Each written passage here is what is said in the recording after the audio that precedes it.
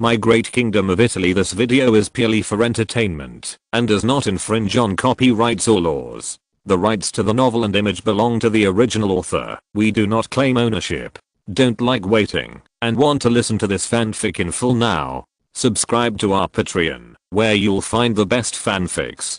Chapter 476 Roman Storm. His Majesty the King, who has been highly anticipated, did not express any opinions on the changes in this parliamentary election. This made many people who paid attention to the king's actions have some different emotions, such as disappointment, secret joy, etc. Therefore, the political situation in Rome is plunged into weirdness. Of course, no matter what other people think, Prime Minister Antonio is currently the most embarrassed one. Speaking of which, Antonio felt that he was really aggrieved. The left-wing parties attributed the failure of this parliamentary election to him. He claimed that it was precisely because of him that the National Socialist Party gained a wave of public favor, leading to the National Socialist Party's resounding victory in this election. Faced with such blaming remarks, Antonio became angry. These people all applauded the troublesome matter of changing the district into a province, but they were evasive when asked to help.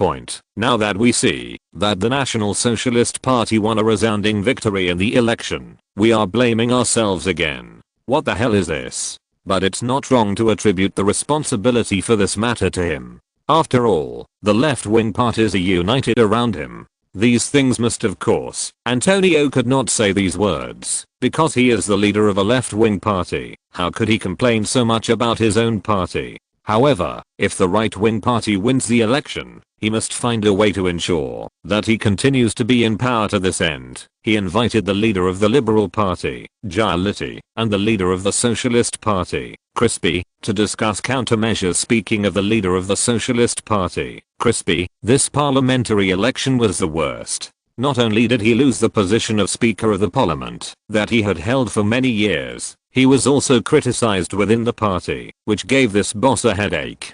So in order to get through this difficulty, I was delighted to receive the invitation from my former friend Antonio. So as soon as they met, this person spoke up. We lost very ugly in this parliamentary election. We must find a way. The solution is not that easy to think of. The king's attitude is currently unclear. In this case, any action we take will make the original delicate atmosphere of Rome slip in an unpredictable direction. So I feel that it is best to test the king's attitude first. Important. Liberal Party leader Giolitti is much more rational and has a clear view of the current situation. That is, no matter how the political arena changes, King Carlo's opinion is the most important. Faced with Giolitti's words, Antonio replied helplessly, I also know that the king's attitude is the most important, but at present the king has not expressed his position on this issue at all. Who can force him to speak? Faced with Antonio's words, Crispi asked reluctantly, didn't you mention it? Crispi's words caused Antonio and Giolitti to look sideways. What Crispi said was indeed wrong. How could Antonio mention it on purpose? Doesn't this show his lack of confidence and distrust of the king? No one with a good political level would do this. It's my fault. I won't mention it anymore. Crispi also felt that he had made a bad idea, so he had to surrender. Actually, I think that if we want to make the king tend to us, we need to focus on the king's character, such as the king's persistence in power. This may be a way. Giolitti made a suggestion. After Carlo has been in power for more than 2 decades, political veterans have basically understood the king's temperament. It can be said that in addition to attaching great importance to power, this king can be called a perfect monarch.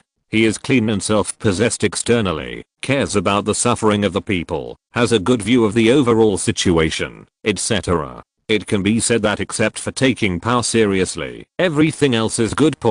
And judging from its performance, even if it values power, it is more of a love for the Kingdom of Italy. Yes, everyone can see Carlo's love for Italy. Under the leadership of the king, Italy has developed very fast over the years. And for the development of Italy, the king also paid a lot.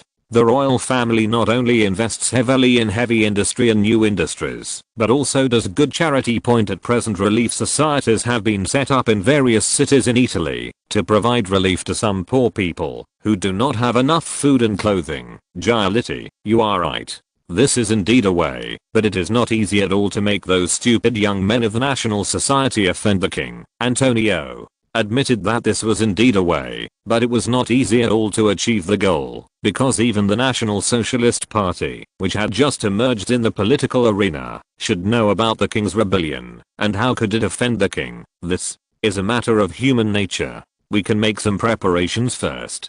As for whether the National Socialist Party will be fooled, it depends on whether the people in the National Socialist Party are ambitious. Crispy added, this is indeed a solution, but it is not perfect. We need to think more about it. Faced with the leaders of the two left-wing parties, Antonio decided to play it safe. At least this plan must ensure that it will not be discovered. Otherwise, the label of provoking parties in struggle will be placed on his head. While the leaders of the left-wing parties were discussing countermeasures for the sudden rise of the National Socialist Party, the National Socialist Party was also discussing behind closed doors what to do next. Everyone, our party is currently the largest party in the parliament. I think we cannot give the left-wing parties time to react at this time. We should work together with other right-wing parties to form our cabinet government. At this time, in the Parliament room of the National Socialist Party headquarters in Rome, a man with an impressive figure was expressing his opinions to the people. The people present were all the major executive members of the National Socialist Party. After several years of adjustments, the National Socialist Party currently has 7 executive members, and these 7 executive members are responsible for the power of the National Socialist Party. As for the person who is speaking, it is Executive Committee member Petty who is in charge of the external relations of the National Socialist Society.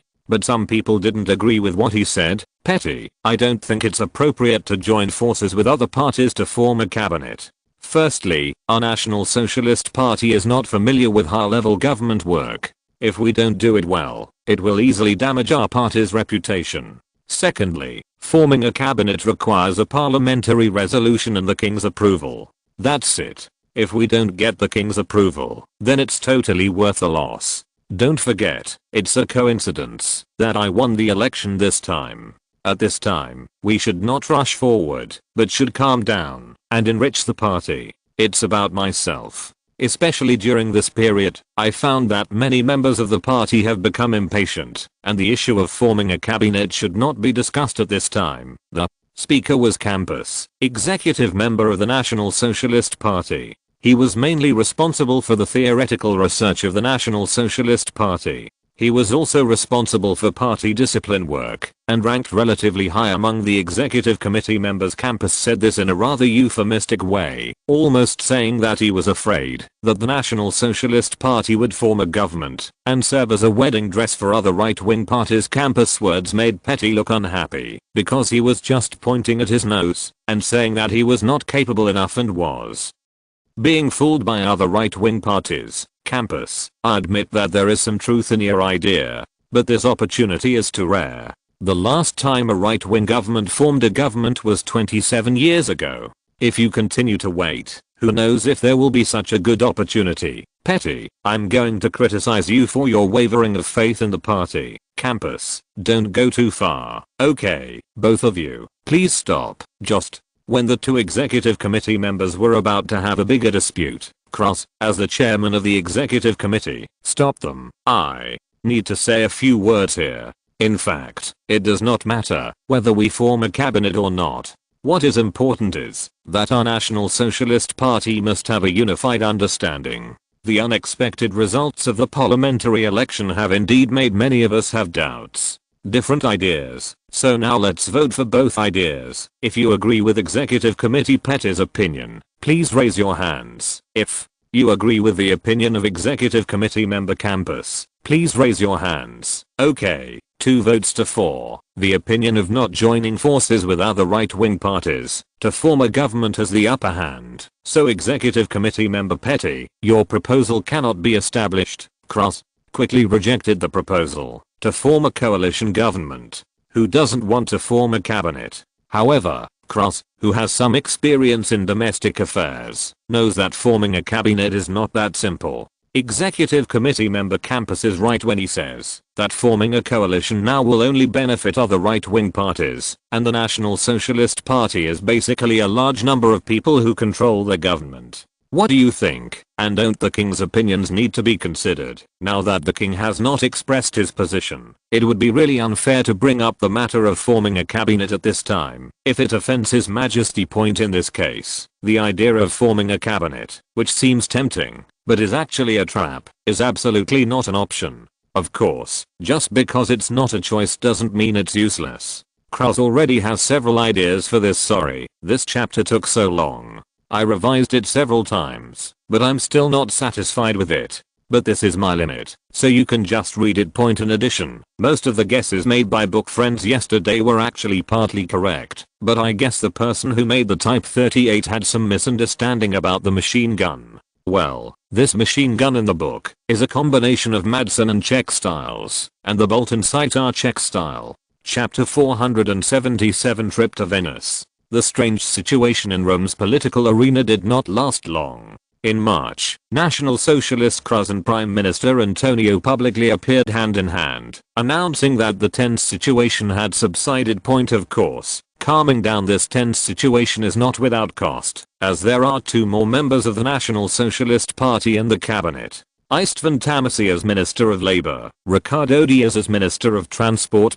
This is obviously a deal. The Prime Minister used these two not so popular positions to win over the National Socialist Party to avoid embarrassing himself. The National Socialist Party is not at a loss either. It can allow more people to enter the cabinet, to experience the operation of the government, and make plans for the future. But when they are happy, other parties are unhappy, especially those on the right. For this reason, they accuse the National Socialist Party of being a traitor to the right-wing party and a right-wing party in disguise. However, no matter how much they clamor, this cannot change anything, and the political undercurrent arising from the parliamentary elections has basically been calmed down. Faced with such a result, Carlo, as the king, secretly breathed a sigh of relief. He did not want to do multiple choice questions. Although he single-handedly supports the National Society, he has not yet decided whether to let him come to power. The reason is very simple, because this kind of far-right or far-left political party is very difficult to control. Although it is very good at integrating the country, it is a 7-injury fist that hurts others first. Therefore, Carlo has always been very hesitant about the far-right National Socialist Party. Although the top leaders of the National Socialist Party do not seem to be as extreme as the younger generations, and there are no people with extraordinary talents, but who can say clearly about this kind of thing. Well, now, at least the National Socialist Party realized that it was not enough to form a government, which allowed Carlo to have one less multiple choice question to answer when the Roman political scene was gradually calming down. A group of different guests came to the military port in Venice. Is this the new battleship? On the dock, a foreign soldier wearing a marshal's uniform was looking at the new battleship named Dreadnought with envy. Marshal Tirpitz, this is our country's latest battleship. The German Navy Minister was accompanied by the Italian Navy Minister, Admiral Agier. As for the two people behind them, there were naval officers from Germany and Italy. As for Marshal Tirpitz, he came all the way to Venice just for this new battleship. Tirpitz knew the data about this battleship that he had seen for the first time. The standard displacement is 19,100 tons and the full load displacement is 22,500 tons. The firepower is 8 305 mm 45 times caliber main guns and 14 105mm single-barreled secondary guns. The thickest armor is 300mm and the speed is 22 knots. A battleship with such a large displacement had such excellent performance, which made Tirpitz full of envy of Italian battleship designers. Of course, this is a literal data he learned.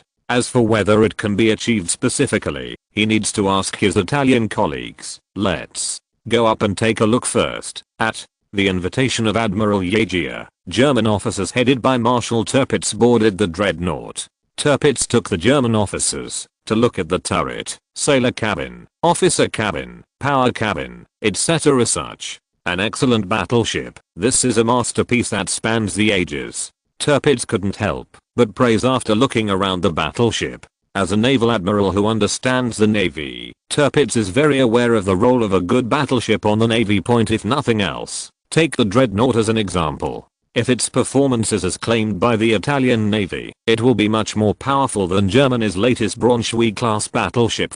Germany's currently most powerful Braunschweig-class battleship has a displacement of 14,208 tons, standard, and 15,394 tons, full load. It is equipped with 4 305mm twin main guns, 8 210mm secondary main guns, and 4 88mm main guns. L/45 gun, 4 500mm water torpedo tubes. The main armor belt is 225mm, the deck is 50mm 127mm, the turret is 225mm, and the command tower is 254mm. Powered by 3 3-stage expansion steam engines, 3 shafts, 18,000 horsepower, a maximum speed of 19 knots, and an endurance of 6,500 nautical miles/10 knots. At first glance, it is clear that this performance is not as good as the Dreadnought. At least 2 Braunschweig-class battleships can compete with it, and they are still at a disadvantage. Because the opponent's ship is fast and the initiative on the battlefield is also in the opponent's hands, it is up to the opponent to decide when and where they want to fight. But the cost is also extraordinary. Facing Tirpitz's praise, Admiral Yagia felt a toothache when he thought of the cost of the ship. Although Italian shipbuilding has always been known for its high performance and high cost, the construction cost of the ship has set a new high for the Italian Navy. How much? 42.87 million lire. The price quoted by Admiral Yagia moved Tirpitz, but when he thought about the combat effectiveness of the ship, the navies of all countries would inevitably need to build this type of warship in the future. In fact, this cost is already a bit lower than the Dreadnought built by the British Empire in history. However, the Italian Dreadnought is a 19,100 ton ship, which is a full 1,000 tons higher than the ship of the British Empire in history. It is also cheaper than the other ship. There are 2 main reasons. On the one hand, Italy has plenty of time and does not require workers to work overtime, so labor costs should be saved. The construction of the historical Dreadnought ship started on October 2, 1905, was launched on February 10, 1906, and entered service on December 2, 1906. You can see how fast the ship was. Secondly, the purchasing price of Italian armor steel is cheap. That's right, the Krupp and Harvey armor steel currently used by the navies of various countries are £100 per ton, compared with £6 to £8 per ton for ordinary steel. There is ample evidence to prove that the 2 world armor steel suppliers are playing tacit understanding. The purchase price of armor steel authorized by Italy from Krupp is only £19.70 per ton. This warship requires thousands of tons of armor steel, and the price can be imagined. After Tirpitz heard Admiral Yagia report the price, he looked at Cuniberti on the other side and became more and more jealous. It would be great if this talented battleship designer was a German. Cuniberti, congratulations on designing another epoch-making masterpiece. Tirpitz greeted his old friend sincerely. Marshal, you are overrated. This is just a product of the times. The new large caliber artillery combines the rate of fire and power. Sooner or later, everyone will find that the 2 caliber main gun is becoming less and less cost effective, and the improvement in armor performance, then coupled with the reform of the power system, battleships with unified caliber, full armor and high speed will appear sooner or later. But I'm just a little ahead of schedule. Facing Marshal Tirpitz's praise, Cuniberti didn't dare to bear it. And he also knew that the Marshal secretly wanted to invite him to the German Admiralty more than once, and even persuaded the Kaiser to give him the title of Earl for this purpose. Fortunately, Cuniberti woke up quickly, otherwise he would have almost complied. Cuniberti, you're so polite. Sometimes a quick step can change a lot. This is the difference between geniuses and ordinary people, and you are the genius among geniuses. Tirpitz spared no effort in praising a person, which surprised the German admirals behind him.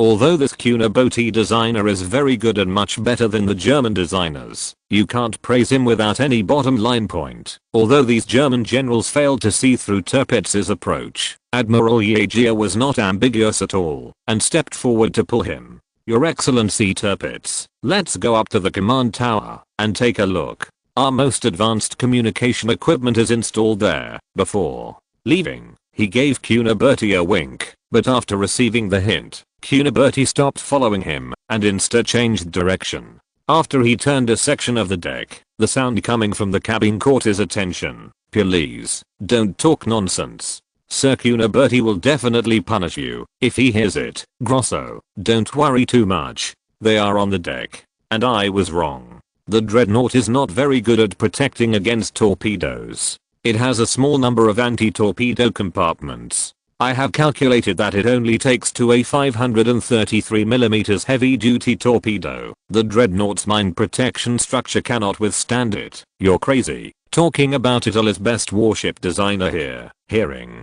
someone discussing the shortcomings of his battleship, Cunaboti couldn't sit still and immediately appeared in front of the two of them. Then tell me how to design a lightning protection compartment. Facing the sudden appearance of Cunaboti, the two young men were frightened. It was obvious that they knew Cunaboti. I'm sorry, Sir Cunaboti, but my friend is drunk and talking nonsense. One of the young men with short hair quickly apologized to Cunaboti. Cunaboti ignored the man's apology and looked at the other one instead. You are Pugliese. Tell me how to change my lightning protection design. If you are right, you will be rewarded. Faced with Cunaboti's words, the young man named Pugliese took courage and said, Sir Cunaboti, this is what you said. I said it, and I will never go back on it. I think that current warships do not pay enough attention to underwater threats. Many warships only have a dozen or so simple watertight cabins to protect against torpedoes. Although our country's warships attach great importance to the deadly threat of torpedoes, they are just adding more watertight cabins. In addition, a mine protection protrusion is added to the side of the ship, which will affect the speed and steering of the warship. So, I have an opinion. In the underwater part of the battleship, we do not need to use the current mine protection compartments, nor do we need to use mine protection protrusions that affect the performance. We use a mine protection device I designed, which I call a double-layer barrel structure lightning protection system. First, the lightning protection device is to set up a larger cylindrical structure in the center, and then design a circle of small cylindrical structures around the cylindrical structure. We can pour liquid into these cylindrical structures. When a torpedo hits the device, the violent explosion shockwave can first be borne by the first layer of small barrel structures at the impact point, then the center barrel structure can continue to bear it, and then other small barrel structures.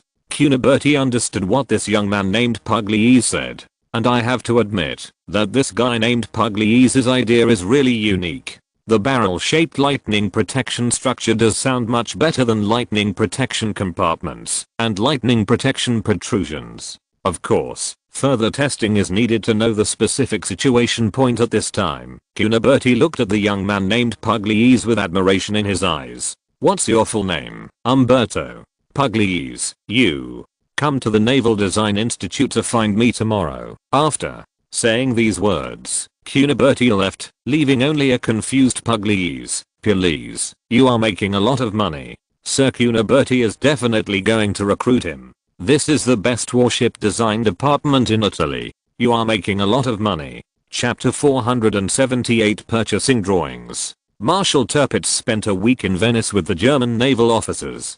During this week, Tirpitz boarded the deck of the dreadnought 4 or 5 times. From here, we can see that the German naval commander loved this ship. During this period, the Dauntless went to sea 3 times, and each time it went to sea, it was accompanied by German officers. They took a small notebook and took notes while reading it, trying to record everything they saw on the Dauntless. As for Marshal Tirpitz, he experienced the ship's lightning-fast speed for the first time after boarding the ship for the 3rd time. According to the observations of Italian Navy test officers and soldiers, the maximum power of the dreadnought reached 31,318 horsepower. When it was at full power output, In this way, the Dauntless reached a high speed of 23 knots in one fell swoop.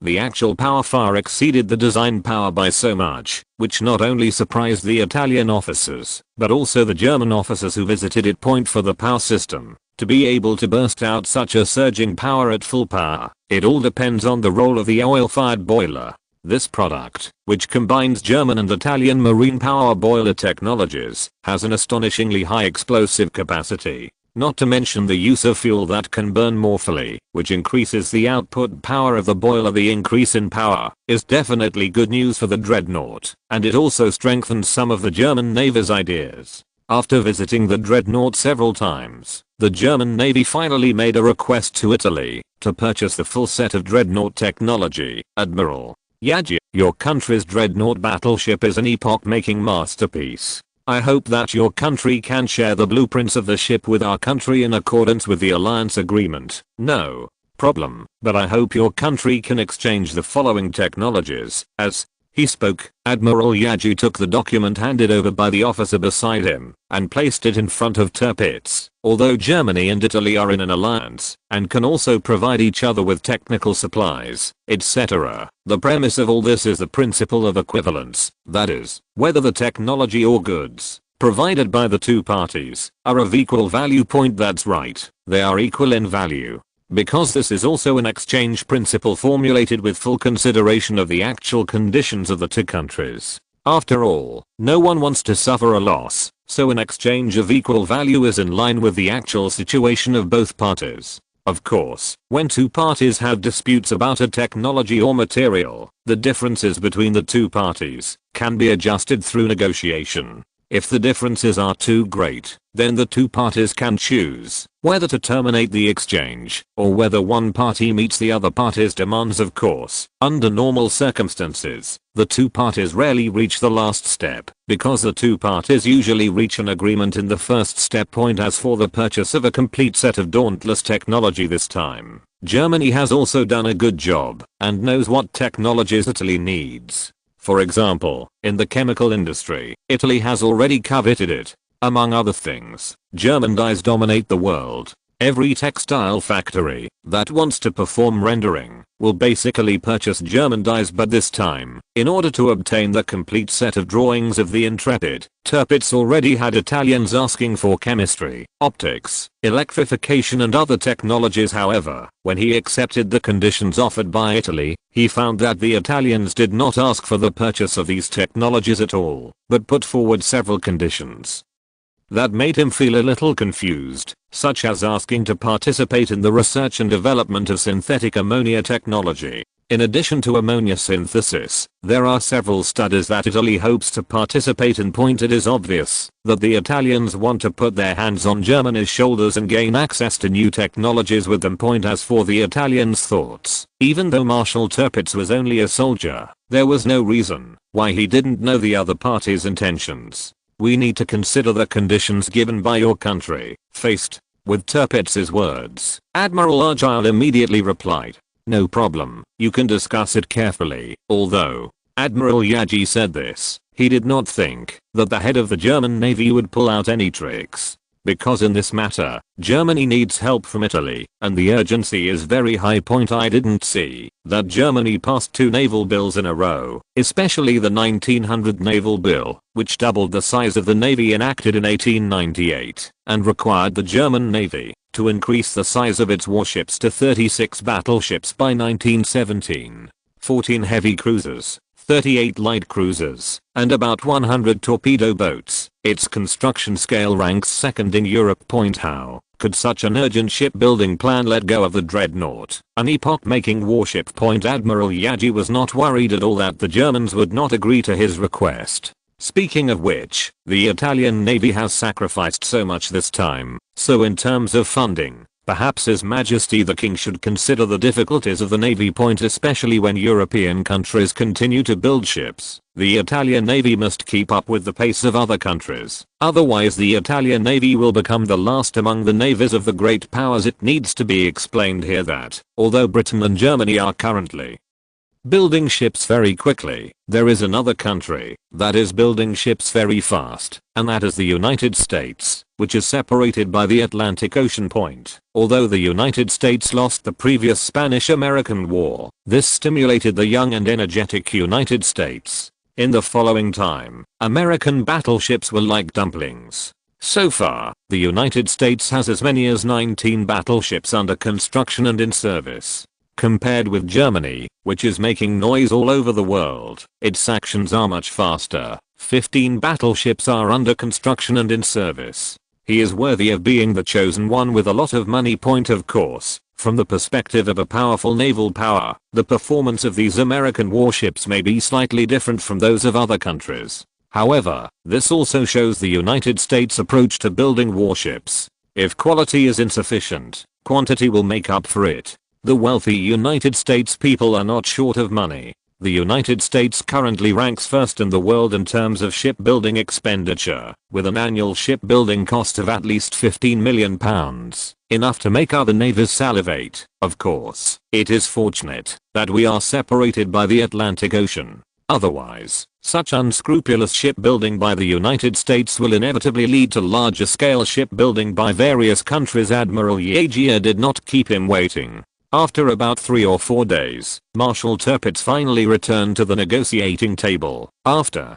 careful consideration of your country's request, our country considers it acceptable. Faced with Tirpitz's words, Admiral Agel smiled. Marshal Tirpitz, I believe that your country's new battleships will surprise the world in the near future. In fact, even without his words, Tirpitz would not have given up on the ship. For him, who is currently trying to build 70% of the British Empire's naval strength, this new battleship is a must-have, otherwise he would not have spent so much money trying to convince the Kaiser. After all, the German Navy relied on the Emperor's attention to develop so rapidly. If you're listening to this novel on a channel other than Fanfic World, it means they downloaded and uploaded it without effort. We cordially invite you to visit our channel, Mundo Fanfic Novelos. There you'll find the original version of this story and you can explore many other novels of various genres. We're waiting for you to immerse yourself in a world of incredible novels. Chapter 479, 10-Year Shipbuilding Plan, Part 1.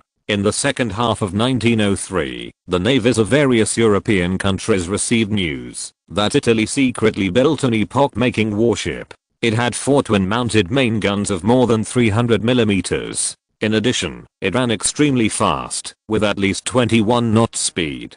And its displacement is not small. It is estimated to have a standard displacement of 18,000 to 20,000 tons. The above is the information collected by the navies of various countries. The new battleships that Italy has been trying to cover up for so long are still known to the navies of various countries. But this is normal. You must know that the Adriatic Sea is a very busy sea area. In addition to Italy, the Austro-Hungarian maritime trade route also needs to pass through here. Therefore, after the sea trial of the Dreadnought, it was impossible not to let others see it, and since someone saw it, how could it be kept secret? So it was completely normal for the news to spread. Point of course, the navies of various countries also had different attitudes towards the news coming from Italy. Some were scornful and dismissive, some were completely changed after hearing it, and some were bent on inquiring. But no matter what, all countries still need to think carefully about the emergence of a unique new battleship in Italy. After all, although the total tonnage of Italy's navy is not outstanding, the quality of its warships is not bad. Especially in the past 2 decades, the warships built by Italy can be regarded as leading the trend of naval shipbuilding. Of course, no matter what other countries think, this is a good time for the Italian Navy. In Rome, the discussion about this epoch-making warship is not over yet. The test results of the Dauntless are still continuing, but judging from the current test results, this battleship designed by Viscount Cunobberti is very good. It is much better than our country's latest Genoa-class battleship. Comprehensive comparison. If so, the combat effectiveness is at least 90% higher. Of course, the cost of the Dreadnought is 85% higher than that of the Genoa class. However, the appearance of the Dreadnought in general indicates that warships that are not built according to its model are already behind the times. A naval officer explained the epoch-making nature of the Dreadnought battleship to everyone present in the conference hall. The lowest number of people here who were listening to his speech were cabinet ministers, not to mention the respected king who was right in front of him listening to his explanation. In addition, he also knew that this meeting was related to the future of the Navy, so even the speaking officer, who was considered calm and composed in the Navy, felt a little wet on his back. Aren't those 3 Genoa-class battleships newly commissioned by the Navy? Are they considered behind the times? At this time, a minister pointed out a question in the officer's mouth. The minister who spoke didn't need to be recognized by everyone present. This was the Minister of Finance, His Excellency Tedula. Anyone familiar with the Chancellor knows that the Chancellor is very sensitive when it comes to the need for additional spending. Yes, at least among the main battleships, the 3 Genoa-class ships that our country has just put into service are already outdated, but the same is true for the battleships of other countries. It can be said that this battleship will bring all navies to the same starting line. Confronted with the Chancellor's words, the naval officer answered truthfully. However, he also cleverly used a little trick to bring other countries in, so that the comparison would be much better than that of the Italian Navy. At present, our country's Navy has very heavy tasks. In addition to ensuring our country's interests in the Mediterranean, the interests of East Africa, Southeast Asia and even East Asia also require the presence of the Navy. No one has any doubts about this sentence, because Italy does have very important overseas interests in addition to the Mediterranean. The circular trade route between mainland China, Borneo, and East Africa alone brings hundreds of millions of lire in revenue to the Italian government every year.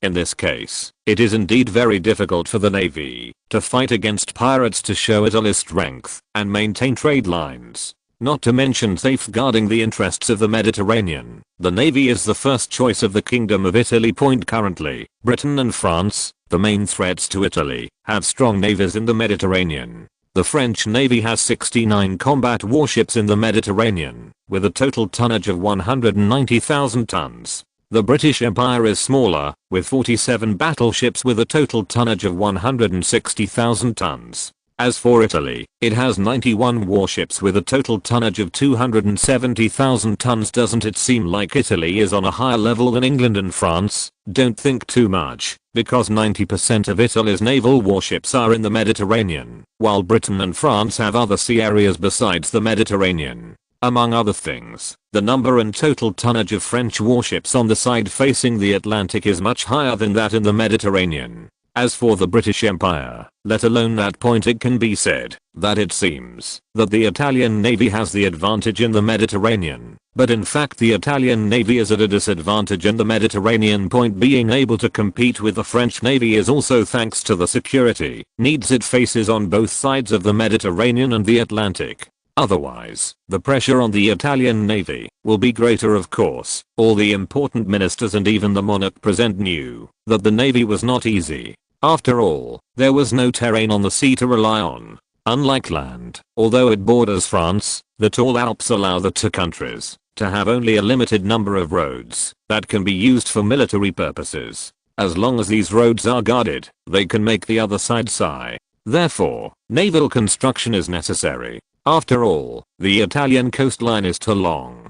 Apart from the British Empire, the Italian coastline belongs to Italy, so the pressure on Italian coastal defense is not small.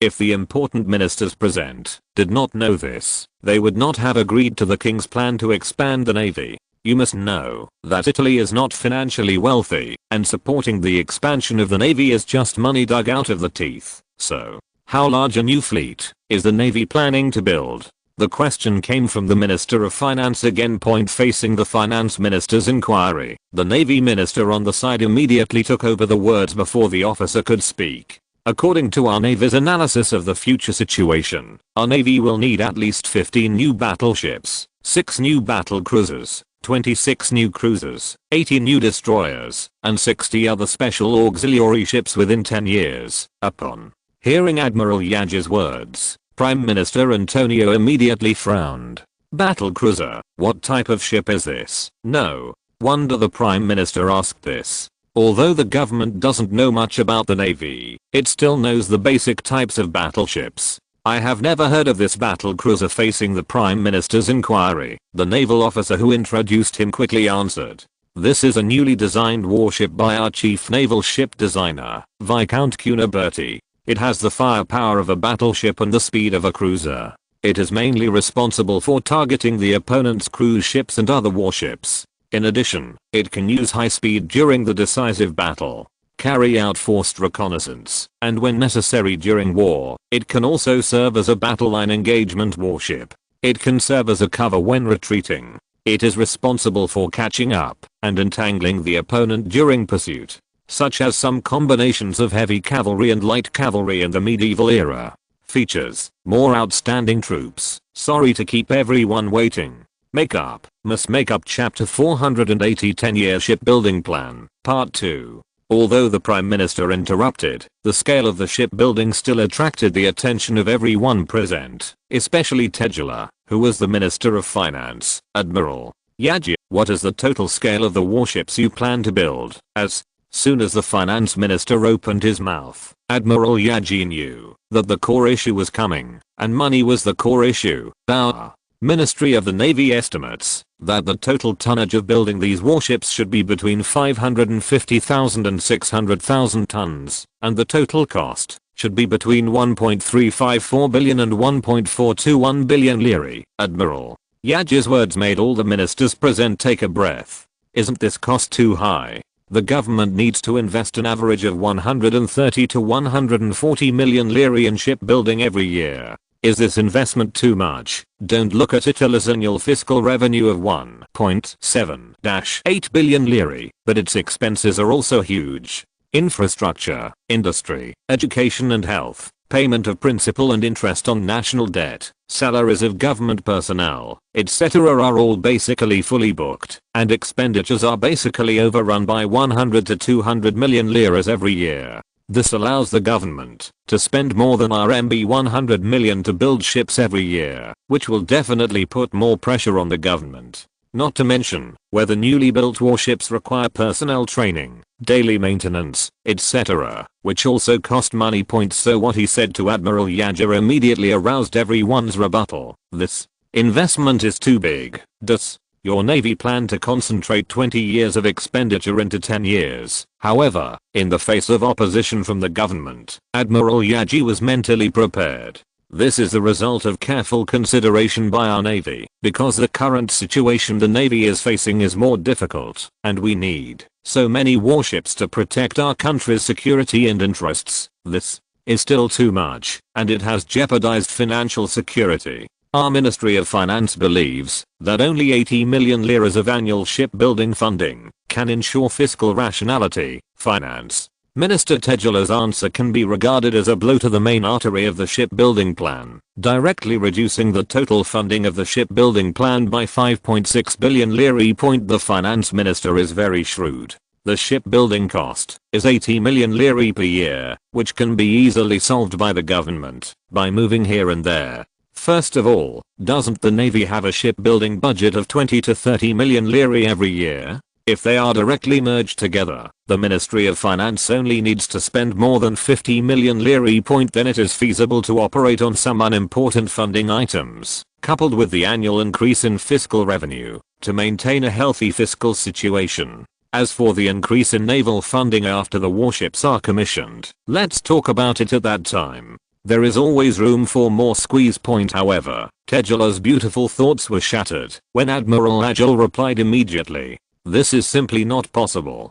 The annual shipbuilding cost of 80 million lire is simply not enough to meet the needs of the Navy. The shipbuilding plan given by our Navy is a minimum plan to protect our country's interests. Having said this, Admiral Yaji looked at the Minister of Finance and said, Your Excellency Tegela, our country can earn at least 200 million lire in fiscal revenue from the Far East and Borneo colonies every year. Such huge revenue is based on naval superiority. In order to maintain these interests, our Navy must have enough. If there is tension in the Far East and the mainland, the Navy may not be able to deploy warships for deterrence operations. It's a threat, absolutely a threat. You must know that in the Far East, the relationship between Japan and Russia is very tense. especially after Russia refused to implement the second and third phases of withdrawal from the northeast. The relationship between the two countries has entered a state of explosive tension, point not to mention anything else. In the Far East, Japan has a huge navy with 6 battleships and 6 cruise ships.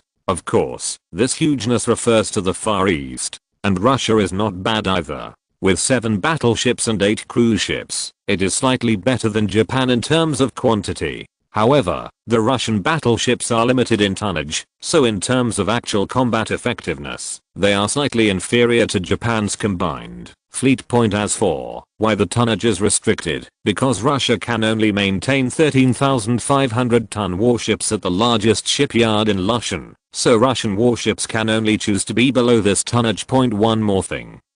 The 2 Genoa-class battleships purchased by Russia in Italy were assigned to the Pacific Fleet, and the first ship, the Crown Prince, became the flagship of the Pacific Fleet. Point because the 2 Genoa-class battleships are slightly better than the current Pacific Fleet battleships in terms of fire protection and speed. This shows how much the Russian Navy recognizes Italy's purchase of 2 Genoa-class battleships. This also fully demonstrates the strength of Italian shipbuilding. Of course, conversely, it shows how impressive Russia's shipbuilding capabilities are. Point except for the 2 Genoa-class battleships, the other Russian battleships have a tonnage ranging from 11,000 to 12,000. On the Japanese side, except for the 12,000-ton Fuji and Yashima, the others are the latest 15,000-ton Shikishima-class battleships from Britain. The difference in tonnage alone can be imagined, let alone talk about the performance of both. Point on Tegela's side, she was very angry at Admiral Agel's shameless remarks. But in any case, the Far Eastern trade route and the annual revenue of nearly 300 million lire from the Borneo colony are important financial resources that the Ministry of Finance cannot ignore. Point yes, Admiral Yage's intelligence is out of date. According to the latest statistics from the Ministry of Finance, due to the substantial increase in rubber usage and the continued expansion of trade routes in the Far East, the Italian Ministry of Finance will receive 294 million lire in fiscal treasury from the East this year. 90 million lire per year is the limit our finances can accept. Your Excellency Tegela, the number of ships built by the Navy is based on careful planning and comprehensive consideration. It does not mean that you can do whatever you want. 100 million lire per year. If it doesn't work out, I, as the finance minister, will really have no choice but to choose someone else. The finance minister's sudden words shocked everyone present. They were discussing the matter of naval shipbuilding in a normal manner, but why did the conversation suddenly change to the point of resigning? Speaking of which, the Ministry of Finance is one of the top 3 most powerful departments in the government. However, due to Italy's previous debt arrears and its heavy investment in industrialization in recent years, the seemingly powerful Ministry of Finance can only be aware of its actual difficulties, and Tegela, who has been in charge of the Ministry of Finance for more than 10 years, has lost all his hair due to Italy's financial problems over the years, and he looks like a skinny old man in his 70s. You must know that Tegela is only 64 years old this year. When he became the Minister of Finance, he could still be described as young, powerful and proud.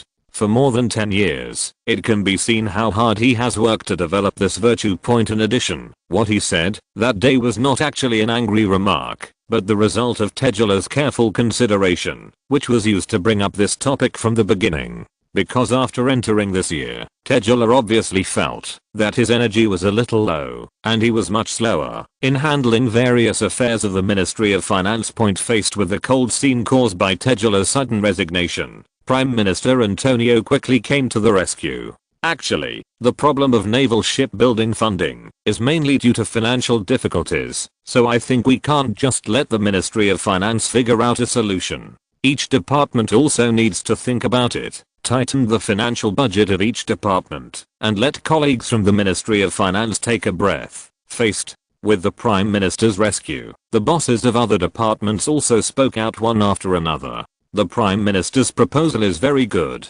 If we squeeze each department a little bit, we should be able to squeeze out some more funds from the budget. This is a good idea, I agree. Point after some preliminary estimates, other government departments can squeeze out a gap of 12 million lire per year Faced with the actions of the government departments, how could Yaji, as the Minister of the Navy, not be on the right track, since the government is indeed in difficulty, our Navy cannot force it, so our Navy can only accept 112 million lire of shipbuilding funding per year. However, our Navy has made it clear that we can accept that the government's shipbuilding funding is based on financial difficulties. If the finances become better, we will also want to make up for the previous debts, and I hope the government will allow the Navy to keep them. Seeing that the Navy finally relented, the government was relieved. After some discussion and research, the Navy's 10-year shipbuilding plan will build 12 new battleships, 5 battle cruisers,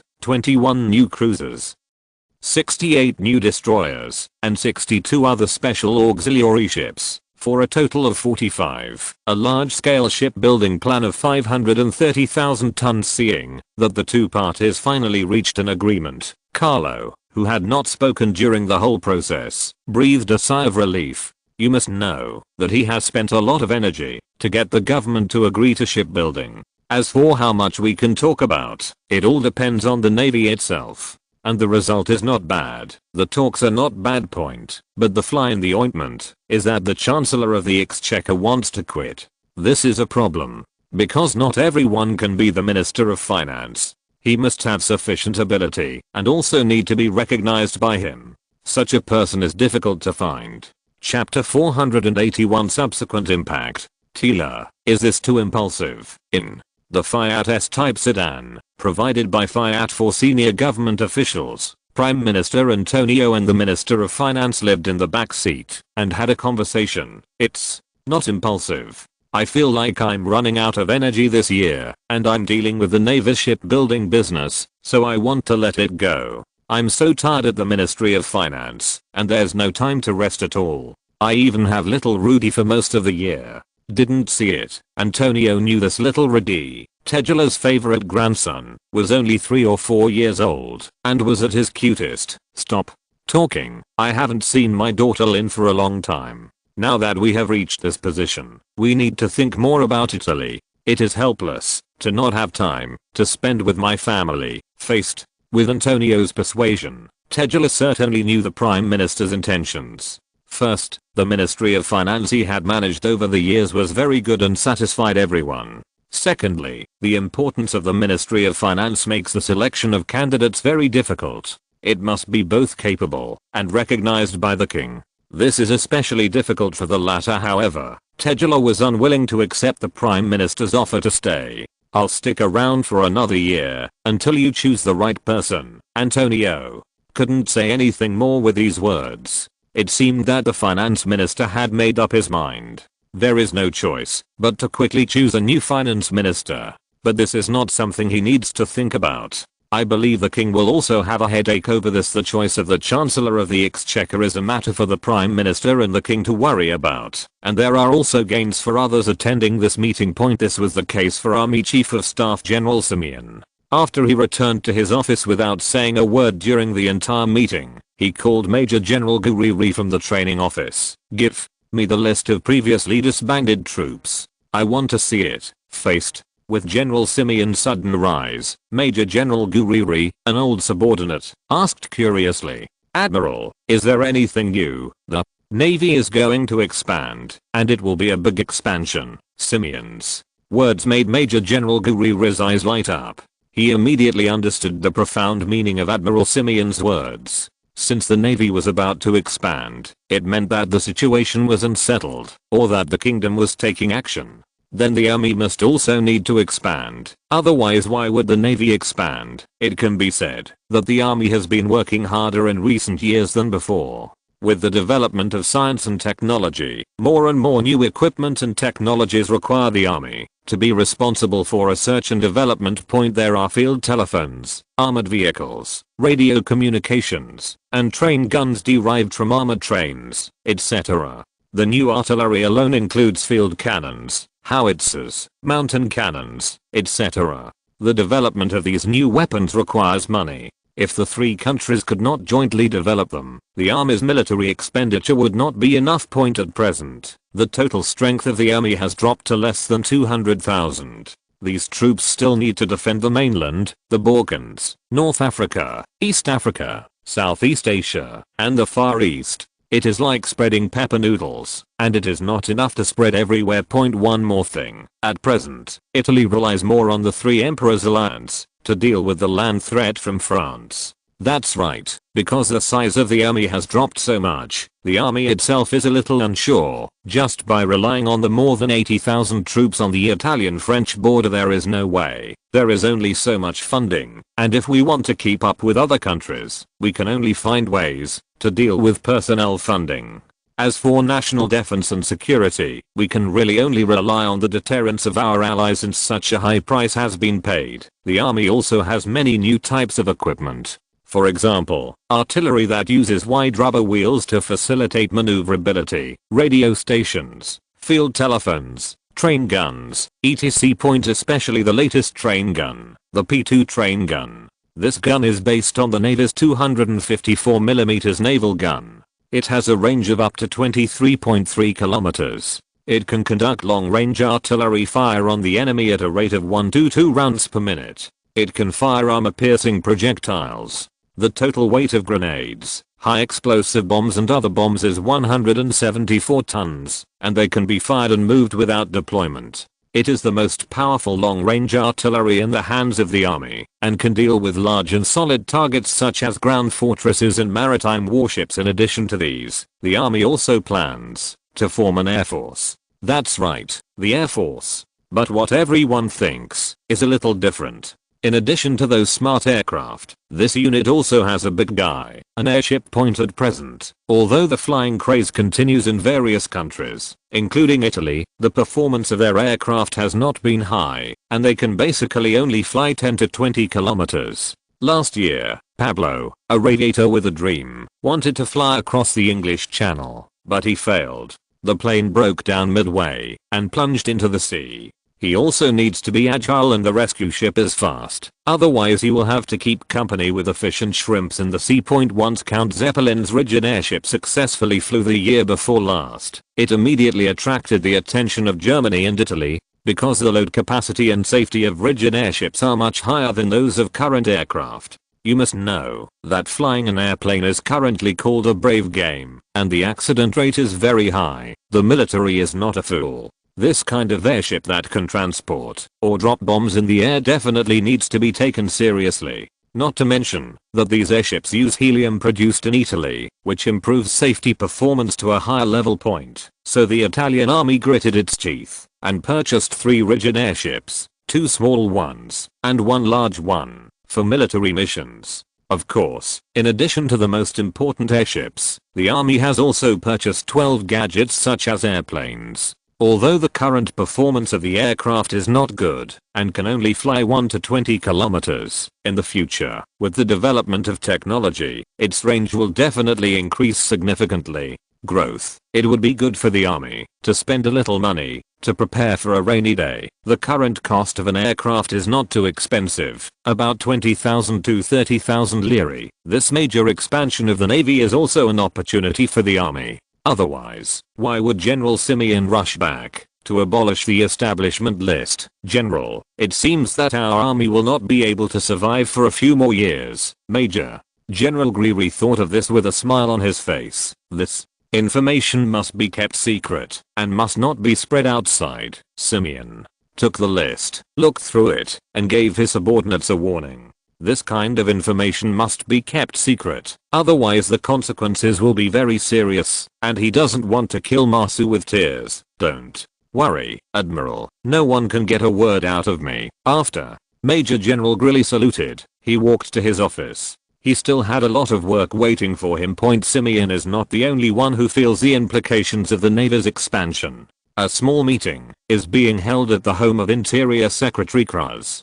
The attendees were all senior leaders of the National Socialist Party, and Krause, as the convener, was expressing his opinions impassionately. Our National Socialist Party needs to continue to promote our ideals and let everyone know that the prosperity of the kingdom requires everyone to fight for it. In addition, when promoting, we should focus on promoting the spirit of dedication and sacrifice, and let the people know that only by relying on only with dedication and heroic and fearless sacrifice can our country gain more benefits. And only when the motherland is strong and prosperous can each of us receive feedback from the country. Cruz's words made several National Socialist Executive Committee members look thoughtful, and one of them asked, after he finished speaking, "President, have you got the exact information about which conflict the kingdom wants to get involved in? We are all smart people, and through the words of dedication and sacrifice that Cruz repeatedly mentioned, we smelled something unusual. There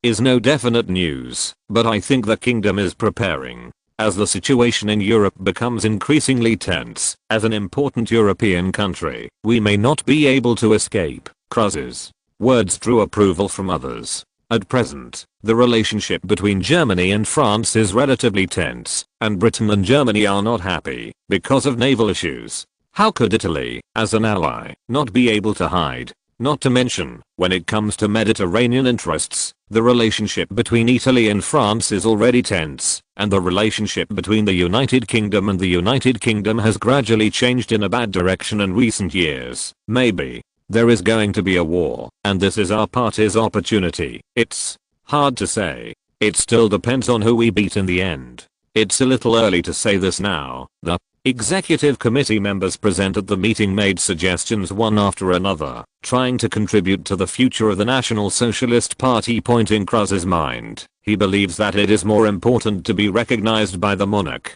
As long as the monarch agrees, it will not be a problem for the National Socialist Party to form a government in the future. Of course, before that, you must think what the monarch thinks, and do what the monarch wants to do. And this does not conflict with the concept of the national society, and it fits perfectly. Okay, everyone, just do what I say. The performance of our party will depend on everyone's efforts. Chapter 482. The attitude of the French. The approval of the shipbuilding plan is a great event for the Italian Navy. However, it will take some time to see the launch of new battleships. At least the drawings of new battleships need to be prepared, otherwise the shipyard workers will not be able to build ships. Therefore, if the Navy wants to obtain new warships, it will take time. Of course, Italy's sudden shipbuilding plan also shocked other European countries. In Germany, regarding Italy's shipbuilding plan, Kaiser Wilhelm II and his trusted ministers discussed its impact on Germany. Your Majesty, Italy's shipbuilding plan is an absolute good thing for our country. At least they can help us share the maritime pressure from Britain and France, and maybe it will be possible for us to achieve maritime balance. Marshal Tirpitz, Minister of the Navy, was the first to express his views. In fact, his views also represent the views of most German politicians on Italian shipbuilding. After all, Italy is an ally. When its own naval strength is insufficient, allied countries' shipbuilding is beneficial to them no matter what. But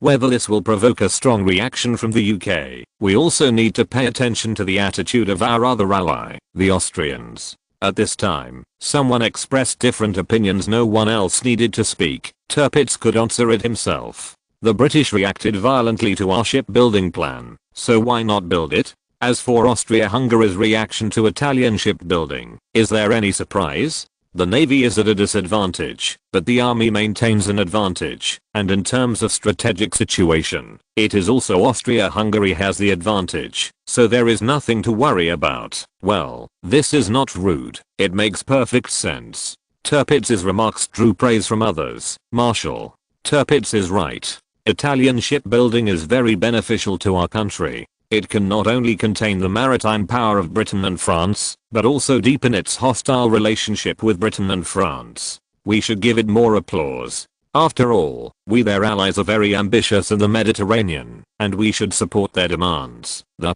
speaker was Prime Minister and Foreign Minister His Excellency von Bülow. This successor to Bismarck was very knowledgeable in diplomacy. He proposed that Italy's shipbuilding purpose must be for the interests of the Mediterranean. This prime minister with a background in diplomacy has a really accurate vision, and he can see Italy's real core interests at a glance. Then, let me send a telegram to my friend Carlo to express feelings. At least Carlo and I must have the same attitude towards the French. It Was rare that the Kaiser made a wisecrack, and all the ministers present laughed happily. Unlike Germany, which looked happy, the French government, as Italy's neighbor and competitor, was a little troubled by Italy's sudden start of shipbuilding. That's right, it's just a headache. How could the French government not know about the tense relations between Italy and France these years?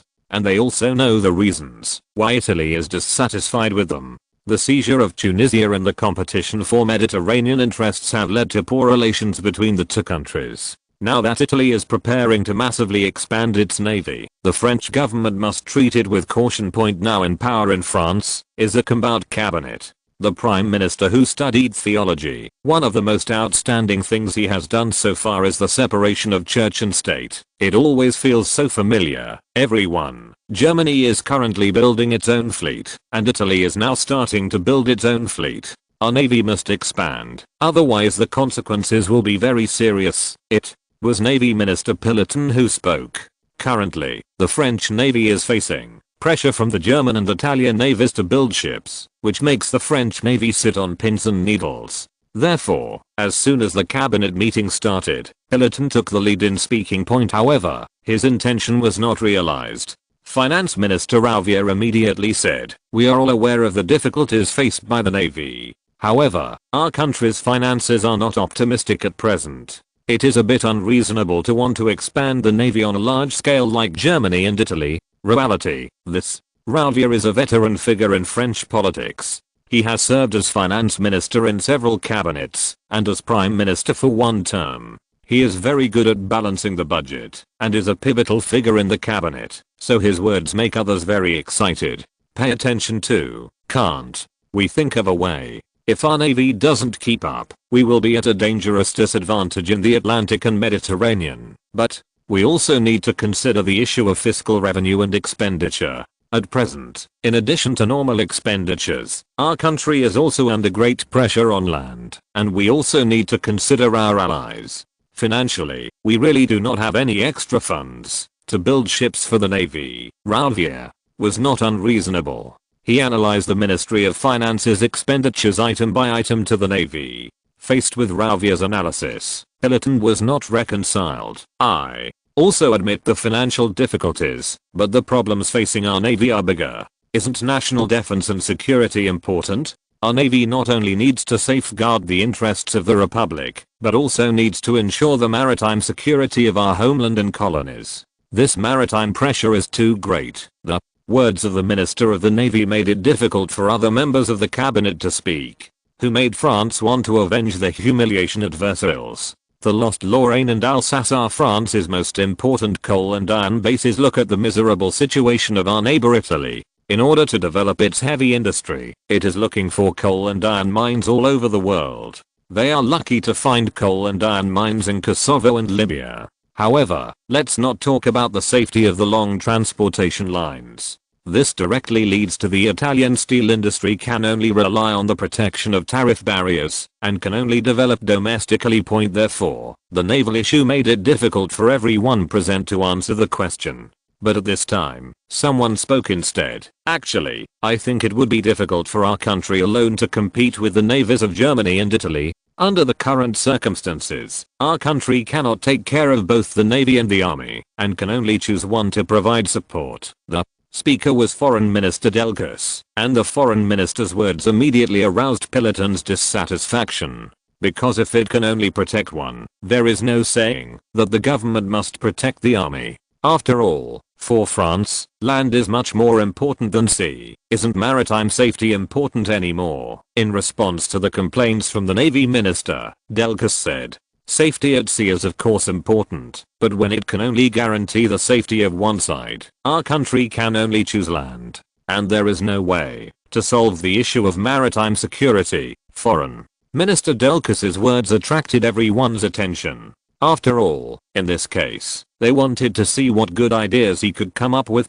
Facing everyone's gaze, Delcas said immediately, "Everyone, our country's current security at sea can actually be solved through alliances." After saying this, Delcas immediately said the name of a country. "I believe that an alliance with the United Kingdom can completely solve our country's maritime security problems." Delcas's Words were like a meteorite hitting the water, immediately setting off huge waves. What? You actually believe the British? I would absolutely hate to see our countries backhanded to the British. If the British can believe it, then I think the whole world can be trusted. In the face of passionate opposition, Foreign Minister Delcas could still feel everyone's dissatisfaction with the British. Even though he was prepared in his heart, there is no way there are too many topics to talk about between Britain and France. From the 100 Years' War to the recent Franco-Prussian War, the role played by the British in it is not glorious at all. Moreover, the two countries are still in conflict over their sphere of influence in Africa.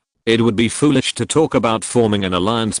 This is still at the government level. If you ask a French person among the people, which country is the most hated, the British will always be at the top of the list. It was only in the past few years that the Germans took the lead. Now he actually proposes to form an alliance with the British, maybe because he thinks the government is too stable. After everyone had finished announcing, the British Foreign Minister Delcas continued, I admit that these problems you mentioned all exist, including me. We all have a bad impression of the British. But we are politicians and cannot be swayed by emotions, and what matters more between countries is interests. At present, our country and the United Kingdom, the benefits gained from forming an alliance are huge. First of all, we can gain a powerful ally, whose naval strength I won't go into details. Everyone has experienced it. Although the people present are not very fond of the British, their naval strength is worthy of trust. Seeing everyone's thoughtful expressions, Delcas continued to ride the railway while it was hot. In addition, I think there is no doubt about whether Britain is worthy of winning over and can be trusted. At present, all the colonies that can be divided in the world have been divided, and the British colonial area ranks first, and our country ranks second. That William of Germany didn't the emperor say that if we want to obtain land under the sun for Germany, this will inevitably conflict with the United Kingdom. Coupled with its massive naval construction, it is enough for the British to regard it as a thorn in their side. As long as our country pulls in a little bit, I believe that the British people must know who their friends are. Although Delcas's words are heartwarming, some people still point out the biggest diplomatic dilemma at present. But the British are currently besieging our ally Russia. How should we reconcile the relationship between the two countries? Yes, the current bad relationship between Russia and Britain is a difficult problem facing the French government. Unless this issue is resolved, there is no way to bring the two countries together. Delcas also had his own solutions to the poor diplomatic relations between Britain and Russia. This is very simple. Russia's expansion in the east is not in the interest of our country, and we can do nothing to deal with it. After Russia encounters a bad situation in the Far East, our country will help, and then we can calm the irritable polar bear. Come down. When the time comes, our country will be the mediator, and I believe that both countries can seriously consider it. After all, the interests in the Far East are not as high as those in Europe. I think as long as we get some interests in the Balkans, the Russians will flock to it. Yes, Delcas also knows the temper of the Russians. Greed is a shortcoming that can be exploited. As long as an opening is opened in the Balkans, which he is most concerned about, the Russians will turn their attention from the east back to the west. But we have to be careful. What if the Russians rush out of the Black Sea? This issue is completely unfounded. After defeating Germany and taking back Alsace and Lorraine, at worst we will have another Crimean War. Besides, the British and Italians are probably more worried about this than us. Delcas's wonderful speech made everyone present nod in approval, and Prime Minister Cambu, who presided over the meeting, immediately spoke. Then let's do what Lord Delcas said. Let's release some goodwill to the British first, and see if London responds. Chapter 483 Imperial Meeting. In fact, in addition to France, Britain, Russia and the United States were all surprised by Italy's shipbuilding plan. But compared to France, they were more surprised. The only one that made some moves was the United Kingdom. The British Imperial Navy transferred two battleships from the mainland to the Mediterranean fleet as a response to the Italian shipbuilding plan. After that it's gone. There are not even as many topics about its shipbuilding as the new dreadnought battleship. That's right, it was the epoch-making dreadnought. For the ship, Lieutenant General Felsher, who was the commander-in-chief of Portsmouth at this time, spoke highly of the ship. He praised the Italian-built battleship as an epoch-making masterpiece, and called on the British Navy to quickly keep up and not fall behind. However, the British Empire has its own national conditions. There is no need to demonstrate the new battleships. How can they start construction directly? Therefore, countries are still in the demonstration stage, and construction will have to wait a little longer, just as various European countries have their own plans. Because Italy is preparing to build a large navy, an undercurrent is surging in the Far East Point in Tokyo. The demonstrators had just dispersed, and the flags protesting against Russia fell to the ground. As the core point of the protest, the colorful exterior wall of the Russian embassy in Japan was just beautiful. Seeing the crowd disperse, the Japanese military police guarding the embassy also breathed a sigh of relief. There were demonstrations against the Russians every now and then, and their police were very tired. Were it not for their duty, they would all have wanted to demonstrate against the Russian protests. In order to protect North Korea's interests, their police officers only receive 60% of their public salary.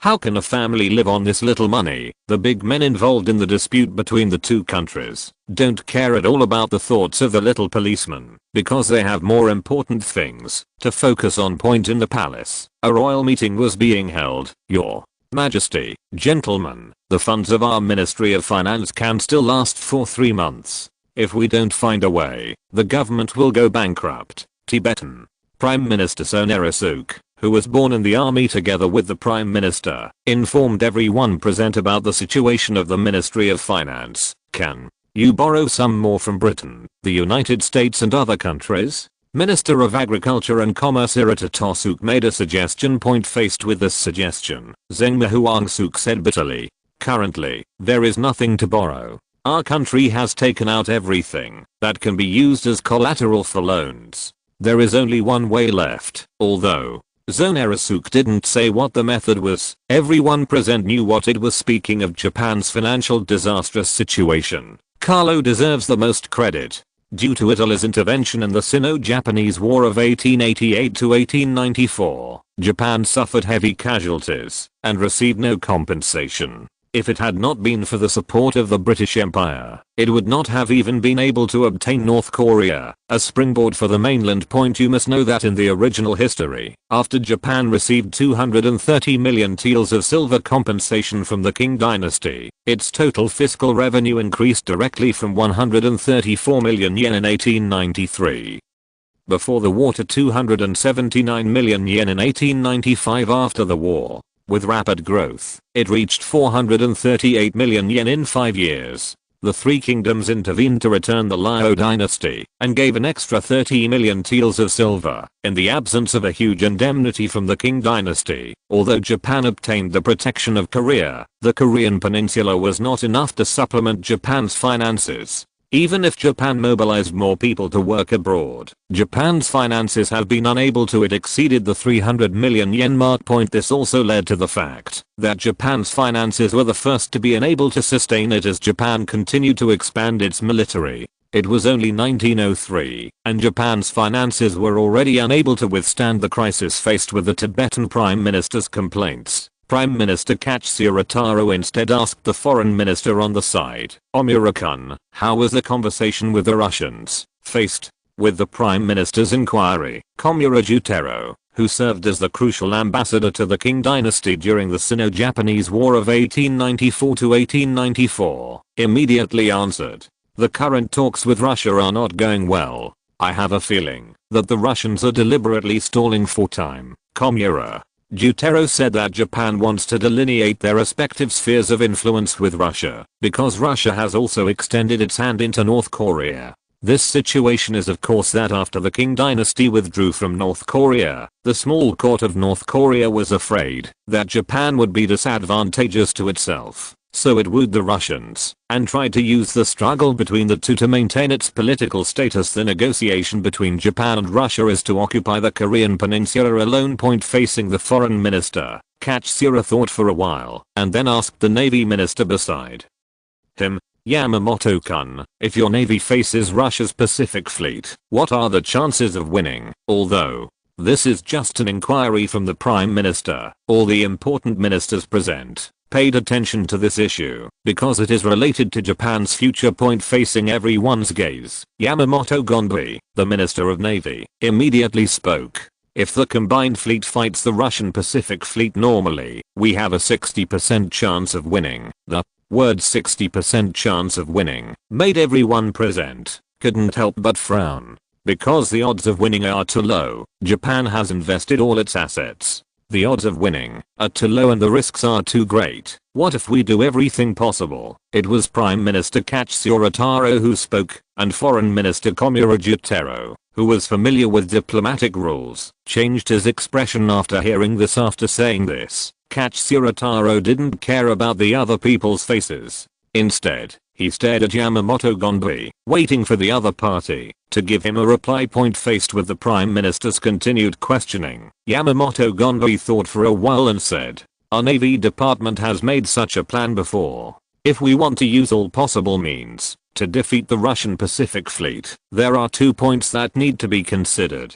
First, our fleet must be concealed. Second, the Russian fleet stationed in Lushan cannot be prepared. We can use torpedoes to attack the docked Russian warships, try to annihilate some of them in the naval port, and then lure them out to sea and sink them in one fell swoop. What should I do if the other party doesn't come out?" Faced with this problem, Yamamoto Gondry smiled. "If this is the case, that would be better. We use the ship to sink at the port of Port Arthur and block the Russian warships inside." The Japanese Navy had already figured out the situation in Port Arthur. Although Lushan is an excellent ice-free port, it has shortcomings. The inner harbor of Lushan is narrow and the water is relatively shallow. In addition, there is only one entrance and exit. Large warships can only enter and leave the inner harbor at high tide and must be towed by tugs. Although Yamamoto Gondry did not say what the odds of winning were, Katsura Taro measured it himself. So if everything goes well, he would basically have an 8th level chance of winning. In this case, some means must be used. Omura-kun, the negotiations with the Russians will still continue. As for when to terminate the negotiations, we will wait for notification. Facing the Prime Minister, what else can Komura Jutaro say? For the final victory, a little reputation is nothing. Don't worry, the Ministry of Foreign Affairs knows what to do and will not let the Russians notice anything unusual. After getting a reply from Jutaro Komura, Katsura looked at Yamamoto Gondry and offended. "Yamamoto-kun, I'll leave it to your navy for the rest." Hey. Chapter 484. The Russo-Japanese War breaks out. While Japan was actively preparing for war, there were two factions in Russia on the issue of war with Japan. One group was represented by Finance Minister Witt and Foreign Minister Amsdorff. Seeing Russia's difficulties both domestically and internationally, including in Europe and the Far East, they suggested not to launch a war against Japan easily, but to make certain concessions. At the same time, we will strengthen the economic plunder and war preparations for the Northeast. When the Trans-Siberian Railway is fully open to traffic, the transportation capacity is improved, and Lushan and its peripheral fortresses are completed, we will wait for the opportunity for a decisive battle. The other faction was represented by the Imperial Minister Alexander Bezobrazov, the Minister of Internal Affairs Vyacheslav Plevy, the Governor of the Far East Alexeyev and others. This is a group of fanatical chauvinists and imperialist adventurers.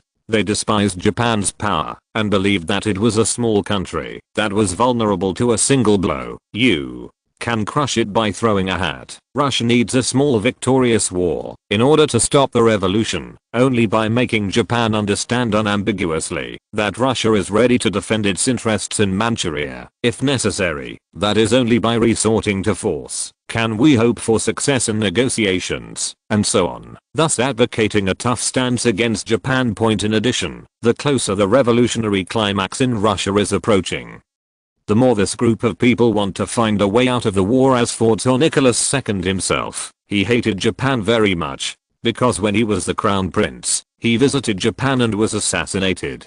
For this, he even got so angry that he cursed in Russian in the hospital. Damn Japanese apes, barbaric dwarfs. Of course, the assassination alone was unforgettable for Nicholas, not to mention that this Japanese dwarf actually dared the Great Russia to compete for the northeast region. However, although Nicholas II was dissatisfied with Japan, he had two views on the timing of launching a war. He knew that Russia was ill prepared and hoped to postpone the war, believing that time is Russia's best ally and every year will strengthen our strength. However, he was convinced that the best way to postpone the war was to adopt a hardline policy, and that concessions always beget new concessions. His thoughts actually supported the hardline ideas of Bezobrazov's group. Before this, Russia was actually not ready for war because it only had more than 98,000 regular army troops, 148 guns, 78 machine guns in the Far East. At the same time, the Russian Navy had more than 200 warships, including the Pacific Squadron. It has more than 60 combat ships, more than 192,000 tons. As for its opponents, the Japanese Navy has about 80 warships, more than 260,000 tons. Most of the main warships are new ships built in the UK, with good performance and uniform specifications. The total strength of the army is 245,000, 1,170 guns, of which 210,000 can be used for operations outside Japan. Judging from the paper data, the Russian army in the Far East is completely at a disadvantage, but the arrogant Russian government believes that the Japanese do not dare to offend the great Russian Empire. As for Japan, on May 2, 1903, Japan decided to break off diplomatic relations with Russia, and at the same time the Japanese government instructed that military operations could begin. The commander of the Japanese Combined Fleet, Togo Hieichiro, summoned his subordinate commanders on May 3 to convey the government's instructions, and ordered the entire fleet to sail to the Yellow Sea to attack the Russian ships anchored in Port Arthur and Incheon. At this critical moment, Russian officers and soldiers were still in a state of peaceful paralysis. The Pacific Squadron is anchored in the outer port of Lushan, and the warship alert is still in accordance with the usual regulations. It has been decided to take supplementary measures to strengthen the alert, but it has not been implemented yet. The mine protection net was not opened at night, but the searchlights on the warships illuminated the entrances and exits of the inner harbor. Governor Alexeyev and his cronies knew about the breakdown of Japan-Russia negotiations, but did not take contingency measures. Until a few hours before the Japanese attack on Port Arthur, Fleet Chief of Staff General Whitthorft said that the war cannot be fought. At this time, the Russian Pacific Fleet was divided into three parts. The main force was anchored at Port Arthur under the command of Admiral Stark. In addition, there is a squadron commanded by Rear Admiral Lesson in Vladivostok, with two cruisers Diana and Bokhadia and several destroyers. In North Korea's Incheon port, two Russian cruisers, the Varyag and the Korean armored point. Togo Hieichiro sent Vice Admiral Umura Hikanosui to lead the second detachment to the north, to prepare for the attack of the Russian Vladivostok fleet. He sent Vice Admiral Harsha Jehara to lead the third detachment, to take charge of the response near the Korean coast. He sent Vice Admiral Kuoge Ayoshi to command 6 cruisers to arrive. Incheon attacked Varyag in Korea, and the rest of the main force of the combined fleet, personally commanded by Togo Hieichiro, went to Port Arthur for a sneak attack. At 9:30 p.m. on May 4, the Japanese fleet arrived outside Lushan port. At this time, the Russian Pacific Fleet was defenseless. In fact, the diplomatic negotiations between Japan and Russia have officially broken down, and the Japanese have begun to evacuate their nationals from Lushan. Faced with so many obvious signs of war, Alexeyev, the governor of the Russian Far East, and Stark, the commander of the Pacific Fleet, turned a blind eye, did not take them to heart at all, and did not take any measures to strengthen combat readiness. At midnight, a group of Japanese torpedo boats sneaked into Lushan port.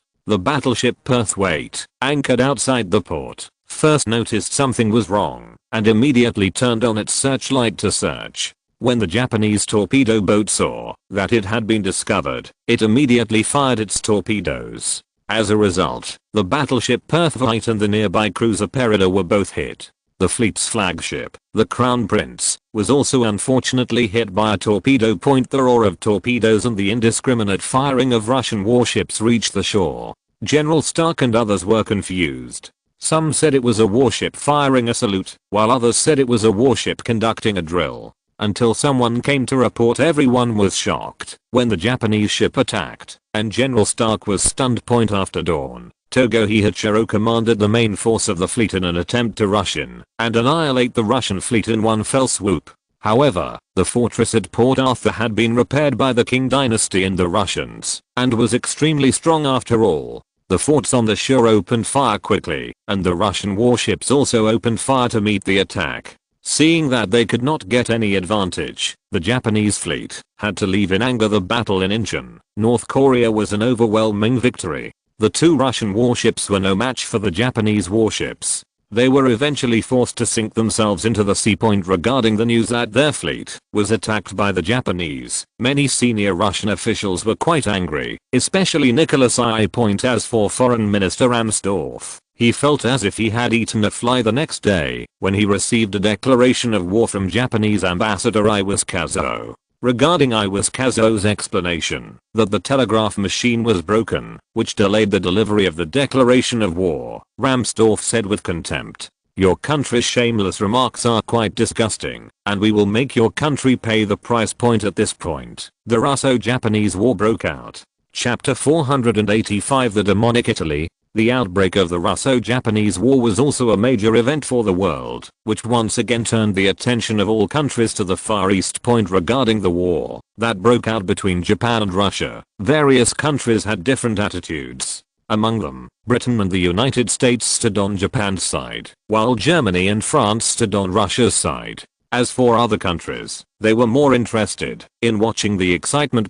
However, one country is not in the mood to watch the excitement because they are being forced to express their stance and require them to strictly implement the policy of neutrality. Your Majesty Carlo, Russia has violated the treaty unanimously adopted by all countries to ensure the territorial integrity of the Qing dynasty, and your country has great interests in the Qing dynasty. Therefore, our country believes that in this war between Japan and Russia, your two countries should have the same attitude and implement it. A neutral policy, rather than adding variables to this war. In the palace, the new British ambassador Phil Coulson was earnestly advising the Italian monarch in front of him. The new British ambassador to Rome, who succeeded Madison, certainly knew how difficult the Italians were, but his duty was to implement London's orders and ensure that Japan would not be interfered with by Europe.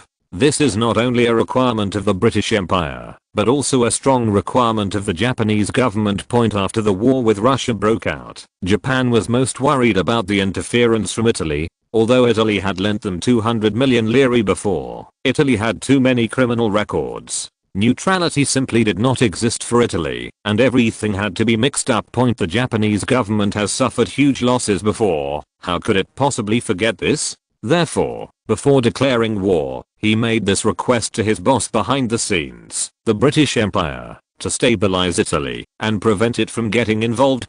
Faced with this request from the Japanese government, the United Kingdom is of course willing to see it. After all, Italy has been mixed up everywhere in recent years, which makes people have to guard against it. Unfortunately, Italy did not express neutrality as they wished. Instead, at this tense moment, they suddenly released a message that the Italian Navy planned to eliminate a group of warships that did not meet its needs. Well, Italy, you must have done it on purpose by releasing this news at this time. And this news alone was not enough. The Italian Navy accidentally let it slip. This batch of warships that did not meet the requirements included 3 Genoa-class battleships, 3 Garibaldi-class cruisers, and 15 other warships that did not meet the requirements, with a total tonnage of up to 120,000 tons. The Italians think everyone is a fool. Are they phasing out warships? They are phasing out an entire fleet of main combat warships, and it is also the main Italian fleet. Take a look at the warships that Italy plans to eliminate. Except for the above 6 large battleships, the rest are basically cruisers with a tonnage of 3 to 4,000 tons. For example, it performed well in the Sino-Japanese War, and was also the fastest Eagle-class reconnaissance cruiser in Italy, as well as a group of Italian warships produced in the 1990s, including the 3,600-ton Savoia-class protected cruiser. The performance of these battleships is pretty good, and they are still considered first-line battleships even now. Point to eliminate warships on such a large scale. Italy might as well just put a note on their forehead saying I'm going to cause trouble. You think Italy is bad? Everyone can pretend not to see the elimination of 1 or 2 battleships. After all, this cannot affect the overall situation, but such an entire fleet can completely influence the outcome of the naval battle in the Russo-Japanese War. After all, among these warships, most of the main warships with a capacity of over 10,000 tons have just been in service. 2 years later. For example, the 3rd Garibaldi-class ship, Franciscus, has been in service for less than 3 months. It is estimated that even the smell of paint has not dissipated. Whoever can obtain such a brand new warship will definitely directly put his own navy at an advantage. Of course, the price will definitely not be cheap. If Italy sells it for 1.5 times the normal price, it will be considered conscientious, of course. Now Italy has only released news and nothing else has been said. You can see that the British are eager to come and talk about the friendship between the two countries. And how could Carlo take Ambassador Colson's so-called friendship seriously? Although Italy also had very large interests in the Qing dynasty, Italy in the northeastern region did not have much involvement, so it is necessary to talk about this to me. Ambassador Colson, I also believe what your ambassador said about the friendship between the two countries, but the decommissioning of the Navy's warships has already been decided. This requires you to convince our Navy not to come to me. Colson didn't believe a word of Carlo's excuse. When did the Italian Navy become so powerful that it dared not listen to the government and the king? But even if he doesn't believe it, he must explain what the other party said, especially when he is asking for help. This is diplomacy and this is politics. Thank you for your majesty's information. I will discuss it with the navy of your country next, so I won't disturb your majesty, and take my leave. Colson left the palace in a hurry. When he was about to board his carriage, he saw a carriage with a diplomatic badge appearing in front of him. He took a closer look and saw that the Russian ambassador Tokayev and the French ambassador Skleya got out of the car. As soon as he saw these two ambassadors coming together, Colson basically guessed the purpose of the other party's visit. Needless to say, he must have come to release news from Italy. At this time, he did not intend to leave first, but walk towards the two of them. Your Excellencies, two ambassadors, are you so free to pay a visit to the King of Italy, sir? Colson, aren't you also very free? I heard that your country is not going well in the Far East. If you have any difficulties, tell me and I will help you think of a solution. No, thanks. After a few brief words to tease the Russians, Colson got into his carriage and left. This British guy, who does he think he is? After Colson left, Russian ambassador Tokayev complained to Ambassador Skleya on the side. Faced with Tokayev's complaints, Skleya could only smile and give up. Of course, he also knew the purpose of the Russian ambassador in bringing him here, which was for the Italian fleet. He knew this would happen when Italy let loose. Sure enough, it didn't take long for him to receive instructions from Paris, asking him to cooperate with the Russians. You don't need to think about it to know that the Russians must have done the work in Paris. In order to maintain this vital ally, Paris can only spend generously on the purchase of ships. What is this? The Italians are selling ships, the Russians want to buy ships, but France has to pay the bill.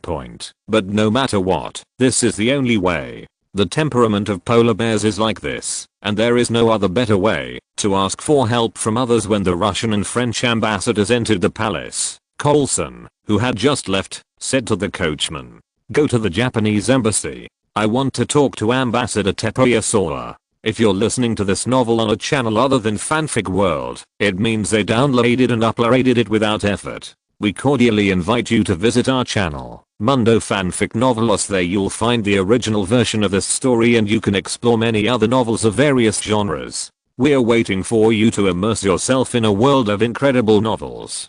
Chapter 486. Lushan is surrounded. Italy's meddling has not yet yielded results, but the war waits for no one, and neither Japan nor Russia can stop. First, after the Japanese sneak attack on Port Arthur, they immediately sent troops to land from Busan and Incheon on May 9th and 12th, quickly taking control of the small Korean court. Then on June 2nd, more than 30,000 Japanese 1st army troops carrying more than 100 artillery pieces, under the leadership of General Kiroki Nozen, landed at Nampo, North Korea and headed north. In late June, the Japanese landing troops arrived on the left bank of the Yalu River without encountering resistance, eyeing the Russian troops stationed in the northeastern region point at this time. Russia had already taken action. Admiral Stark, who first showed his incompetence in this Japanese sneak attack, was dismissed and replaced by Lieutenant General Makarov. Russia's last famous general. Makarov is worthy of being a famous general. As soon as he took office, he took a series of emergency measures to strengthen the operations of the Russian fleet. First, he decided to lay mines in the coastal areas of the Liaodong Peninsula to prevent Japanese troops from landing and threaten the Russian base from behind. At the same time, the defense of Port Arthur was improved, repairs of damaged ships were stepped up, fleets were frequently dispatched to sea activities, and combat readiness training was strengthened. He also ordered the Vladivostok fleet to actively disrupt the Japanese sea lines of communication in the Sea of Japan, in order to distract Japan's pressure on Port Arthur. This series of actions quickly restored the morale of the Russian Navy officers and soldiers, especially after he personally led several attacks and repelled the Japanese fleet attack. He was even more recognized by the Russian Navy officers and soldiers. I believe that given him a while, the Russian Pacific Fleet will definitely give the Japanese combined fleet a headache. In fact, after Makarov's arrival, the United Fleet had a headache with this man. To this end, Commander Heiichiro Togo of the Japanese Combined Fleet, Chief of Staff Shinoki Akiyama and others came up with an impossible solution. Since the Russian Lieutenant General Makarov is so difficult to deal with, shoot the people first and shoot the horses first to capture the thieves.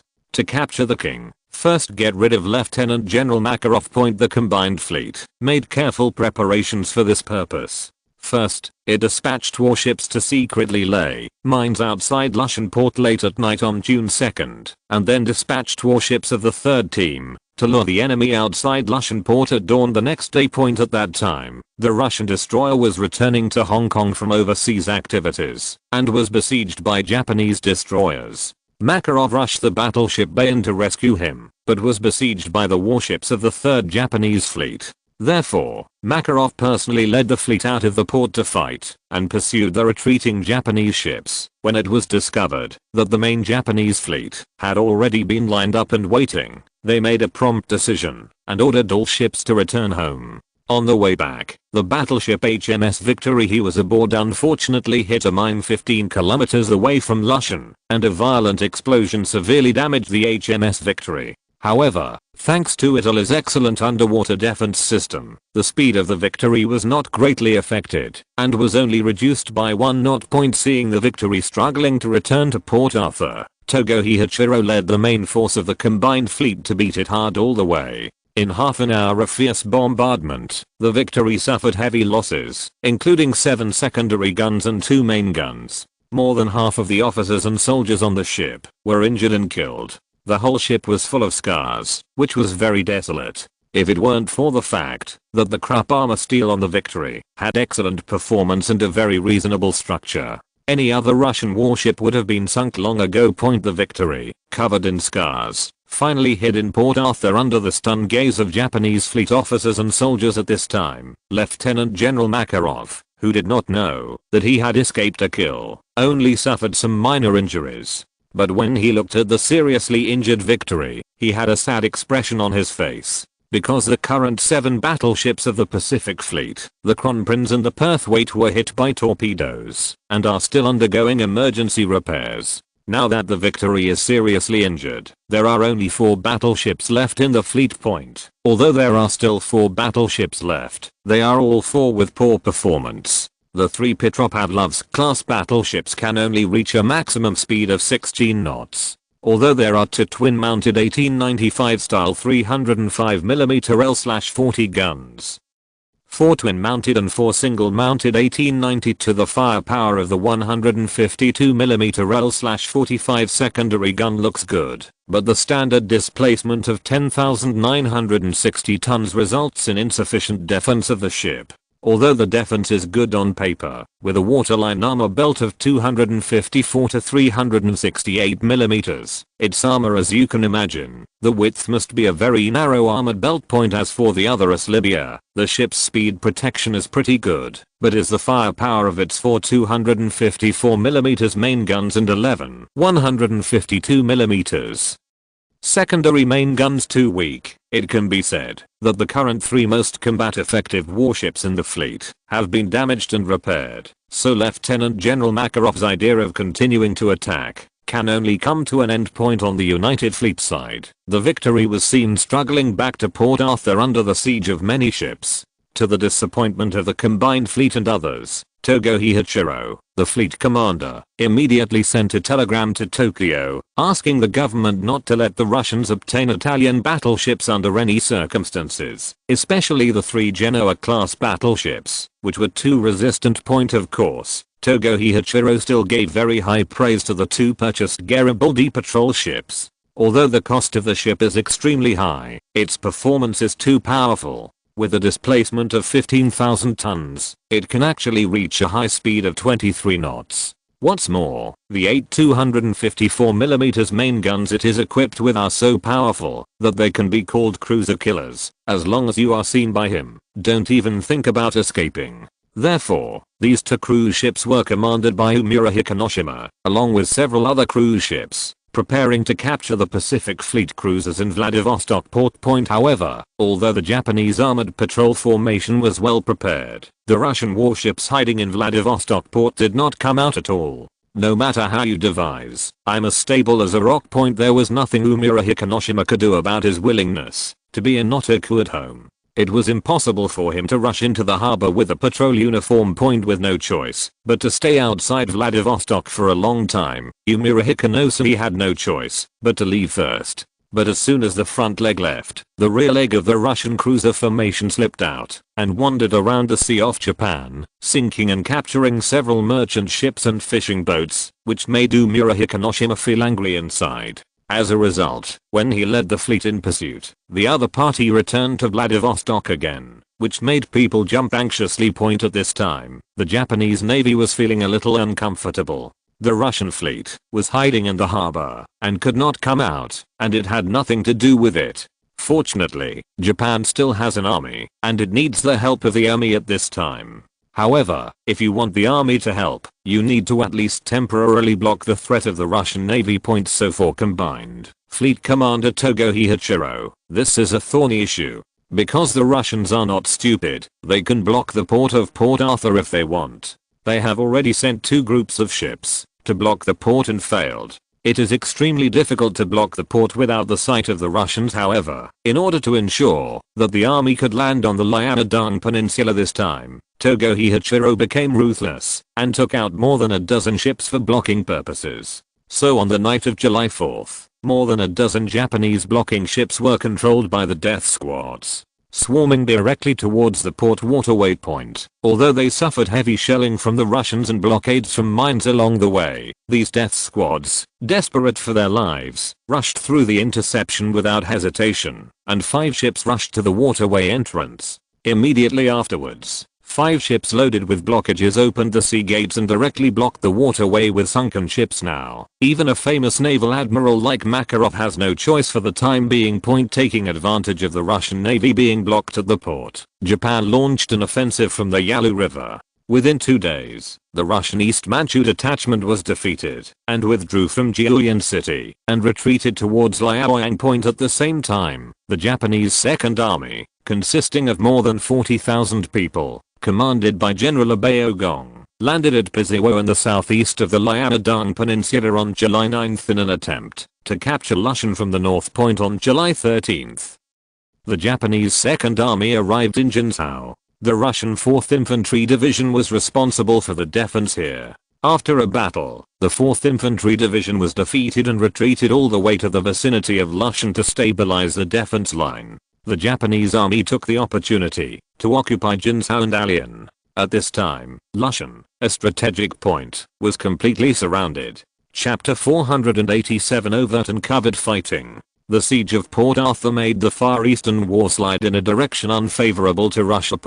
Because Port Arthur is so important, it is not only a military port, but also a strategic fulcrum for Russia in the northeast. As long as Port Arthur is still in the hands of the Russians, the Japanese army and navy will need to leave a large number of troops and warships to guard it. And more importantly, the task of annihilating the main force of the Russian Pacific Fleet will be difficult to achieve. As an island country, if Japan wants to win this war, it must ensure that it has sea control. Otherwise it will be the same as the Sino-Japanese War of 1894 to 1894. After losing control of the sea, no matter how hard the army works, it will be useless. No matter how many battles it wins, it will be eaten alive by cutting off the supply line. Therefore, after surrounding Lushan, the Japanese army began to prepare for an attack on it. For this reason, Japan formed the Third Army, with 50,000 troops and more than 400 artillery pieces, which was the force Japan prepared to attack Lushan.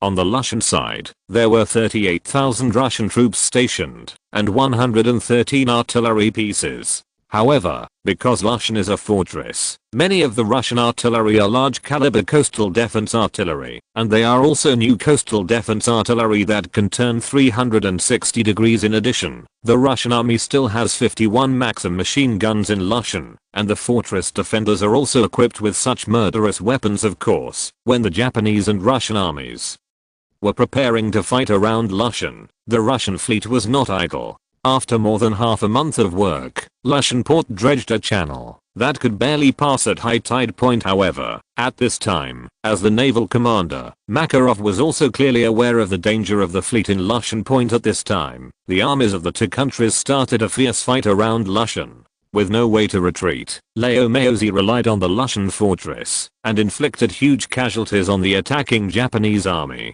In just 2 days, the Japanese army suffered 3,000 casualties. Although the Japanese suffered a lot of casualties, in order to remove the nail in Lushan, the Japanese army continued to be ruthless. Under the command of the 3rd Army Commander Noji, the Japanese army launched successive attacks on Lushan. When the offensive and defensive battle of Port Arthur was in full swing, Makarov also sneaked out with his fleet. But unfortunately, he was not lucky this time, and was discovered by the Japanese. After receiving the news that the Russian fleet had come out, Togohi Hachiro immediately rushed over with the main force of the combined fleet. This time, in addition to 6 battleships, he also took the risk of deploying 2 Garibaldi-class patrol ships, the Kasuga and the Nachishin. On September 17th, the two parties met unexpectedly on the Yellow Sea, 80 kilometers away from Port Arthur. At this time, Makarov only had 6 battleships and some other auxiliary battleships. The Victory was so badly damaged that the shipyard in Port Arthur estimated that it would take at least 5 months to repair it. Among them, the Kronprinz and the Perthwaite still have some safety hazards. After they were hit by torpedoes and repaired urgently, they also brought some hidden dangers on the combined fleet side. The 6 battleships plus 2 Garibaldi-led combined fleets cheered even more after seeing the Russian fleet. Because the combined fleet at this time is basically new ships, their speed is relatively fast. On the other hand, Russia, affected by the 3 Petropavlovsk-class battleships, can only reach a speed of 16 knots. Faced with this dilemma, even a famous general like Makarov can only bite the bullet and fight first. There is no escape point, so the two fleets were on the Yellow Sea, and a large-scale naval battle began. This naval battle started around 1330 and lasted until around 1645.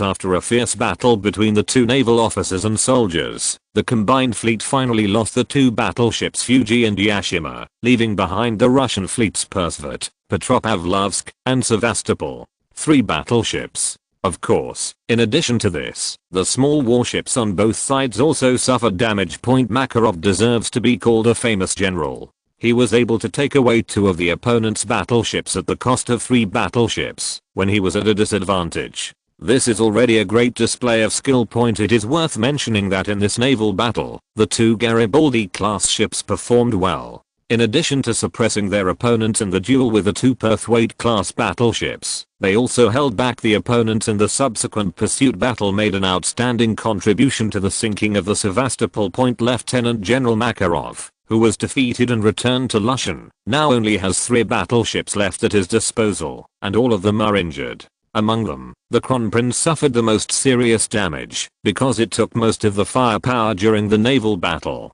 According to information from the shipyard, it will take at least 4 to 5 months to repair the Crown Prince. At this time, Makarov had no choice but to ask for help from St. Petersburg. He still had 2 usable warships left in his hands, of course. It was uncomfortable for the combined fleet to lose 2 Fuji-class battleships in this naval battle, so Commander Togo Hihachiro also asked for help from Tokyo after returning. However, Togo Hihachiro's request for help was somewhat different. He hoped that the army could capture Port Arthur as soon as possible and annihilate the main force of the Russian Pacific Fleet. The second is to prevent the Russians from obtaining the Italian fleet. Faced with Makarov's request for help, Tsar Nicholas II immediately convened a royal meeting to bring together his ministers to discuss countermeasures. It is said that they are discussing countermeasures, but in fact they are more interested in seeking the batch of warships sold by Italy.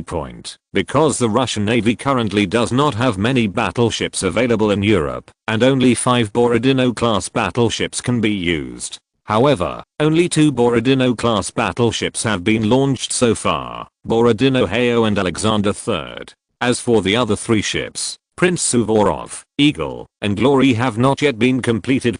This Borodino-class battleship is a new type of battleship independently developed by Russia, after combining Italian and French battleship technology. This class of warship is a forecastle ship with dimensions of 114.6 meters, full length, 23.2 meters, breadth, 8 meters, draft, and a standard displacement of 13,500 tons. It is equipped with 4 twin-mounted 305mm main guns, 12 twin-mounted 152mm secondary guns, and 20 75mm guns. The steam from 20 coal-fired boilers drives 2 steam engines. The maximum power output of the main engine can reach 16,500 horsepower, so the maximum speed is 18 knots. At the same time, because it is designed to carry 2,000 tons of coal, it has a range of 8,500 nautical miles when sailing at a speed of 10 knots. Such a huge range has never been seen among Russian self-built warships in the past. From this point alone, we can see the Russian Empire's ambitions for the open sea. Your Majesty, after our contact, the Italians asked for a very high price. They offered 110 million rubles, 300 million lire, to sell all the warships in a package. However, according to my understanding, there is currently competition from Japan, and our country wants to take away Italy at this price. A human battleship is simply impossible. The speaker was Russian Foreign Minister Amsdorff, who was entirely responsible for the purchase of Italian warships. After listening to the words of the foreign minister, Nicholas II looked at Prime Minister and Finance Minister Sergei Werther, who was paying attention to the Tsar, certainly knew what this person meant, so he spoke. I have discussed with the French ambassador. France is willing to provide our country with a loan of 150 million rubles, but he conveyed the attitude of Paris. This is the last war loan provided by France to our country,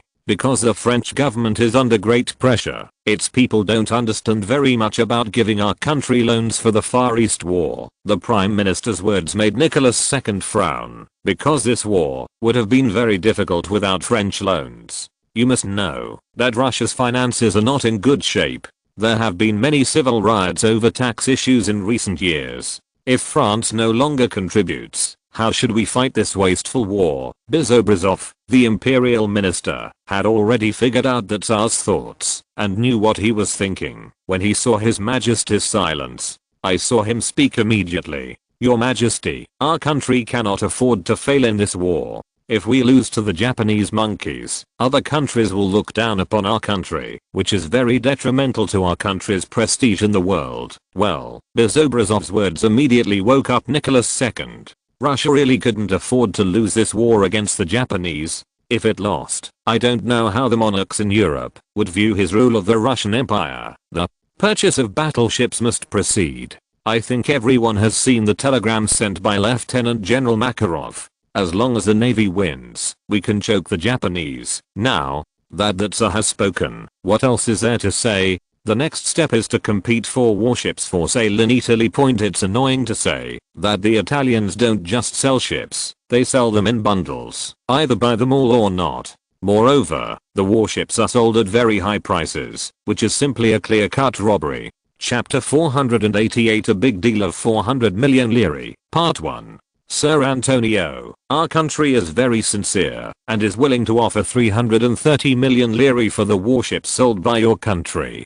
This price is enough to prove our country's sincerity. The speaker was Teppei Soa, the Japanese ambassador to Italy, and the place where he spoke was at the Italian Ministry of Foreign Affairs. In front of him, in addition to Foreign Minister Boccona, there was also Prime Minister Antonio, as he called him, and there was another person who was the protagonist of this ship sale, Admiral Yaji, Minister of the Navy. As for Ambassador Teppei Soa, this time he was authorized by Tokyo to appoint him as the plenipotentiary representative of this ship purchase. If necessary, he can even ask for help from the United Kingdom. Of course, if the power is great, then the consequences will be severe if things are not handled well. Asoa Teppei certainly knows how important his responsibility is, and his decision here is likely to directly affect the outcome of the war with Russia. So after receiving the authorization, he first approached the British ambassador Carlson. After discussing with him and getting an accurate answer from the British, he approached the Italians and prepared to offer a price to win the stolen ship. Faced with Ambassador Teppei Soa's quotation, Prime Minister Antonio did not answer. Instead, he looked at Admiral Yaji. The meaning was obvious. Let him, the protagonist, answer. It seems that Prime Minister Antonio has some regrets, because in the previous shipbuilding plan, he promised the Navy to pay for the sale of warships. As a result, the Navy was so bold that it actually sold out all its main warships. Doesn't the kingdom's coastal defense no longer need to be maintained, and its overseas interests no longer need to be protected? This is simply nonsense. He also talked to the king about this, but the wise king didn't know why, and didn't stop the Navy's nonsense. Since the king doesn't care, how can he, the prime minister, be a bad person? It would be too bad if he was thought to want to influence the military power. Don't forget that there is a National Socialist Party behind you. Although its leader, Cross, behaves well in his position as interior minister, anyone who dares to underestimate him will be in trouble. Admiral Yaji didn't know about the dirty things in the prime minister's belly, but he knew that he was not satisfied with the current price. These days, the Navy's attention to the Russo-Japanese War can be said to be the highest among all departments in Italy, not even as much as the army. After all, the army has no interest in this war, but the Navy has huge interests. Therefore, Admiral Yaji, who was familiar with the battle situation, shook his head and said, Ambassador Asoa Teppei, thank you for your country's bid for our country's upcoming warships, but this price cannot meet the needs of our Navy, because the performance of these warships is very excellent. But it cannot meet our country's coastal defense needs, so it was sold. What a joke. The two sides had just fought a naval battle in the Yellow Sea at this time, and the two sides lost a total of 5 battleships. How could it be possible to agree at this time? At least the prices in Japan and Russia must be forced to the highest price they can bear. Otherwise, this great opportunity will be wasted. Ambassador Teppei Soa did not pay attention to Admiral Yaji's words, because he also knew that it was not that easy to negotiate the sale of warships with Italy. But there was one thing that he had to ask clearly first. Then, your Navy must have a price for selling warships. You can't keep us guessing. Faced with Ambassador Asoa Teppei's words, Admiral Yaji thought about it. It was indeed inappropriate not to come up with a price. So I saw him stretch out 4 fingers and gesture. The psychological price of our Navy is 400 million lire, Admiral. Yaji did not say the price casually. If it was too high, it would appear that the Navy was not sincere in selling the ship. If it was too low, it might be sold at a high price. The price of 400 million is neither high nor low. It is just right. 400 million lire. The price given by Italy shocked Ambassador Teppei Soa. This price accounts for 2/3 of the procurement costs of Japan's 6th Fleet. Of course, he also notes that selling ships in Italy at this time is definitely not ordinary, and it is normal to ask for high prices. However, now that he had received the answer he wanted, Ambassador Teppei Soa did not stay long.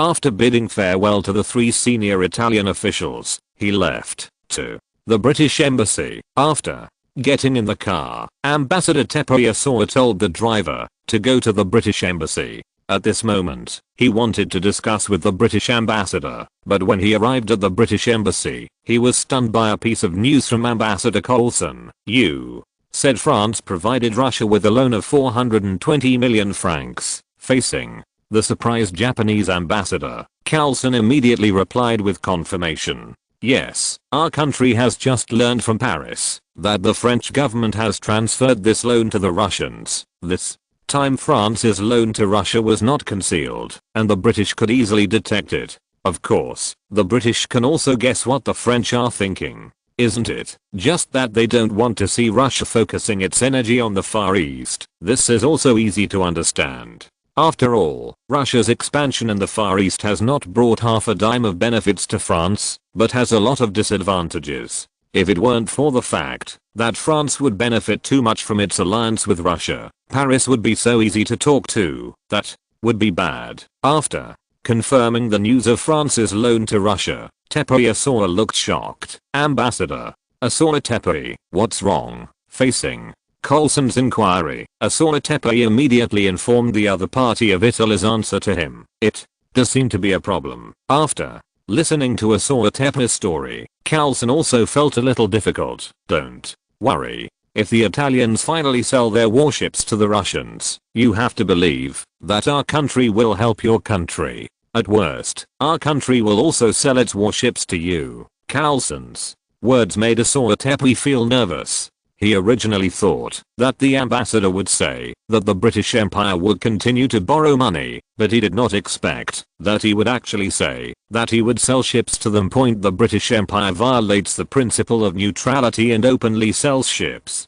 Just listen to this and don't take it seriously. There are things that others do, but Britain cannot do. Because it is a world hegemon and takes the lead, it must have standards. Think about it. What would be the consequences if the British Empire openly violated the norms of neutrality? Newspapers all over the world will report the incident the next day, and London will be criticized by thousands of people. The Prime Minister may even step down because he has done something that damages the prestige of the empire. Maybe some people say, how can Italy do it? It's very simple. They are scoundrels. Poor people who are greedy for money and will sell their souls to the devil as long as they are given money. Is it surprising that such a country violates the law of neutrality? So there is a saying that goes, well, everyone is used to it when bad people do bad things, but when good people do bad things, they should be widely publicized, and the results will be different if the requirements are different.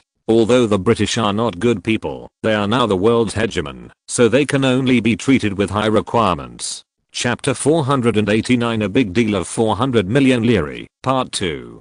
The Russo-Japanese War was still going on, and officers and soldiers from both sides continued to fight, especially in Lushan Point. Because of the strong request of the Navy, the Japanese Third Army launched a strong attack on the Russian positions. The fierce fighting lasted until September 24th.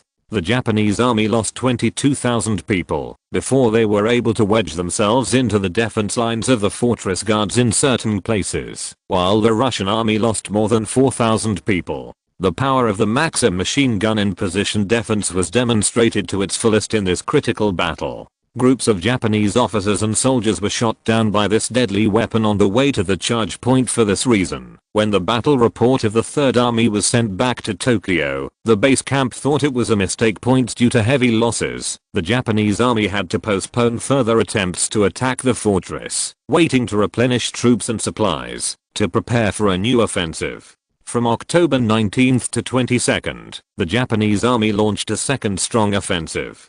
During the 4-day offensive, the Japanese army only occupied 3 fortifications at the cost of 13,000 people. However, the important strategic commanding heights surrounding the city were still in the hands of the defenders. This time the Russian army lost more than 3,000 people.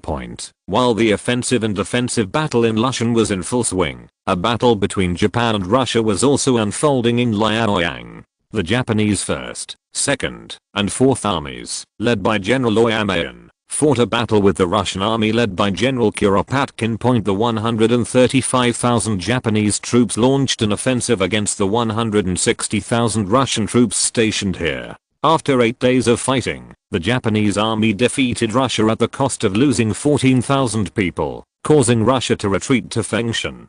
This time the Russian army lost 27,000 people. When the Battle of Liaoyang was fiercely underway, the second detachment of the combined fleet led by Umura Hikinoshima made a meritorious service. They captured the Russian Vladivostok squadron led by Major General Essen Ulson. To say which Russian fleet makes the Japanese gnash their teeth the most, it has to be the Vladivostok squadron. This fleet, led by Major General Essen, harassed the coast of Japan several times, and sank and captured a large number of Japanese civilian ships, causing a huge sensation. So for a while, Japanese civilian ships were like frightened birds. When they saw the warships, they shouted that the Lucia fleet was coming. In this Ulsan naval battle, the second detachment, led by 2 Garibaldi-class patrol ships, gave the Vladivostok squadron a hard beating. The Vladivostok squadron, whose fire protection and speed were far inferior to those of the Japanese ships, except for the Gromboy, which was seriously injured and escaped. The Russia and Rurik were both sunk on the spot. After this naval battle, the Vladivostok squadron existed in name only, and the threat to Japan's coast was relieved. At this time, anyone with a discerning eye can see that Russia is at a comprehensive disadvantage in this war in the Far East. Faced with this situation, the Russians are certainly not reconciled. In addition to using the Siberian Railway, that has not yet been completed to continuously transport troops and supplies to the Far East, Italy is also determined to win the batch of warships for sale. Prime Minister Antonio, our country has increased the price by 380 million lire, which is enough to prove our country's sincerity. Your country is insisting on the price of 400 million lire. Isn't it a little too persistent? You must know that our country currently sells 400 million lire. The price is already the highest, a full 40 million lire higher than the Japanese price. I don't think there is anything higher than this price. The person who spoke was Russia's ambassador to Italy, Tokayev, who has recently been the most active ambassador to Italy, because he is also the negotiator for the purchase of Italian warships. He has a lot of contact with Italy these days. At present, the bidding between the two countries has come to an end. Japan is cash-strapped and can only offer 340 million lire, while the Great Russian Empire has already offered 380 million lire, which far suppresses the Japanese in terms of price point. But some things are just so helpless, and a price of 380 million lire has been discussed. The Italians in front of them were all motionless, refusing to let go even after the price of 400 million lire, which made them angry. Aren't these Italians afraid that these battleships would not be sold? None of the senior Italian officials present knew what the Russian ambassador was thinking, except Prime Minister Antonio, who said with a slight smile, "Your Excellency Ambassador, this purchase of warships is a mutual wish. Since your country needs these warships, it needs to give them a matching price. However, our country believes that these warships are worth 400 million lire. I think this is due to different values. The reason is nothing to do with other issues. Regardless of other issues," Tokayev cursed in his heart. "You must know that Russia had purchased two Genoa-class battleships in Italy 3 years ago, and he participated in the whole process at that time. Why didn't he say that at that time? But now he talks about the difference in values. In fact, he also knew that the Italians were desperate and could only buy ships here, and in order to win the war, St. Petersburg would definitely give in to this high price. Because he can tell from the contents of the telegrams sent to him from St. Petersburg.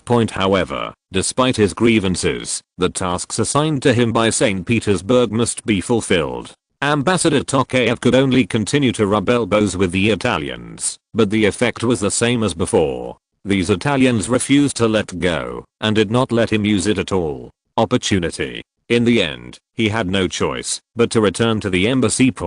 As soon as he returned to the embassy, he immediately called his secretary, sent a telegram to St. Petersburg. "According to my observation, the Italians insist on demanding 400 million liras for the purchase of the ship, and are very determined." "Okay, Your Excellency Ambassador." After seeing off his secretary, Ambassador Tokayev slumped in his chair in frustration. This day's negotiations were very tiring. What's more important is that the Italian is inexperienced, leaving him no room to display his abilities. Originally he thought it was a good job and wanted to make a contribution, to show it to the people above him. If he had the opportunity, he would take a few steps up. But now that he has given up this idea, St. Petersburg does not think that it is good for him to do things badly. Early the next morning, before Ambassador Tokayev asked, I saw the secretary rushing over with a telegram. Street. Petersburg calls back. This sentence made Ambassador Tokayev cheer up and check carefully. In fact, this telegram can be read at a glance, because it says complete the transaction as soon as possible. There must be something going on, and it's something I don't know about. This was the thought that came to Tokayev's mind. Tokayev was right, because Admiral Kutperokin, the commander-in-chief of the Far East, had previously sent a telegram to the Tsar. In addition to stating Russia's current difficulties there, this telegram also gave the Tsar advice. Road. Due to the failure of the Siberian Railway to penetrate, it is too difficult to achieve the goal of defeating the Japanese army on land. You can find a way from the sea. It was this sentence that became the last straw that broke the Tsar's heart, and he finally decided to purchase Italian warships and complete the formation of a fleet to reinforce the Far East as soon as possible. Although Tokayev did not know the inside story, since St. Petersburg was willing to accept this decision, he had nothing to say. Then he said to his secretary, prepare the carriage, I need to go to the Prime Minister's office now, in a hurry. Tokayev went to the Italian Prime Minister's office with the news of Russia's agreement. The ship purchase contract was signed quickly, and the two parties reached a ship purchase agreement the next day. Subsequently, the news that Russia spent a huge sum of 400 million lire to purchase the Italian fleet also spread to all parts of the world along with the radio waves. The news also shocked the whole world. Some said that Italy was greedy, and some said that the Russians were taken advantage of. But no matter what, the news that Russia obtained a 120,000-ton fleet must be the most shocking to the Japanese. Sorry, I'm a little busy today, so there's only one chapter. Chapter 490 Russian Attack and Defense. A week after Russia and Italy signed a ship purchase contract, a large number of Russian naval officers and soldiers rushed to Italy on ships. They will receive 15 days of training here and then set off on their own warships. The Italian naval officers and soldiers who trained them discovered after some contact that the quality of these Russian naval officers and soldiers was worrying.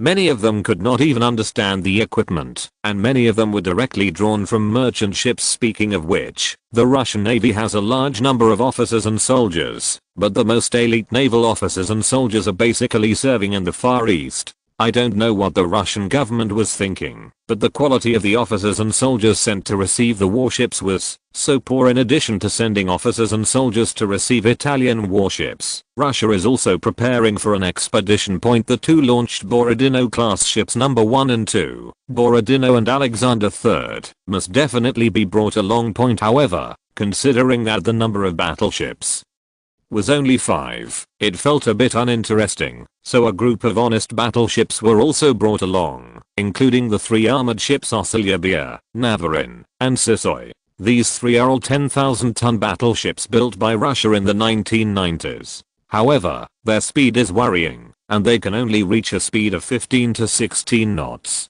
I don't know why the Russians brought them out. In addition to these 3 battleships, the Russian Navy also found some other battleships after checking its own assets, such as the armored cruiser Admiral Nakhimov, the first-class cruiser Oleg, the first-class cruiser Alfred, the one that shelled the Winter Palace, the first-class cruiser Donskoy, the first-class cruiser. 28 battleships including the cruiser Monomach, among others. The total tonnage has reached 185,000 tons. Together with the warships purchased from Italy, there are more than 40 and nearly 50 warships, and the total tonnage is as high as 300,000 tons. Moreover, the commander of the team this time has also been selected. Lieutenant General Rozhestvansky, the Tsar's favorite, will take charge and lead the team to the Far East in a month. Yes, it's that simple and crude, because His Majesty the Great Tsar requires that the reinforcement fleet must set off in 1 month, so there is not much time left for these naval officers and soldiers. After all, Russia paid such a high price to purchase these warships, so it must play its due role. so it is understandable that the Tsar is anxious when the Russians obtained Italian warships and began to form a reinforcement fleet. A new offensive battle was about to begin in front of the Port Arthur fortress. Japanese soldiers wearing turbans that killed Cheng Ren, led by officers, launched a charge towards Hill 203. Highland 203 is located on the west side of Lushan, very close to the city and the port. If the Japanese army captures this highland, it can directly attack the Russian warships in the port. This is a stronghold that cannot be lost in the Russian Lushan fortress, so the Japanese army regards it as the key to victory in conquering the Port Arthur fortress. When the Japanese army launched a tidal offensive, the Russian troops stationed on the high ground were also ready. The Maxim machine gun, regarded as a powerful defensive weapon, was already in place, waiting for the Japanese troops to enter the range and fire. Soon, Japanese officers and soldiers all over the mountains and plains came into view of the defenders. Following the Russian officers' order to fire, gunfire erupted on the position, and the charging Japanese troops were continuously knocked down. In particular, the 17 Maxim machine guns placed on the position created a hail of bullets, causing the Japanese troops who rushed over to fall in batches, turning the front of the position into a sure field point. As the commander of the 3rd Army, Noji watched the entire process of his men being shot and killed by the Russians.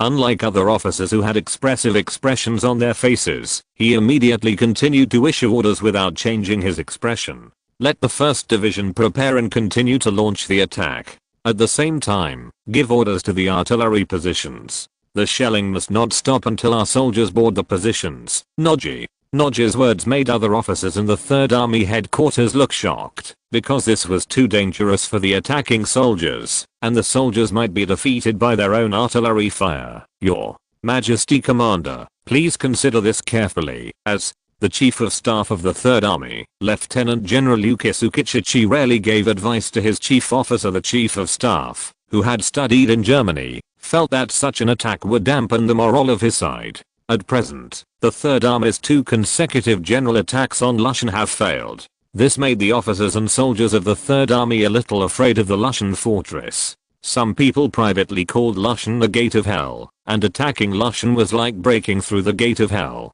At this time, forcing soldiers to die regardless of their safety may lead to backlash. Faced with the advice of the Chief of Staff, Noji shook his head and said, "There is no need to think about it. I have made my decision and ordered the artillery fire not to stop unless our army attacks the position. Otherwise, if the artillery fire stops, it will be dealt with according to military law." Faced with Noji's tough attitude, what other officers in the headquarters could say was to execute it. So under his order, the next batch of attacking Japanese troops rushed forward. These Japanese troops faced the enemy's firepower and their own shelling, and rushed towards the enemy's position with grief and anger. More people fell to the ground along the way, and the losses were even greater. Very good. Continue the attack. The artillery is not allowed to stop. Noji, who was observing the battle situation with a telescope, finally had a moved expression when he saw the situation on the battlefield. What he was looking at was the garrison position. Under this desperate attack, the casualties on the Russian position were increasing. After all, these Russian officers and soldiers needed to resist the Japanese attack in the position, so they had to stay and expose themselves. At this time, the casualties would definitely be higher than it was bigger before. But no matter what, the Japanese army must have suffered the greater casualties from the artillery fire, because they were the attackers, and they suffered at least several casualties from one artillery attack without cover. However, although the Russian army suffered many casualties, the Japanese army suffered greater losses. When night falls, both parties are licking their wounds. Of course, they still have the necessary vigilance, because they also know whether the other party wants to take advantage of the night to give them a hard time. After returning to the headquarters, Noji left the staff officers to make plans for tomorrow and pulled Kisukichichi to another room. "Chief of Staff, this time I will refute your opinion in person. Don't take it to heart.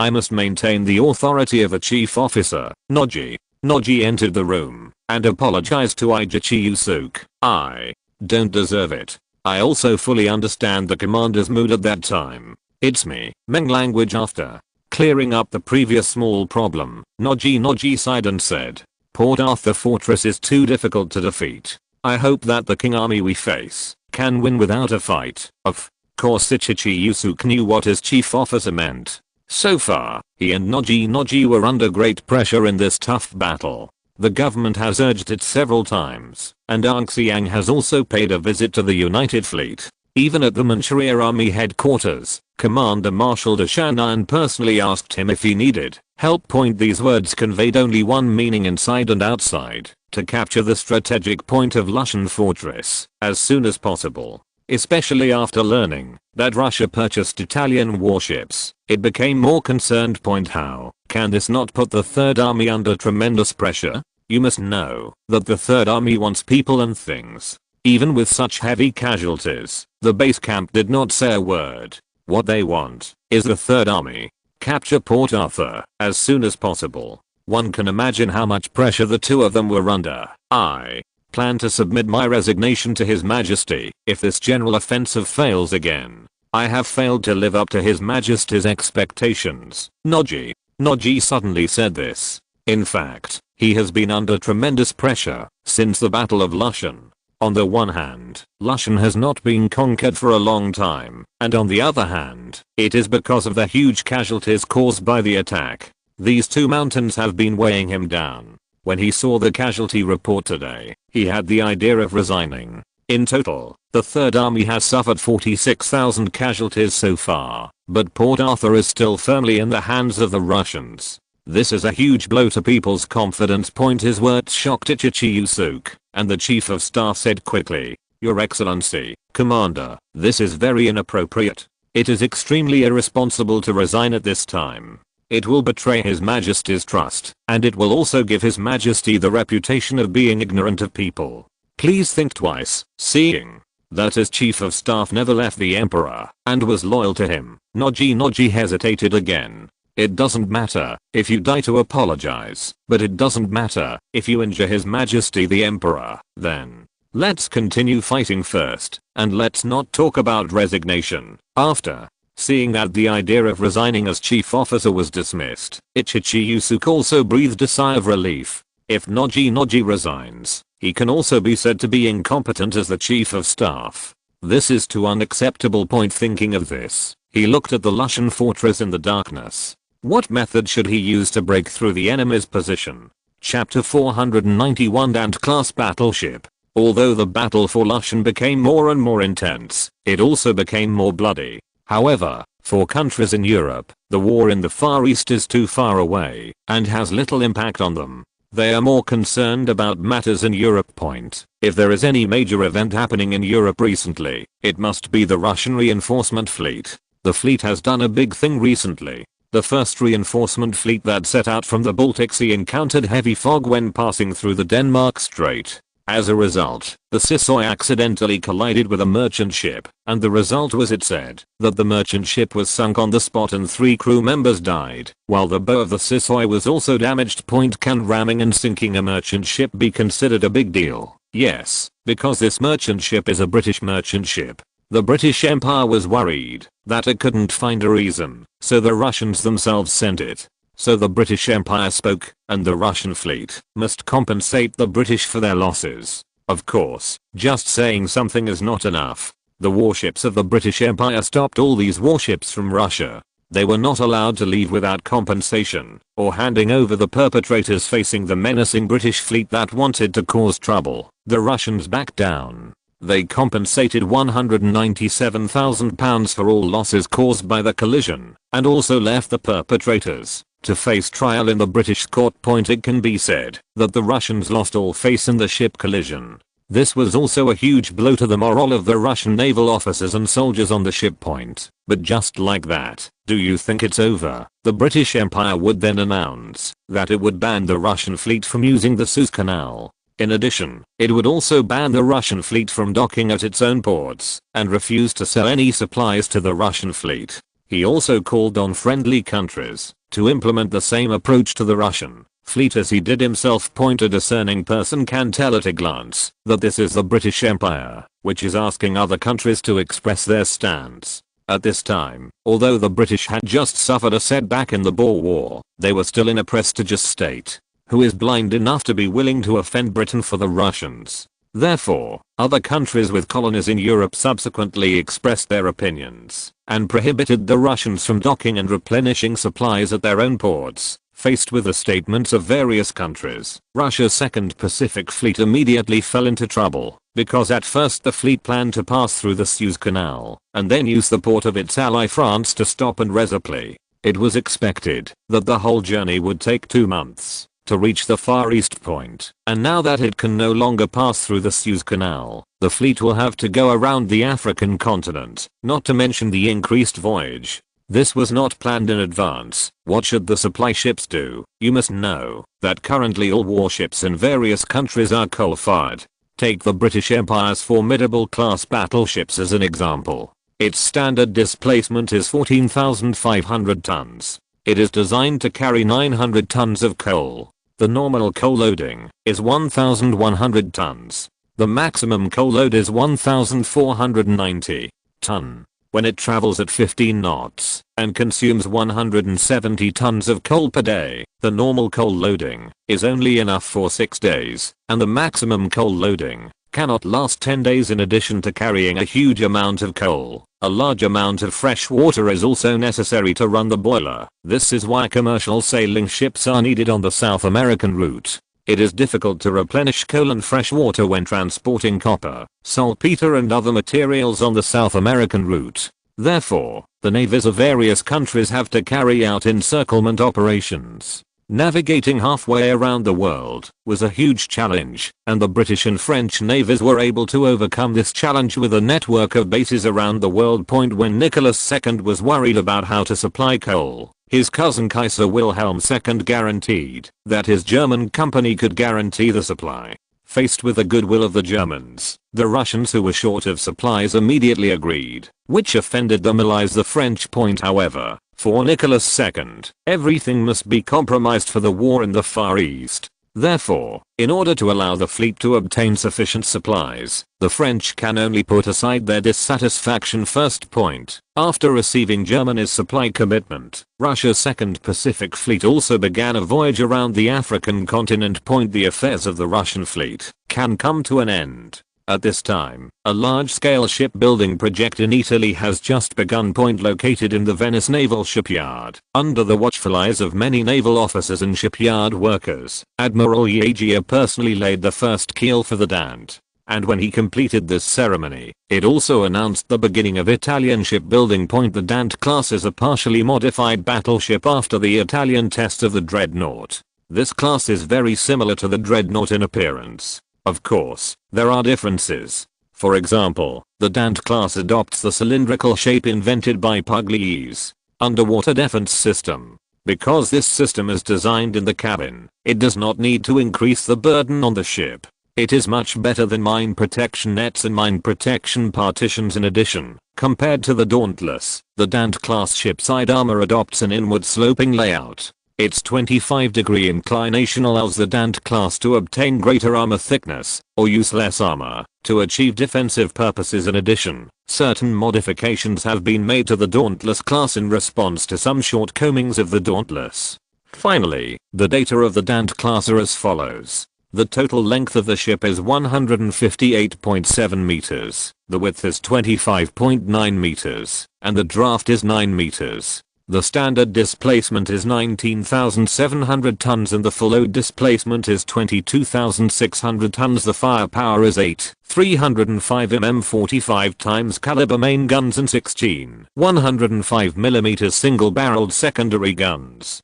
The maximum armor thickness is 280mm. The ship is equipped with 18 oil-fired boilers and 4 steam turbines with a power of 30,000 horsepower and a maximum speed of 23 knots. Endurance is 6,500 nautical miles at 10 knots or 4,200 nautical miles at 15 knots. Generally speaking, the Dante class is an optimized battleship based on the Dauntless, and the Italian Navy is quite satisfied with it. Otherwise, we would not have the ambition to build 4 ships at once.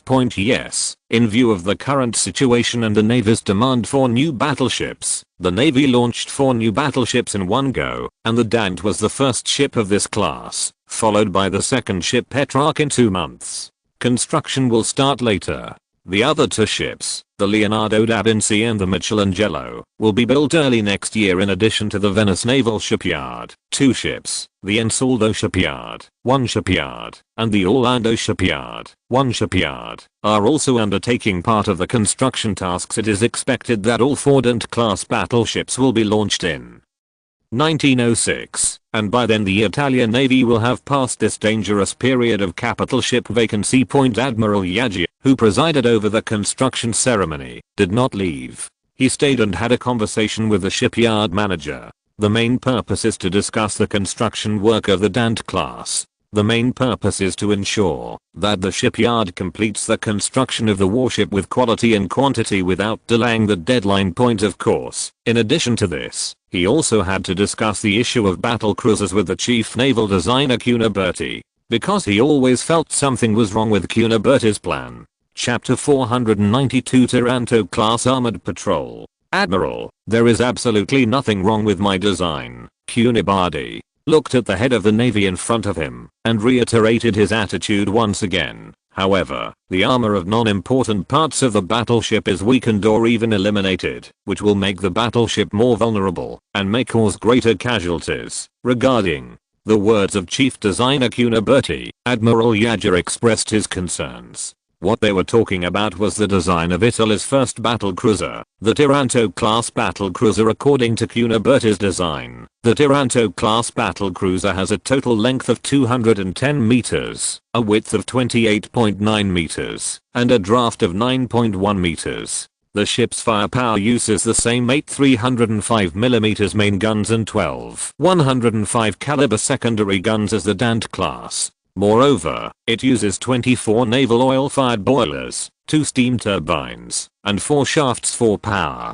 The maximum output power is 56,000 horsepower and the maximum speed is 26.5 knots. The ship's standard displacement is 20,480 tons. Its full load displacement is 23,600 tons, and its endurance is 8,100 nautical miles/14 knots. The maximum waterline armor belt is 250mm. The compartment armor is 70mm. The deck armor is 76mm. The maximum armor of the turret is 280mm. The maximum armor of the gun mount is 250mm. The maximum armor of the command tower is 250mm. From all aspects, the performance of this battleship is excellent. However, one thing that the Navy criticized was that in order to ensure that the ship's performance met the standards, Viscount Cuniberti significantly reduced the ship's armor. This does not mean that the armor has been reduced. In the key core areas, the armor is quite thick and has not been reduced. However, in non-core areas, Cuniberti drastically reduced its armor and even cancelled the armor directly in many areas. As a user, the Italian Navy is somewhat dissatisfied with this approach of cancelling armor in non-core areas, because the boundary between core and non-core is not so clear. In addition, the non-core area does not mean that it is unimportant, and if the non-core area is hit too many times, there is still a risk of sinking. On Cuniberti's side, listening to Admiral Yaggi's words, he said helplessly, "Admiral, the Navy not only wants the ship to have the firepower of a new battleship, but also needs the ship to be 3 to 4 knots faster than the Dant class to create a speed difference. In addition, the cost cannot be much higher than the Dant class. With such stringent requirements, we can only think of solutions from the armor. It is this realistic helplessness that Cuniberti said. First of all, the Italian Navy has limited shipbuilding funds, and it is impossible to arbitrarily increase the construction cost for a single warship. This Taranto-class battlecruiser also took into account its huge role, so it was able to obtain 10% of the construction cost of the Dant-class battleship. Some people may ask, why was there such a big price gap between Genoa-class battleships and Garibaldi-class cruisers before? That's because the construction costs of these two warships are not high, at least compared to new main warships with a limited budget. The new battlecruiser must have sufficient firepower so its weapons cost will not be low, at least not much lower than the purchase cost of Dant class weapons, a little less secondary guns. Weapons are relatively easy to deal with, but the most critical problem for battle cruisers is the high speed. First of all, if you want high speed, you need a sufficient power system, and these large boilers and steam turbines take up a lot of space. In addition, if you want to achieve high speed, the shape of the battleship can also help. The slender hull can help the battleship achieve higher speed point. This also results in the hull and power system accounting for a higher proportion of the weight of the battleship than that of new battleships.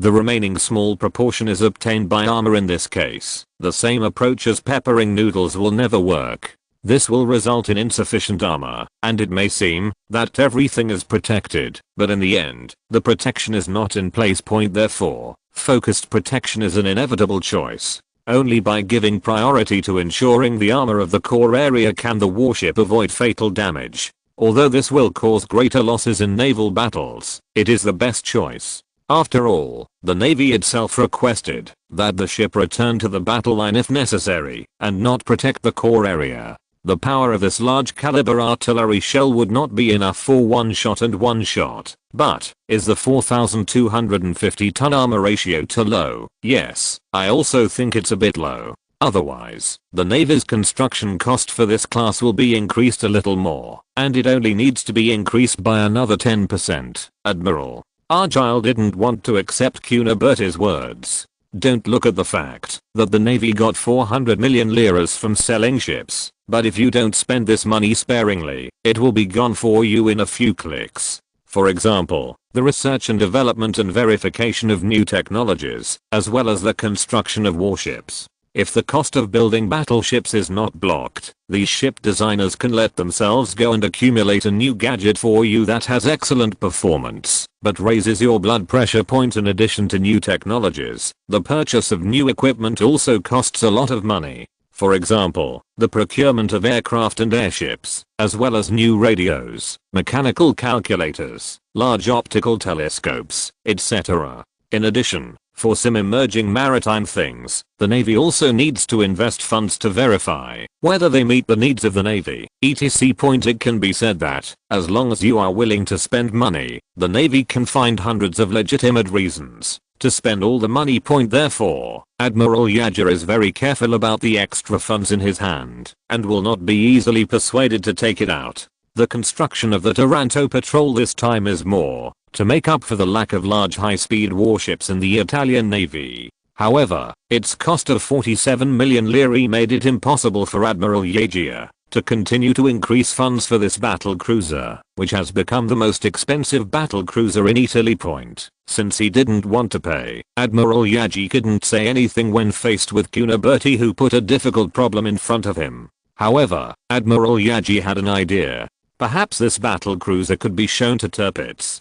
The Germans might also appreciate this battleship, and then they could charge some processing fees and use it to build other battleships. Speaking of other warships, Admiral Yager immediately spoke. Cuniberti, what do you think of the Piedmont class cruiser? As the chief warship designer, Cuniberti certainly knows all kinds of warships built by the Navy, and the Piedmont class cruiser mentioned by Admiral Yager is the product of new technologies in the new era. The ship is used for fleet reconnaissance and escort. When necessary, it can also take on the important task of defending one's own or destroying the enemy's sea lines of communication. Therefore, the ship has excellent endurance, firepower and speed. Have I not mentioned this class of cruiser before? It is very good.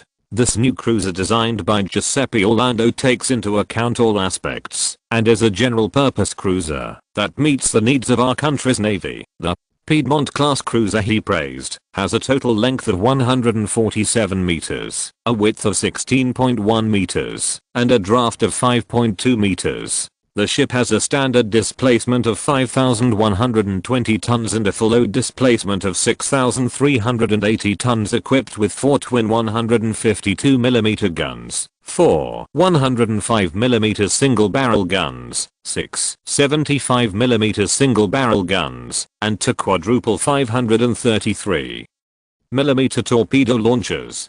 Its waterline armor belt is 52mm, the deck is 24mm, the turret is 80mm, and the command tower is 100mm. The power output is 28,000 horsepower, the maximum speed is 27 knots, and the endurance is 2,900 nautical miles/15 knots. From the data point of view, this cruiser is already very good. Even if Cuniberti designed it himself, it would not be better than this one. After all, he is used to designing large battleships. If he is asked to design small and medium-sized battleships, he may not be as good as other excellent designers. Of course, he also heard the news that this excellent cruiser is not cheap at all. The construction cost is 12 million lire. This is why Admiral Yaji has been unable to decide how many ships to build. However, there is news that the Navy Ministry really likes this ship. Some say they plan to build 6 ships, and some say 8 ships. However, no matter how many ships, this is a headache for the Admiral. If you're listening to this novel on a channel other than Fanfic World, it means they downloaded and uploaded it without effort. We cordially invite you to visit our channel, Mundo Fanfic Novelos. There you'll find the original version of this story and you can explore many other novels of various genres. We're waiting for you to immerse yourself in a world of incredible novels. Chapter 493, The Miserable Second Pacific Fleet. With the arrival of 1904, the noisy world still had not calmed down. The war in the Far East is still continuing, and it is getting bigger and bigger. However, a major change occurred on the battlefield at this time. The Japanese army captured the Lushan fortress. At the cost of 74,000 casualties, the Japanese army finally conquered this strategic point. Speaking of conquering this key point, it was thanks to the Japanese army that they pulled up the 280mm caliber howitzers from the domestic shore defense. In order to allow these heavy artillery to exert their power, the Japanese army also specially built a circular railway track, and these hard-earned coastal defense heavy artillery also took so much trouble to support, and their power was extraordinary. In the shelling of Highland 203, destroy its strong fortifications one by one. In addition to heavy artillery, the base camp also transferred the only active division remaining in the mainland, the 7th Division, reorganized from the Tunshan Army, to Lushan Point from December 25, 1903 to January 6, 1904. After 11 days of fierce attack, the Russian army on Highland 203 was finally eliminated, and the Japanese army captured the high ground. According to subsequent statistics, after the Japanese army conquered Highland 203, only one living Russian soldier was found. After occupying Highland 203, the Japanese army took the initiative on the battlefield in Lushan Point. Then the Japanese army brought their heavy siege artillery to Highland 203, and then they used heavy artillery to bombard the Russian warships in the port and Russian military facilities in the city. The combined fleet outside the port also strictly blocked the remaining Russian fleets in order to prevent them from escaping open sea. The First Pacific Fleet, which is trapped in an isolated port, is now blind. Even a famous general like Makarov has no choice. Subsequently, the only remaining ships of the Russian Pacific Fleet, the Poltava and Nikolai, were sunk by Japanese heavy artillery. Then, the Japanese army moved forward step by step, like pushing a lot of bone rice cards. First conquering a series of Russian fortresses, and then occupying more and more urban areas of Lushan Point. On January 11, 1904, Stessel led tens of thousands of defeated soldiers and surrendered to the Japanese army. In addition to conquering the Port Arthur fortress, the Japanese army also had an unexpected surprise. 2 ships, the Crown Prince and the Victory, which were being repaired in the dock, were captured by the Japanese army. Faced with this unexpected surprise, Togo Hieichiro was naturally overjoyed. After watching the 2 warships being repaired overnight, he immediately sent a report to the base camp, requesting that enough shipyard workers be dispatched from home to repair the 2 Lushan ships immediately. A great gift from the defenders when news of the fall of Port Arthur Fortress came out. The Russian Second Pacific Fleet as reinforcement was still in the Indian Ocean.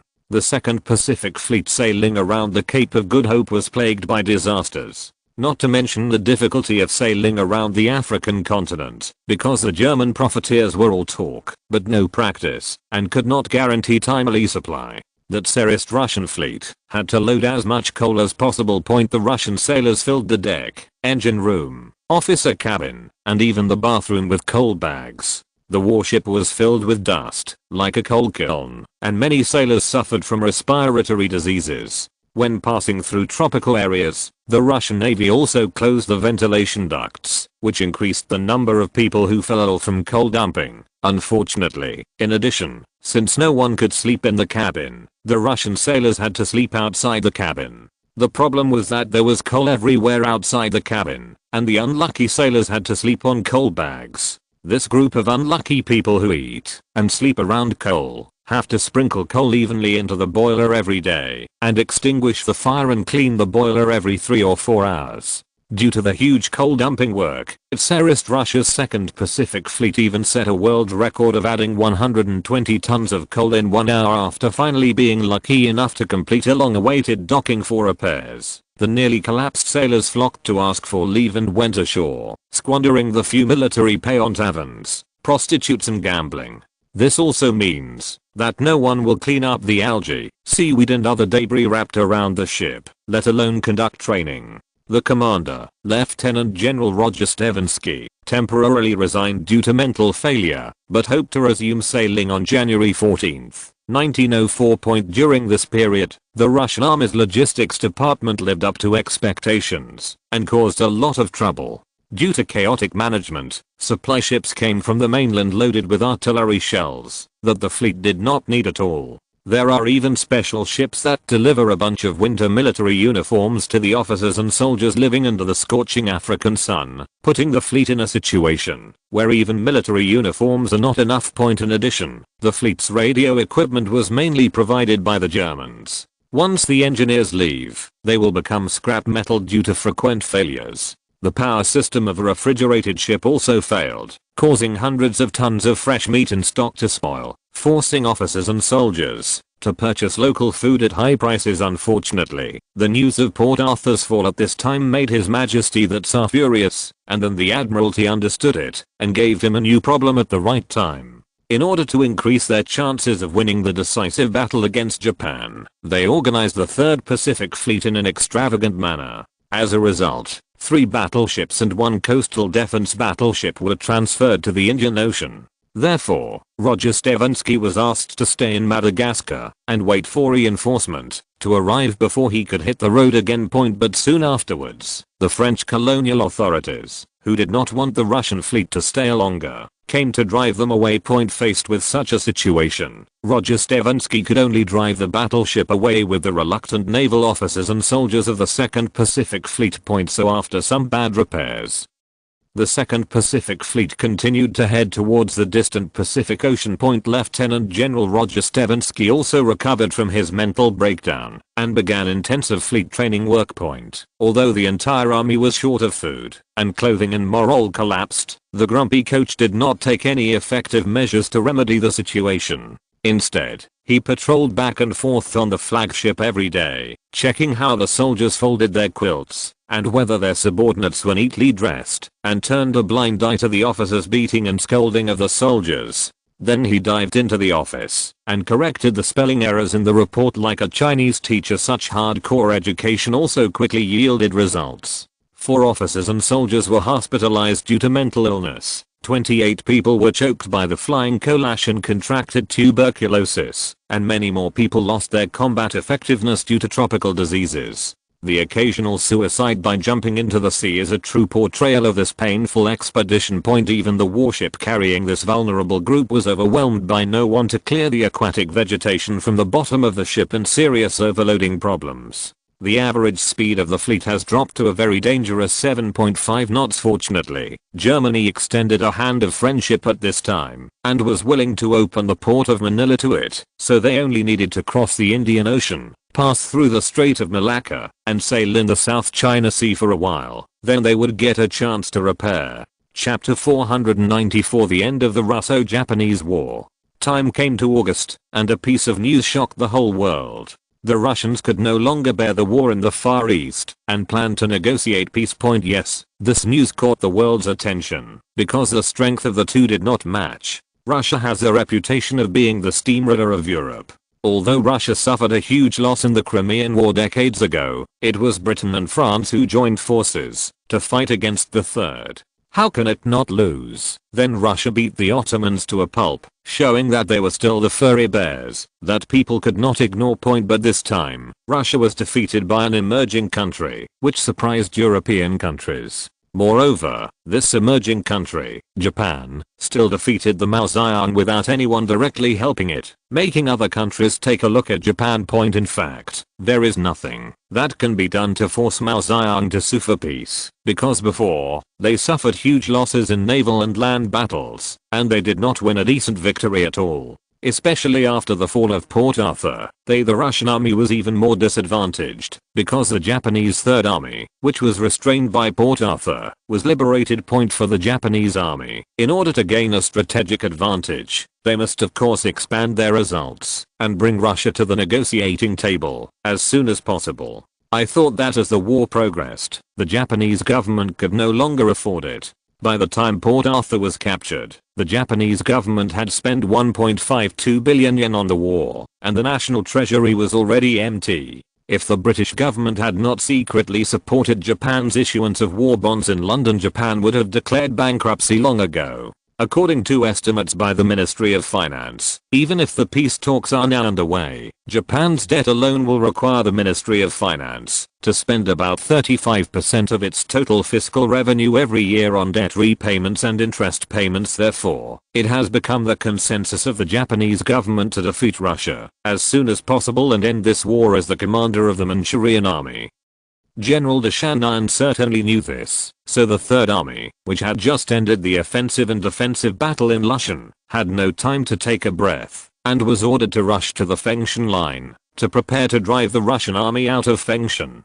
For this reason, at the end of February, the Japanese army assembled 235,000 people and 982 artillery pieces from 5 group armies on the Shay Line, and completed preparations for the attack. Opposite them, there was a Russian army of 290,000 men, and 1,437 artillery pieces led by General Kuropatkin, organizing position defense on the front 150 kilometers south of Fengshan. Judging from the strength and equipment, the Japanese army was at a disadvantage, but they dared to take the lead in launching an offensive. Of course, there must be a reason why the Japanese army dared to attack. The Russian army was internally corrupt and incompetent, and the morale of its officers and soldiers was very low after several defeats. On the other hand, although the Japanese army did not have an advantage in terms of military strength and equipment, its morale was high. Since ancient times, war has always been a situation where the gap in strength between the two armies is not too large, and the side with high morale has an advantage. So starting from March 2nd, the two parties started a war around Fengshan. After 16 days of fighting, the Russian army was defeated. After paying the price of more than 90,000 casualties, it was forced to withdraw from the Fengshan line and retreated all the way to Sipping Point. The victorious Japanese army also felt uncomfortable, suffering more than 70,000 casualties and unable to catch up with the retreating Russian army. The main reason for the higher casualties of the Japanese army than in history is firstly the reason for the training equipment of the Japanese army. Because Japan's finances are lower than in history, less is allocated to the army. As funds have been reduced, large-scale military expansion is required, so many places say what they can, and training intensity has also been reduced a lot. Even in the later stages of the war, many of the replacement soldiers were sent to the battlefield after 3 or 4 weeks of training before even touching a gun. On the other hand, the Russian army is equipped with many machine guns. The Russian army on the Fengshan front line was equipped with more than 300 of the famous Maxim machine guns. These machine guns, which served as fire support points, gave the charging Japanese troops so much pain that the Russian soldiers operating the Maxim machine guns surrendered. Later, he was killed by angry Japanese soldiers on land. Both the Japanese and Russian armies are now unable to attack. Faced with this situation, Russia can only place its hope on the sea, because everything can only rely on the sea, because the 2nd Pacific Army led by Lieutenant General Roger Stevinsky, the fleet finally arrived in the Far East. The huge 2nd Pacific Fleet has a total tonnage of 360,000 tons, and has 59 combat ships including 11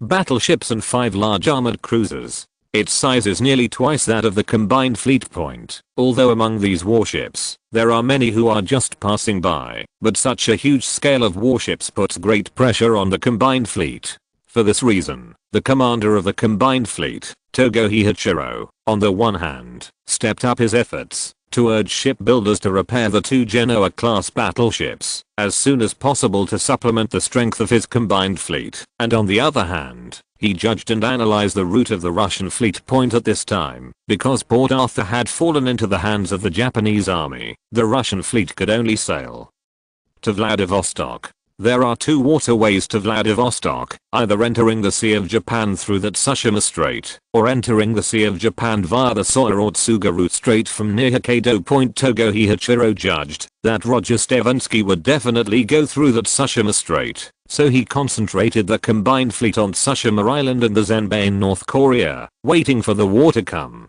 In addition, he also sent 4 armed merchant ships and 2 old cruisers to conduct reconnaissance in the East China Sea to determine the location of the Russian fleet point. While Togo Hiachiro was waiting for the arrival of the Russian fleet, Roger Stevensky led the Russian 2nd Pacific Fleet and was undergoing repairs in Manila Point. Because the Russian fleet was too large, the port's dockyard was unable to repair and maintain all the warships. Roger Stevensky could only give priority to the more advanced battleships for maintenance, so 3 Genoa-class battleships, 2 Borodino-class battleships, and 3 Garibaldi-class cruisers were given priority for maintenance. In addition, the Russian officers and soldiers who had been exhausted for a long time also got a chance to repair themselves. These Russian naval officers and soldiers were almost collapsed, and they spent their only energy in pubs, prostitutes and gambling. Point of course, with the influx of a large number of Russian officers and soldiers into Manila, there are also a lot of praises.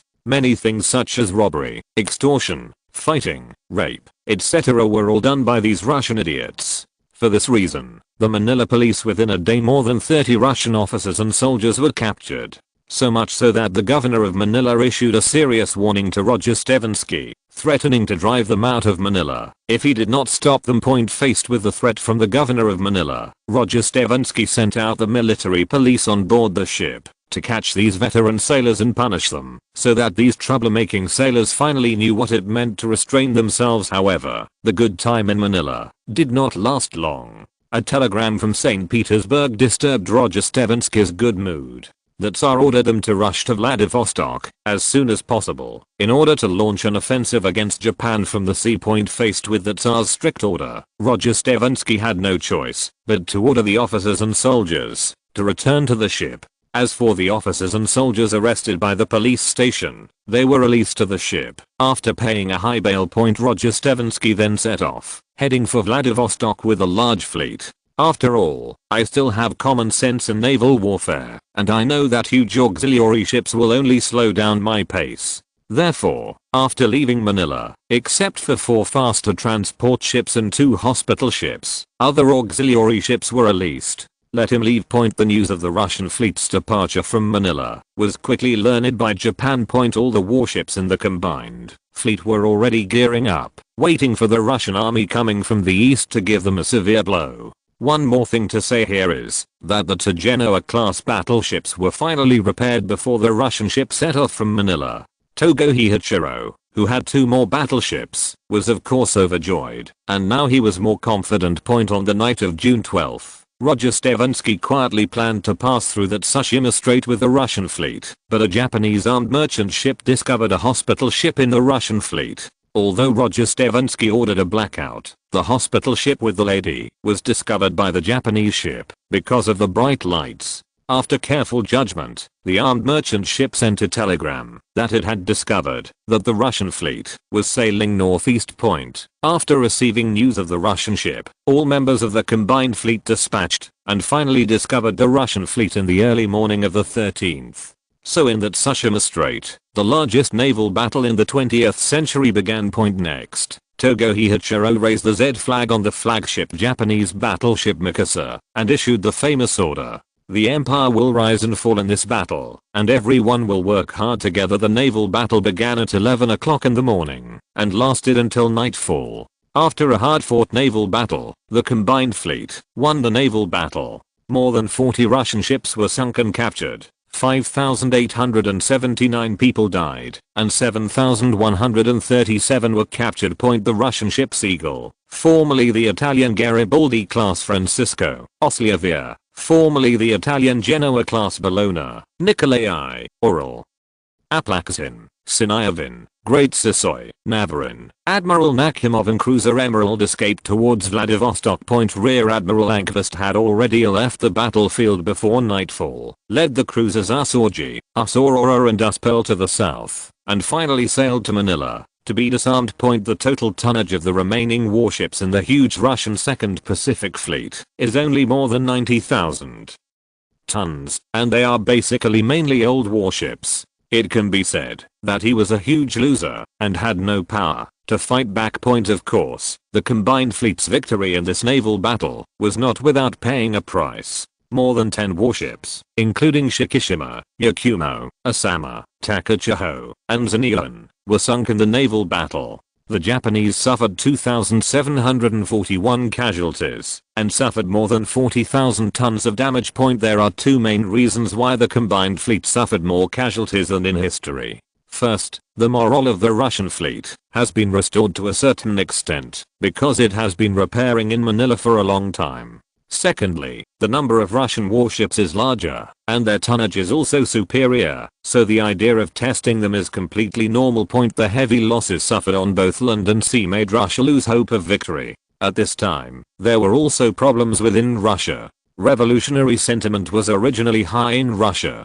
The Russian government originally wanted to use a victory in the war to alleviate internal conflicts, but successive defeats on the battlefield made domestic problems more prominent. In December 1903, a strike occurred in St. Petersburg.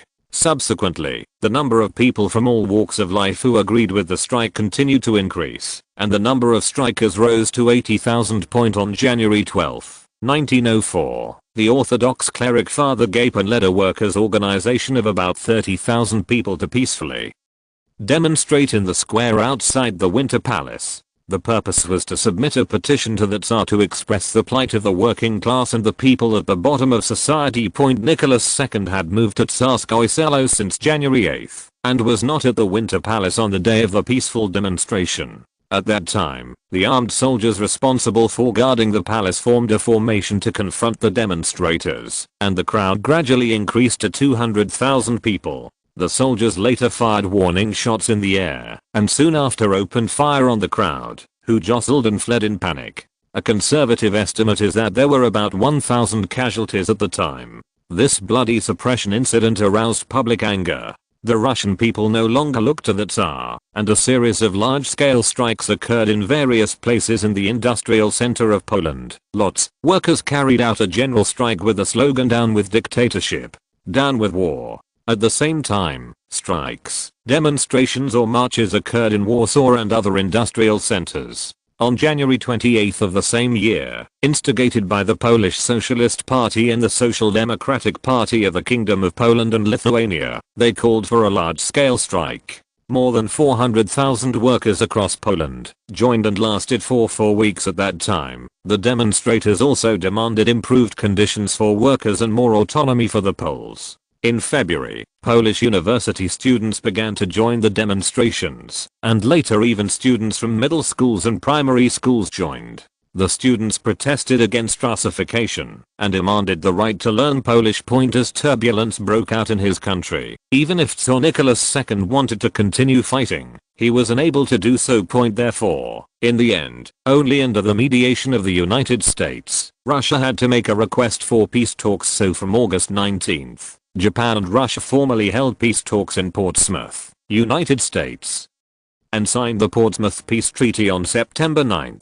It declared the end of the Russo-Japanese War that had been going on for more than a year. The Treaty of Portsmouth stipulates that Russia recognizes that Japan enjoys excellent political, military, and economic interests in Korea and shall not hinder or interfere with any Japanese measures against Korea. In addition, Russia transferred to the Japanese government the lease rights of Port Arthur, Dalian Bay and adjacent territorial waters, as well as other related privileges. The railway from Changchun Kuanchengzi, to Lushankou and all branch lines, as well as all attached rights, properties and coal mines, will be transferred to the Japanese government. In addition, the treaty also stipulates that Russia's lease rights on the Liaodong Peninsula and all nearby islands will be permanently transferred to Japan. The significance of this war, in addition to establishing Japan's status as a great power, is more important, because for the first time in history, a nation country defeated a European country, and it was a large empire. Of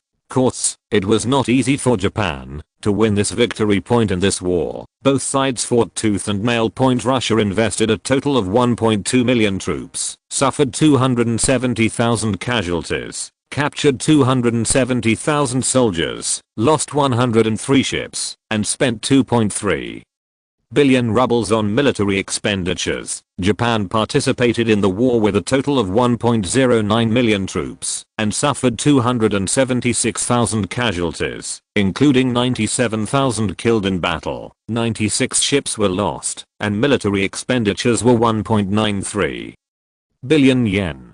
Chapter 495. The booming automobile industry.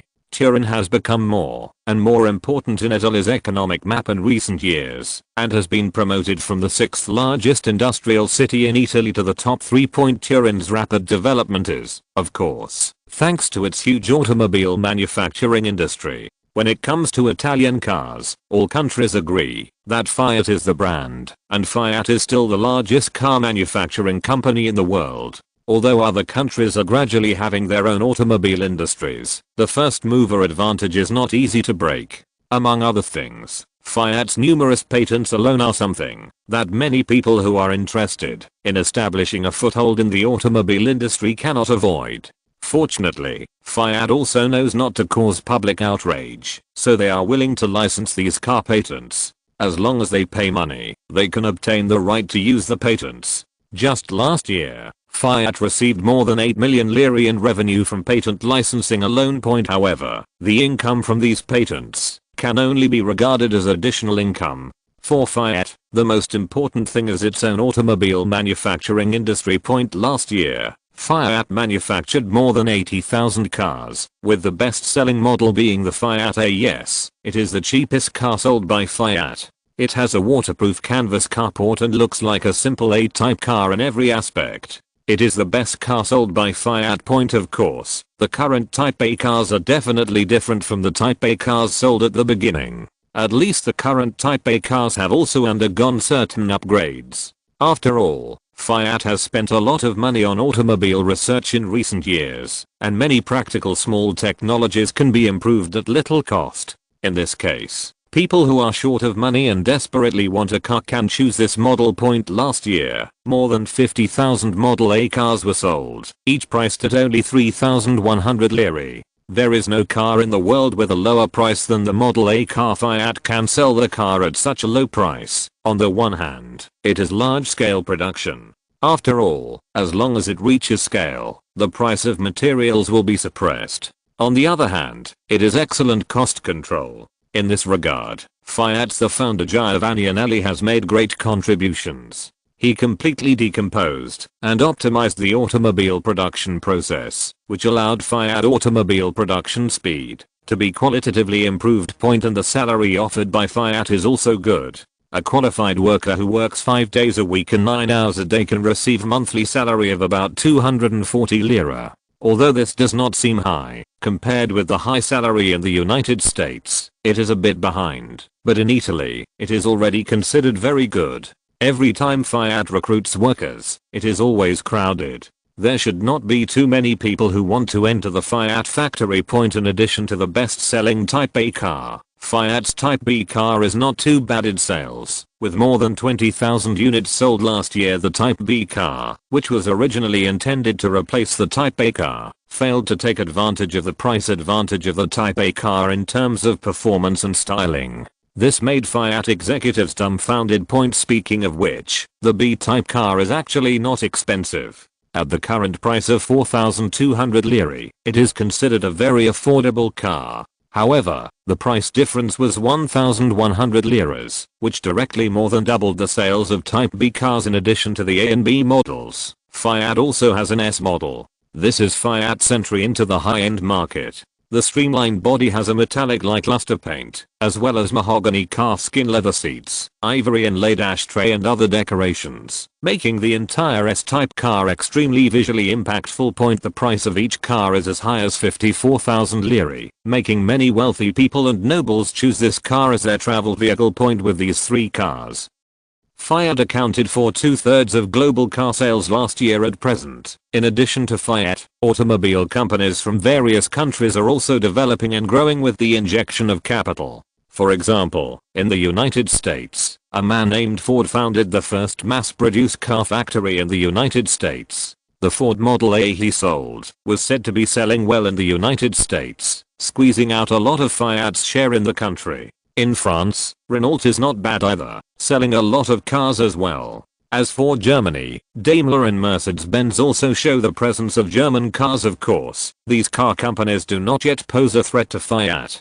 You must know that Fiat's first mover advantage is not small. Coupled with abundant capital, these young guys can only follow the soup. In addition to these three cars, Fiat has also just launched a car, the Fiat Truck.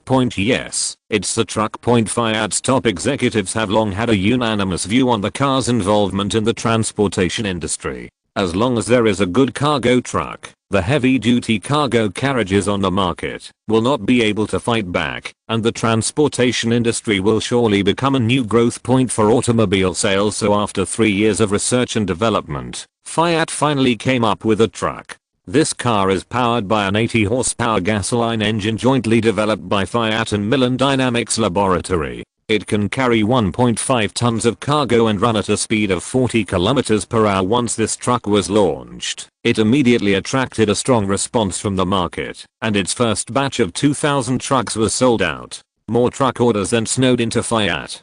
Because anyone who buys this vehicle can do some calculations. A heavy-duty carriage can only pull 1 ton of goods on the road, but it requires 4 horses, and the horses have a big appetite. Moreover, the animals cannot rotate continuously. After working for several hours, the horses must be allowed to rest.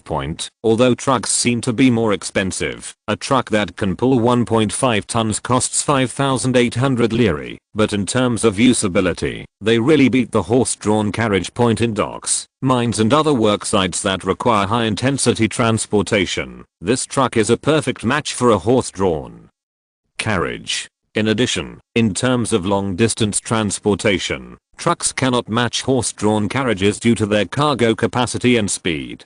That's why the emergence of such a truck will bring so many orders to Fiat. It needs to be said here that among the many orders, there are also orders from the military of various countries, especially the orders from the domestic military and the German military. The Italian military purchased 200 vehicles, while the German military purchased 500 vehicles. The reason why the militaries of the two countries attach so much importance is simple. Its load capacity. The German military has experimented with using Fiat trucks to tow artillery maneuvers. During the towing experiment on a Krupp 105mm light howitzer, the artillery was easily pulled 48 km by the car, but it ended due to damaged wheels. However, the German military saw the huge role of trucks in the military field, so it wanted to purchase more vehicles and conduct further experiments. Of course, it is not ruled out that Germany and Italy will let Fiat develop trucks with better performance in the future for the transportation of larger artillery. But for Fiat, it is certainly not a bad thing to be able to enter the military's field of vision. Chapter 496 Industrial Development in Italy. 1904 was a calm year for Italy. During this year, the Italian economy grew rapidly, with the annual economic growth rate reaching 7.4%. The main reason for the Italian economy to achieve such growth is the rapid development of Italian automobile manufacturing, petrochemical industry, and related industries, especially taking the automobile manufacturing industry as an example. Manufacturing automobiles drives the development of related industries, such as the steel industry, leather industry, wood industry, and rubber. After all, automobile manufacturing requires these industries, so these industries have also been fully driven by development of. One more thing to say here is that due to the development of the automobile manufacturing industry, the rubber planting industry as an integral part of automobiles has also developed, especially in the price of rubber, which has been fully reflected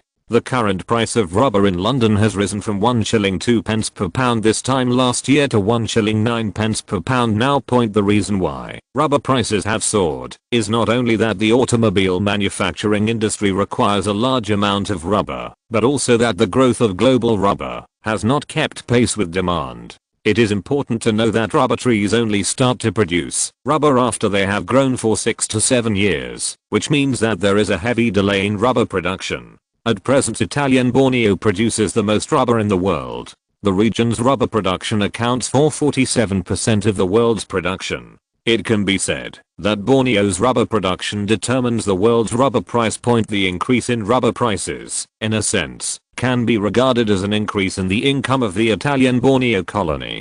Presumably, the Italian Borneo government's fiscal revenue will see a relatively high growth this year. In addition, the development of the internal combustion engine industry, mainly the automobile manufacturing industry, has also driven the growth of Italy's petrochemical industry. Last year, Italy extracted 2.4 million tons of oil in Libya, becoming Europe's largest oil seller. The extracted oil is sent to the mainland by oil ships for refining, and then the refined oil and part of the crude oil are sold to European countries. In addition to selling oil in Europe, the Balikpapan oil field in the Borneo colony provides crude oil and refined oil to the Far East. As the largest oil field in Southeast Asia and even the Far East, the oil and Standard Oil from the Balikpapan oil field are supplied to the Far East. According to statistics from the Italian Petroleum Company, throughout 1904, the company sold a total of 127 million lire worth of petrochemical products and made a profit of 71 million lire. The development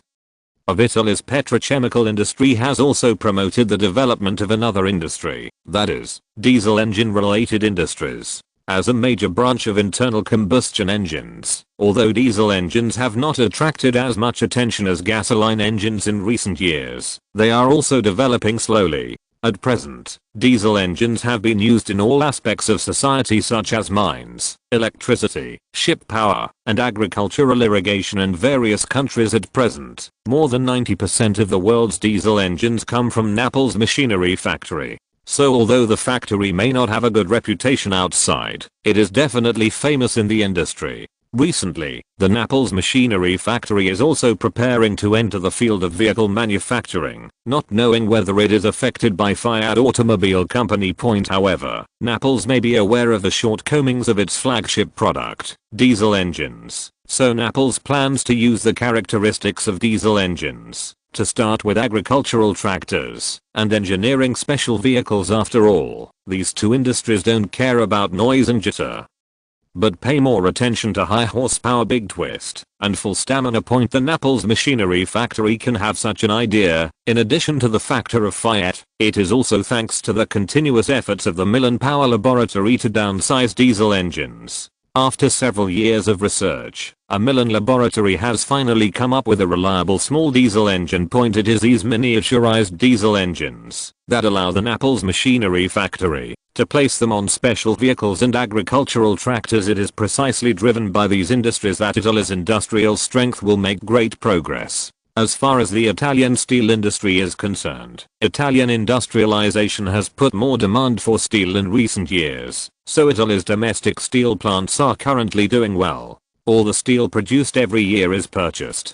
This year, Italy's total steel production was 4.83 million tons, of which steel production was 2.14 million tons and iron production was 2.69 million tons. It seems that there is considerable progress, but it is still not enough for the country's consumption. The main problem currently restricting the Italian steel industry is that coal and iron are not located in the same place. The two are too far apart. Moreover, Italy's only large-scale rich iron mine, the Sabbia iron mine, is located in the interior of Libya. External transportation relies entirely on a road that crosses the Gobi Desert. Sisu railway. At present, only by solving the constraints of rail transportation in Sisu can the increase in Italian steel production be expanded.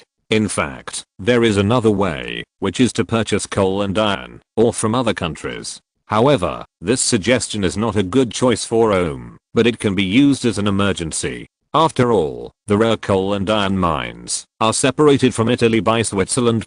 In addition to iron ore, the output of Italian coal mines also reached a new high this year. In 1904, Italian coal output reached a record high of 26.8 million tons. Although this output is a bit embarrassing among the major powers, for Italy, it is already trying its best. There is not a single coal mine in the Apennine Peninsula. If not for the discovery of many coal resources in Kosovo and Albania, there would be no coal mines. There is no way. Italy is short of minerals. Italy lacks minerals, but it does not lack population at all. The current total population of Italy is 38.17 million, an increase of 1.7 million from 5 years ago. Italians attach great importance to the concept of family, which has kept their population growth at a high level for a long time.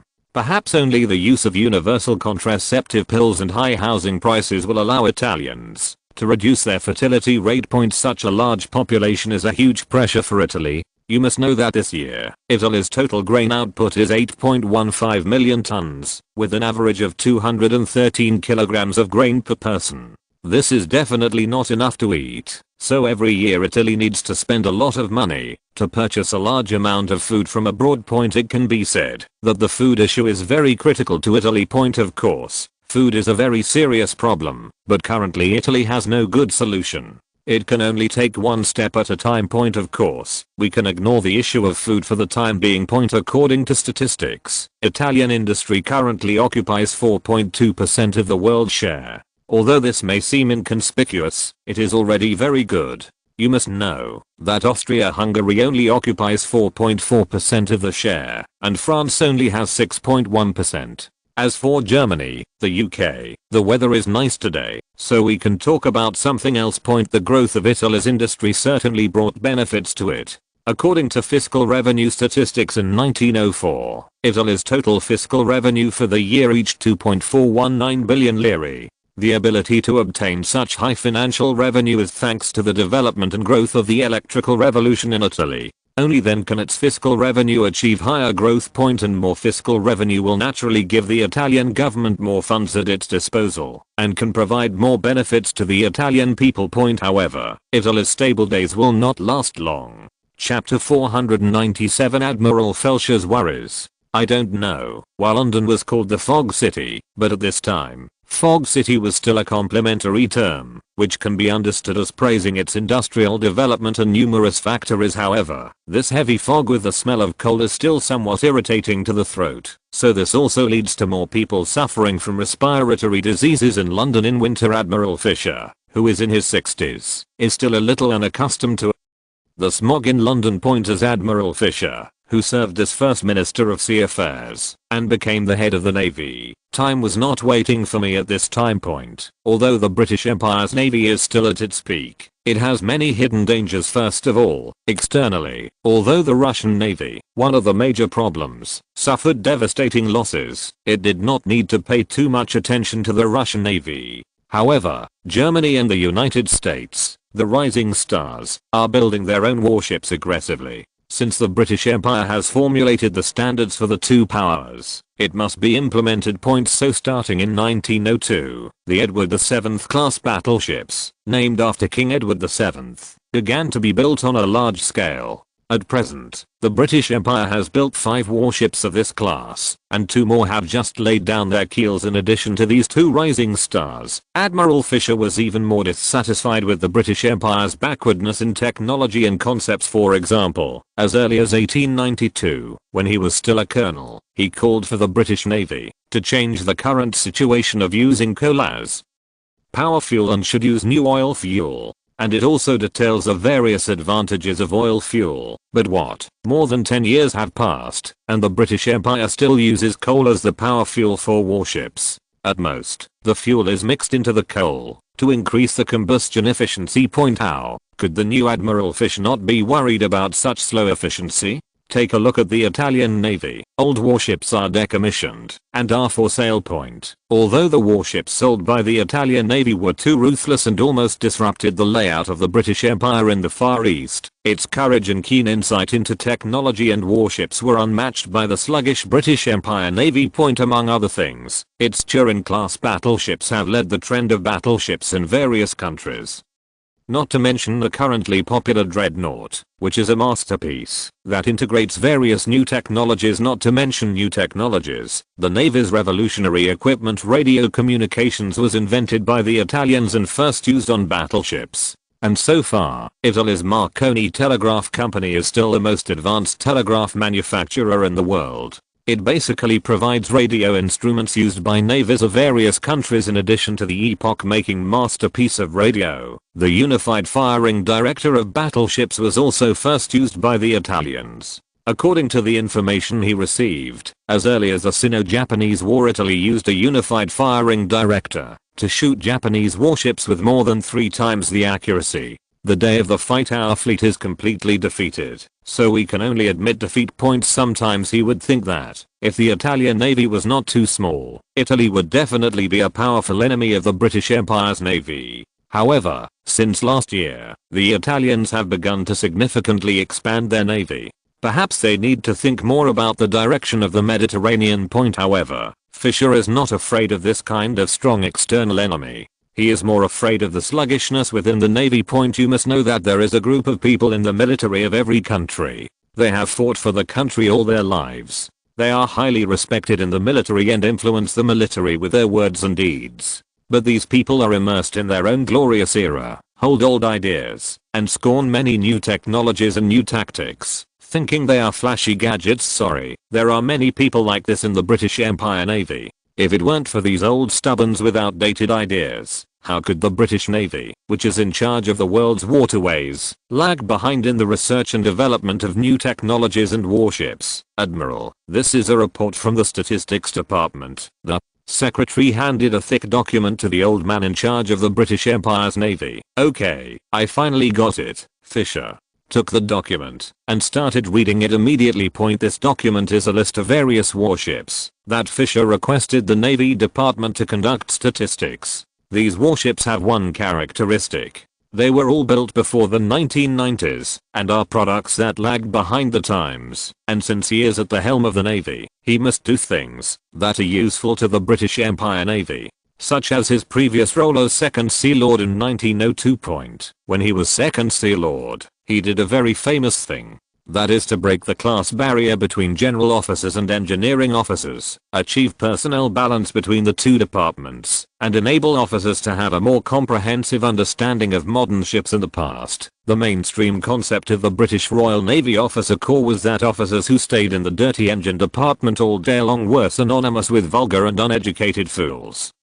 sluts and country bumpkins. Officers in the ship's surface department and engine department were a reassignment of officers would have been unthinkable for a long time. This move caused an uproar among a group of naval officers with aristocratic backgrounds. They all criticized Fisher for wantonly subverting the glorious tradition of the Royal Navy. However, Fisher, who was in control of the power, was not moved at all and acted selectively. Ignore it. Although under the control of these powerful people, Fisher only served as Second Sea Lord for 1 year before packing up and leaving, but his successor did not restore the ship's surface. The old system in which the officers of the department and the engine department had no contact with each other, so Fisher's personnel reform achieved initial success. Moreover, after serving as commander of the Home Fleet in Portsmouth for more than a year, he returned as First Lord of the Sea. This was more like a silent declaration of the failure of those aristocratic officers who were stuck in the rules. And now Admiral Fisher, who is in great power, read through this thick list, and on the last page, he very thoughtfully gave the number of these warships, a total of 154. And these warships have been sentenced to death in Admiral Fisher's mind. They will either be sold or sent to the shipyard for dismantling. There is no third way. The money saved by cutting off these old warships will be used in the construction of new ships. Take the most popular dreadnoughts as an example. Italy already has one dreadnought and is preparing to build 4 Dant class, and Germany is preparing to build 4 Nassau class, which are roughly the same as the Italian Dant class. Two can be counted as one class. The United States announced that it will build two Mississippi class, but I heard that this class of warships is temporarily modified and also uses a triple expansion reciprocating steam engine, and the speed does not even exceed 20 knots. It is considered a pseudo-dreadnought. Close bracket. No news has come out about the French yet, let alone Japan and Russia. The two countries had just finished fighting a war and had no money to get involved. You must know that the emergence of dreadnoughts has greatly increased the cost of new warships after the advent of the epoch-making dreadnought. All countries began to build this powerful battleship. As the world's #1 British Empire, of course it will not ignore it. Just last month, the British Empire announced that it would build 8 dreadnought-class battleships within 2 years, 1905 and 1906. The dreadnought ship called the Bellerophon class was to be built in 1905. The ship had a standard displacement of 19,100 tons, a length of 160.3 meters, a width of 25.2 meters, and a draft of 8.3 meters. It was equipped with 5 twin-end or 305mm main guns. Adopting 212 layout. It uses 18 mixed-fired water boilers. Pure oil-fired boilers have not yet been developed. The main engine is a Parsons direct-drive steam turbine with 2 sets/4 shafts. The maximum power is 28,000 horsepower and the speed is 22 knots of course. For Admiral Fisher, the importance of the construction of new battleships to the British Empire Navy cannot be said much point. Just as he was about to continue working, he heard a knock on the door. "What's up, Admiral? We have the latest information from Italy." The secretary's words made Admiral Fisher feel nervous. After he took office, the intelligence work of the Italian Navy was raised to the same level as that of Germany. Firstly, it is because of the large-scale shipbuilding of the Italians, and secondly, Italy always follows the development trend of naval warships. These two alone deserve enough attention. Come on in. As General Fisher finished speaking, an intelligence officer led by his secretary came to his desk. The intelligence officer didn't waste any time and handed over a document directly.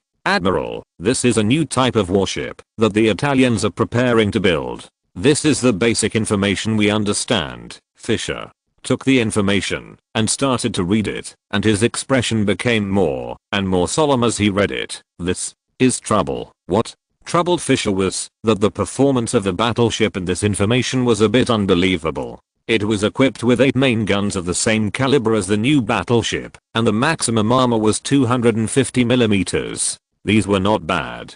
The most puzzling thing is that the ship has a speed of up to 26 knots. As an old Navy man, of course he knows the importance of speed. This means that such a battleship has the speed of a cruiser, the firepower of a battleship, and is not weak in armor. Moreover, the tonnage is limited to just over 20,000 tons. He wanted to talk to his Italian colleagues about how they did this. Of course, he also saw the threat of a warship. If such a high-speed warship appeared on the transportation lines of the British Empire, it would be a disaster.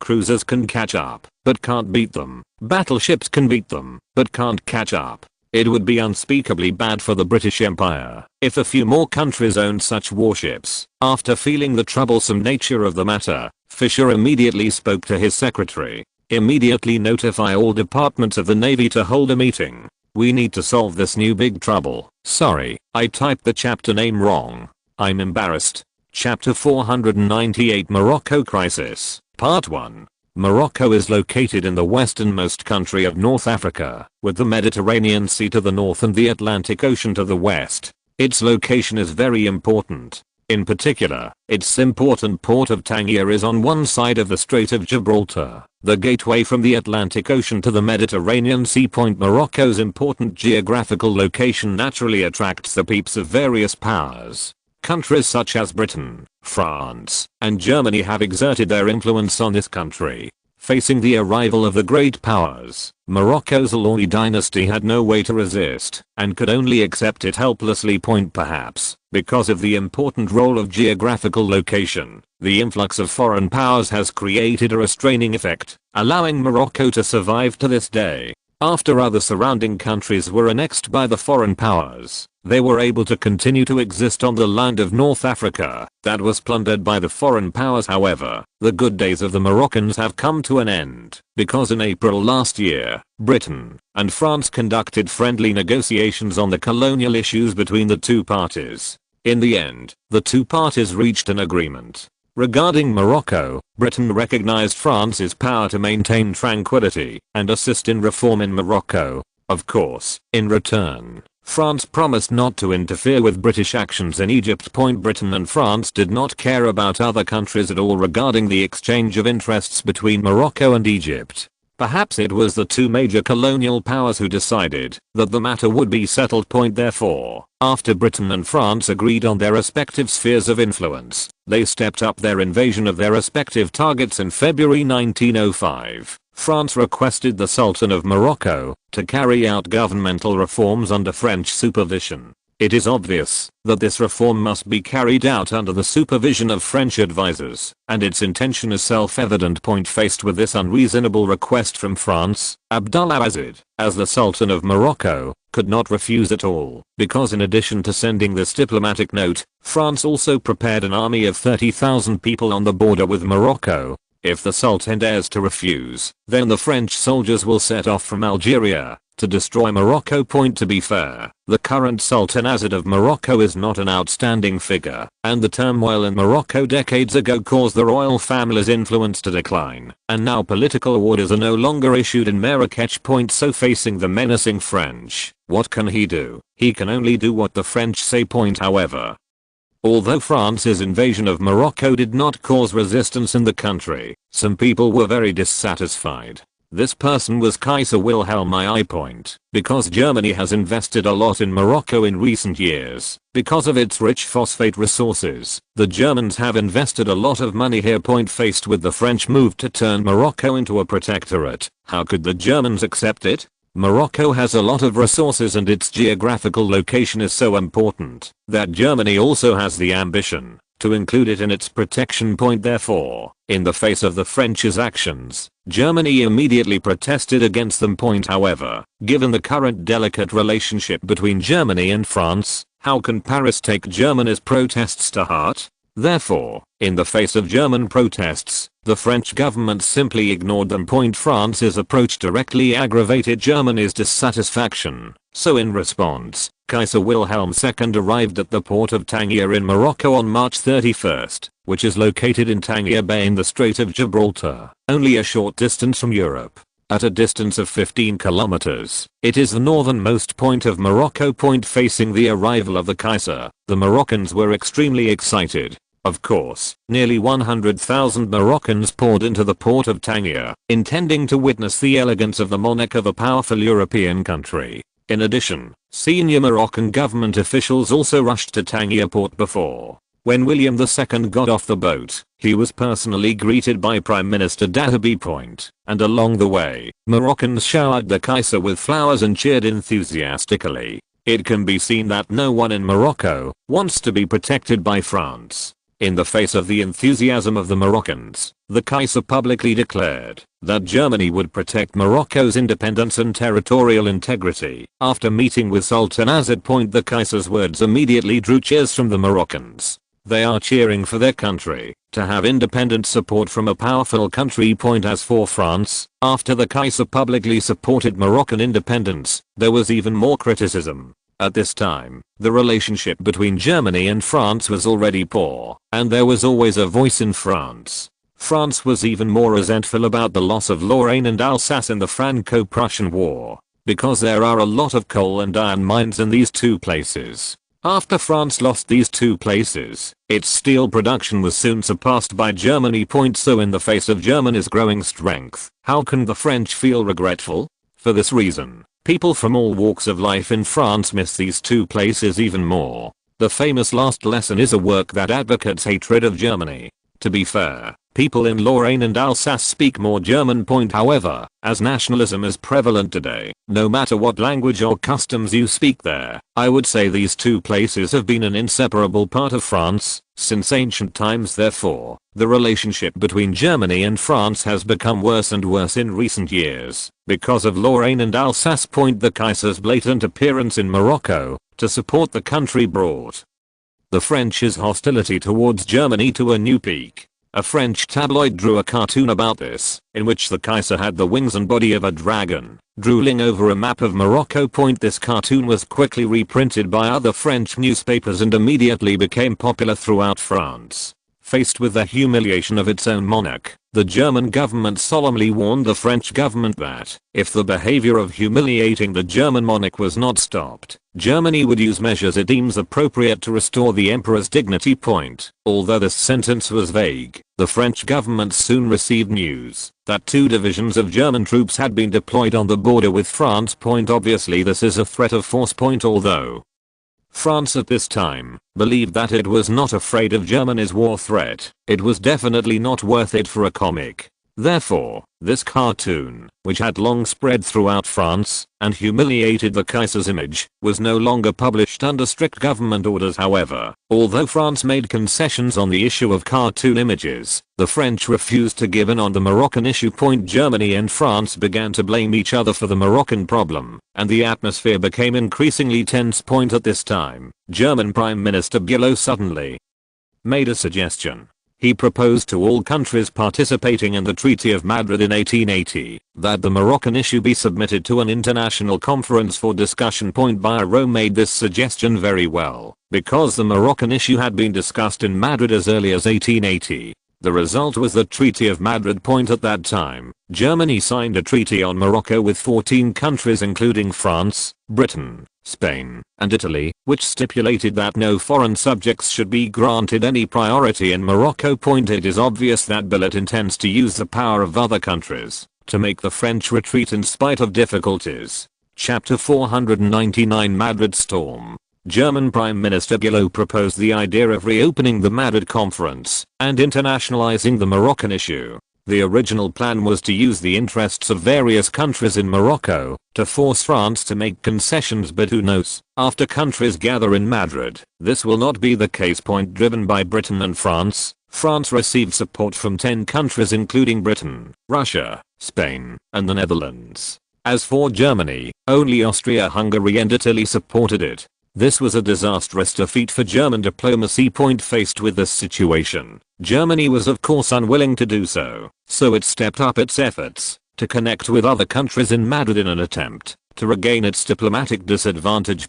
Just after a meeting in which German Foreign Minister Schritthofen proposed new proposals for dealing with Morocco and representatives from participating countries discussed it, Bocconi packed up his things and prepared to leave the venue with the Italian delegation. He had long seen the predicament of his ally Germany at the reopened Madrid conference. Other countries were more willing to trust Britain and France than Germany. In this regard, Italy has no choice but to count on the Germans themselves. After he left the venue and was about to board the bus back to the embassy, someone suddenly stopped him. "Your Excellency Bocconi, I'm a staff member of the French embassy. Can I talk to you?" French. Bocconi looked at the other party with a puzzled expression. I saw this man who claimed to be a staff member of the French embassy walked into Bocconi and whispered, "Your Excellency, our Foreign Minister Delcas would like to invite you for a drink." Bocconi has served as Italy's foreign minister for so many years, and of course he knows the man in charge of French diplomacy. Delcas has served as foreign minister in 6 French governments and can be said to be France's senior diplomatic controller. Moreover, Mr. Delcas was very capable. He concluded an agreement with the United Kingdom as soon as he took office and successfully resolved the Fashoda crisis. France continued to consolidate its colonial empire in West Africa while striving to gradually become friendly with Britain. He also mediated the Spanish-American War and helped the 2 countries reach a peace treaty. As foreign minister, Delcas continued to maintain his consistent anti-German stance. Kaiser Wilhelm II even called him the most dangerous Frenchman to Germany. Delcas gradually broke France's diplomatic isolation since the Second Empire and launched a diplomatic offensive against Germany. Such a French foreign minister would definitely not be looking for him just for a drink. But you might as well meet him and see what he wants to say. No problem. I happen to be a little thirsty too. Afterwards, Bacona asked the rest of the delegation to return to the embassy first. He planned to meet Mr. Delcas. Under the guidance of the French embassy staff, Bacona soon met the French foreign minister in a cafe not far from the venue. Your Excellency Bacona, it is a pleasure to have a drink with you. In a relatively secluded room, Delcas looked at Bacona as he entered and greeted him warmly. Hello, Mr. Delcas. After a brief greeting, the two parties sat down. I saw Delcas holding a bottle of red wine, pouring the wine and speaking. This is Romanée wine that I have treasured for 16 years. It was given to me by a friend of mine. I was reluctant to drink it before, but today I suddenly became interested, so I took the liberty to invite you. Bacona also knows how to deal with Delcas's courtesy. Thank you for your kind invitation. I won't be polite. The two of them drank one cup after another. During the drinking period, the two of them chatted. Anyway, as long as the other party didn't take the initiative to mention it, Bacona could treat it as an ordinary wine tasting. And how much is there in a bottle of wine? It won't take long before you can see the bottom of the bottle. Only then did Delcas speak. Your Excellency Bacona, our two countries have historically been good neighbors and friendly, and there have been no conflicts worth fighting. Why are the diplomatic relations between our two countries so tense? Hearing Delcas's words, Bacona smiled and said nothing. Because this is too much nonsense. The relationship between Italy and France has never been good. It was like this before reunification, and even more so after reunification. As for now, it is just like that. Seeing that Bacona did not speak to him, Delcas certainly knew that if he wanted to resolve the tense diplomatic relations between Italy and France, he could not do it with just one sentence. How is this possible without something practical? Speaking of which, Italy has developed rapidly in recent years, forcing France to pay more attention to its neighbor. Fortunately, the opponent did not significantly expand its army, but in terms of navy, Italy made a lot of moves. Bacona, the current relationship between your country and our country is abnormal, very abnormal, Delcas continued. I know that your country has always been very dissatisfied with our country's occupation of Tunisia, so I'm thinking, if our country makes certain concessions on the Tunisian issue, will the situation be different? Delcas's words made Bacona unable to remain calm. Because the importance of Tunisia to Italy goes without saying, so after hearing Delcas's words, Bacona spoke. How do you plan to make concessions to our country on the Tunisian issue? If your country can receive the same treatment as ours in Tunisia, I think this will be enough to resolve the previous unhappiness between your two countries. Delcas's words made Bacona think about it. This condition seems to be very generous. It can be regarded as a huge concession for the French to allow Italy to return to Tunisia. But Bacona is not that easy to fool. He asked before. I don't know. Is this your intention or your government's intention? It was obvious that he was asking whether Delcas had come up with this idea, or was it prepared by Paris. If it is the former, it means that this is just Delcas's own private idea.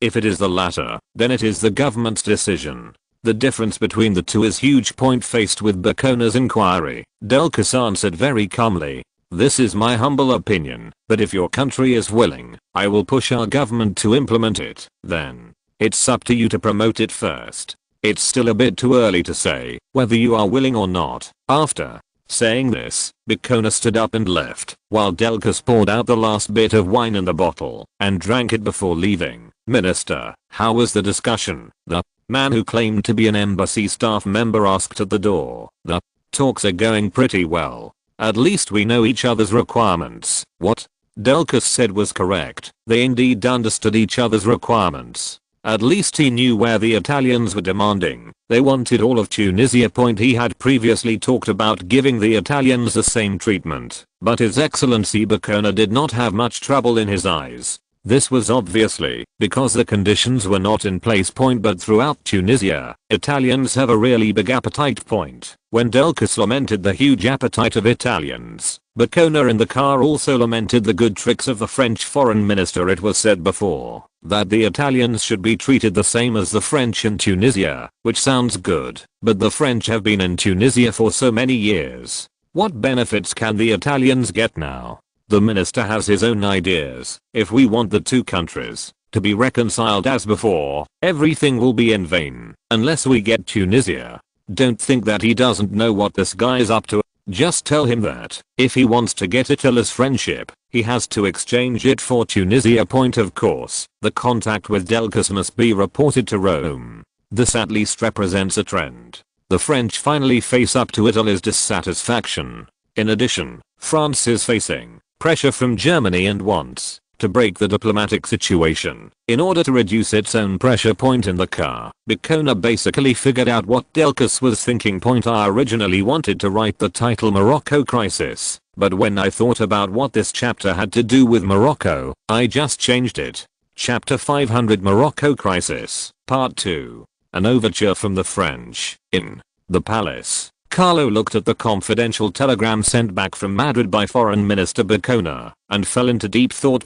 As for the French's purpose, Bacona had also expressed his speculation in the telegram, and Carlo agrees very much with this. How does your government view this? Carlo looked at the Prime Minister in front of him and asked for his opinion. Your Majesty, I think we can try to talk about the friendship extended by France at the moment. Obviously, in the Prime Minister's mind, it's about talking first. Let's talk if things come together, and break up if things don't work out. This is also in line with the philosophy of a qualified politician. We can talk to the French, but our demands must be clear. That is, our country, Tunisia, must be given before we can continue the talks. Otherwise we will not make changes, even if they want to talk. Carlo sets the tone first, and his requirements have also increased a lot. Isn't this a bit too tough? After listening to Carlo's words, Prime Minister Antonio felt that this was too tough. If we want us to change our attitude, we must show enough sincerity. Otherwise a friendship that is too cheap will not be cherished. It was clear that Carlo did not want to give the impression that Italy could be bribed. Tunisia is indeed very important, but this is not enough for Italy to make an immediate change. Besides, Italy and Germany and Austria are also engaged in technical cooperation, as well as some other cooperation, which is very important to Italy. Besides, in the image of a country, being fast and hasty is the most offensive thing.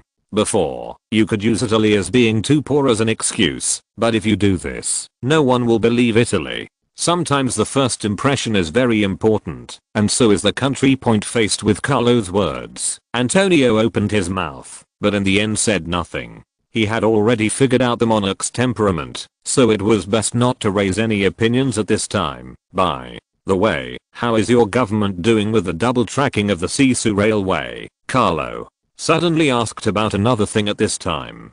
The Sisu railway is related to the expansion of Italian iron ore production capacity and the development of Italian heavy industry, so Carlo asked. The Sisu double track railway company has already prepared a plan and has submitted it to the Ministry of Transport and is waiting for approval. Antonio then reported to Carlo some information about the retracking of the Sisu railway. The total investment in this railway is 117 million lire, and the construction is expected to be completed in 2 years. After the construction of the double track, the annual transportation volume of the Sisu railway is expected to reach 14 to 16 million tons. It is enough to guarantee Italy's domestic iron ore demand. Carlo then asked about some other matters in the country, and the Prime Minister answered them one by one. Of course, Bacona's instructions were sent back to Madrid that night. So after the meeting ended the next day, it was still in a cafe, still in that relatively hidden room, and the diplomatic leaders of Italy and France met again. Mr. Delcas, our country believes that if we want your country to bury the hatchet and reconcile as before, then our country hopes that your country will give up the protection rights of Tunisia to our country. Bacona laid out his conditions directly, and after speaking, he looked at the other party with a coffee cup in hand. This time they didn't drink wine, and finally drank coffee in the cafe. Delcas looked at the Italian foreign minister in front of him and said, "Your Excellency Boccona, is your country's condition too unbelievable? Our country is only trying to eliminate the conflicts between your two countries and bring a peaceful living environment to the people of both countries. Your country is a bit greedy to put forward such high demands." Facing the slightly sarcastic words of the French foreign minister in front of him, Boccona spread his hands and said, "Whatever you think, but if Tunisia doesn't get it, then our country will suffer. I don't think your country is willing to watch, and countries that are interested in having good relations with your country will suffer." Boccona's words gave Delcas a flash of doubt. He didn't know how deeply Italy and Germany were involved. If Tunisia was really needed as compensation according to what this person said, it would explain a lot. Of course, this does not rule out the possibility of exaggeration. Your Excellency Boccona, what you said is too low level. Using Tunisia as compensation is too much for your country. Faced with Delcas's rebuttal, Boccona shook his head and said, "Whether your country believes it or not, it is actually very reasonable for our country to ask for the protection of Tunisia at this time. I think as the head of French diplomacy, you are not unaware of the current situation." Boccona's words confirmed Delcas's inner speculation. At this time, his heart was beating hard because he discovered a very fatal possibility. Delcas resisted the urge to ask directly and continued, "Your Excellency Boccona, you don't say anything and directly ask for Tunisia like this. I don't think a normal person can agree to it." Regarding Delcas's words, Boccona spread his hands. "I know, but there are some things that cannot be revealed until you get paid. Then, I'm sorry. Your country's requirements are too high and our country is completely unacceptable.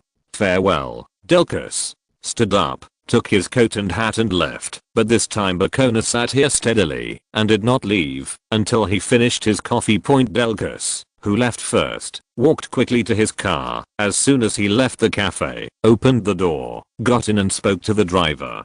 "Quickly, go back to the embassy. I have something urgent." Under Delcas's order, the driver immediately hit the accelerator and rushed towards the French embassy in Madrid. In the car, Delcas muttered quietly, "I hope this isn't true, but don't be true." What put this outstanding French diplomat at risk was a bad guess by Delcas, because he came up with this guess from the Boccona language. This time Germany suddenly started a fight with France over the Moroccan issue, and even the somewhat reckless Kaiser personally took part. Perhaps this was all intentional. Deliberately intensifying the conflict between the two countries, taking advantage of the fact that ally Russia had just been defeated and unable to take action, and then let France face a war between three countries. If not three countries, at least it was a war against Germany. Although Delcas was a German hater, he also knew that with the strength of France alone, the war with Germany would be at a disadvantage. If he were the leader of Germany, now would be a really good time to deal with France. Because France lacked allies at this time, while Germany had 3 allies. Even if Austria-Hungary keeps Russia in check, Germany and Italy alone will be enough for France to struggle with. This is likely to be another replica of the Franco-Prussian War, and if it fails now, the spirit of the French people will be greatly destroyed. He couldn't let this happen for the sake of the French people, so he had to think of a solution. And the way he can think of now is to win over the British. Presumably the British do not want to see the mainland dominated by Germany. End of this chapter. Thank you very much for reaching the end. Don't forget to like. Looking for more exclusive content and immediate access? Subscribe to our Patreon. Remember, every like, subscription, or donation encourages us to continue. Thanks to everyone. See you in the next video.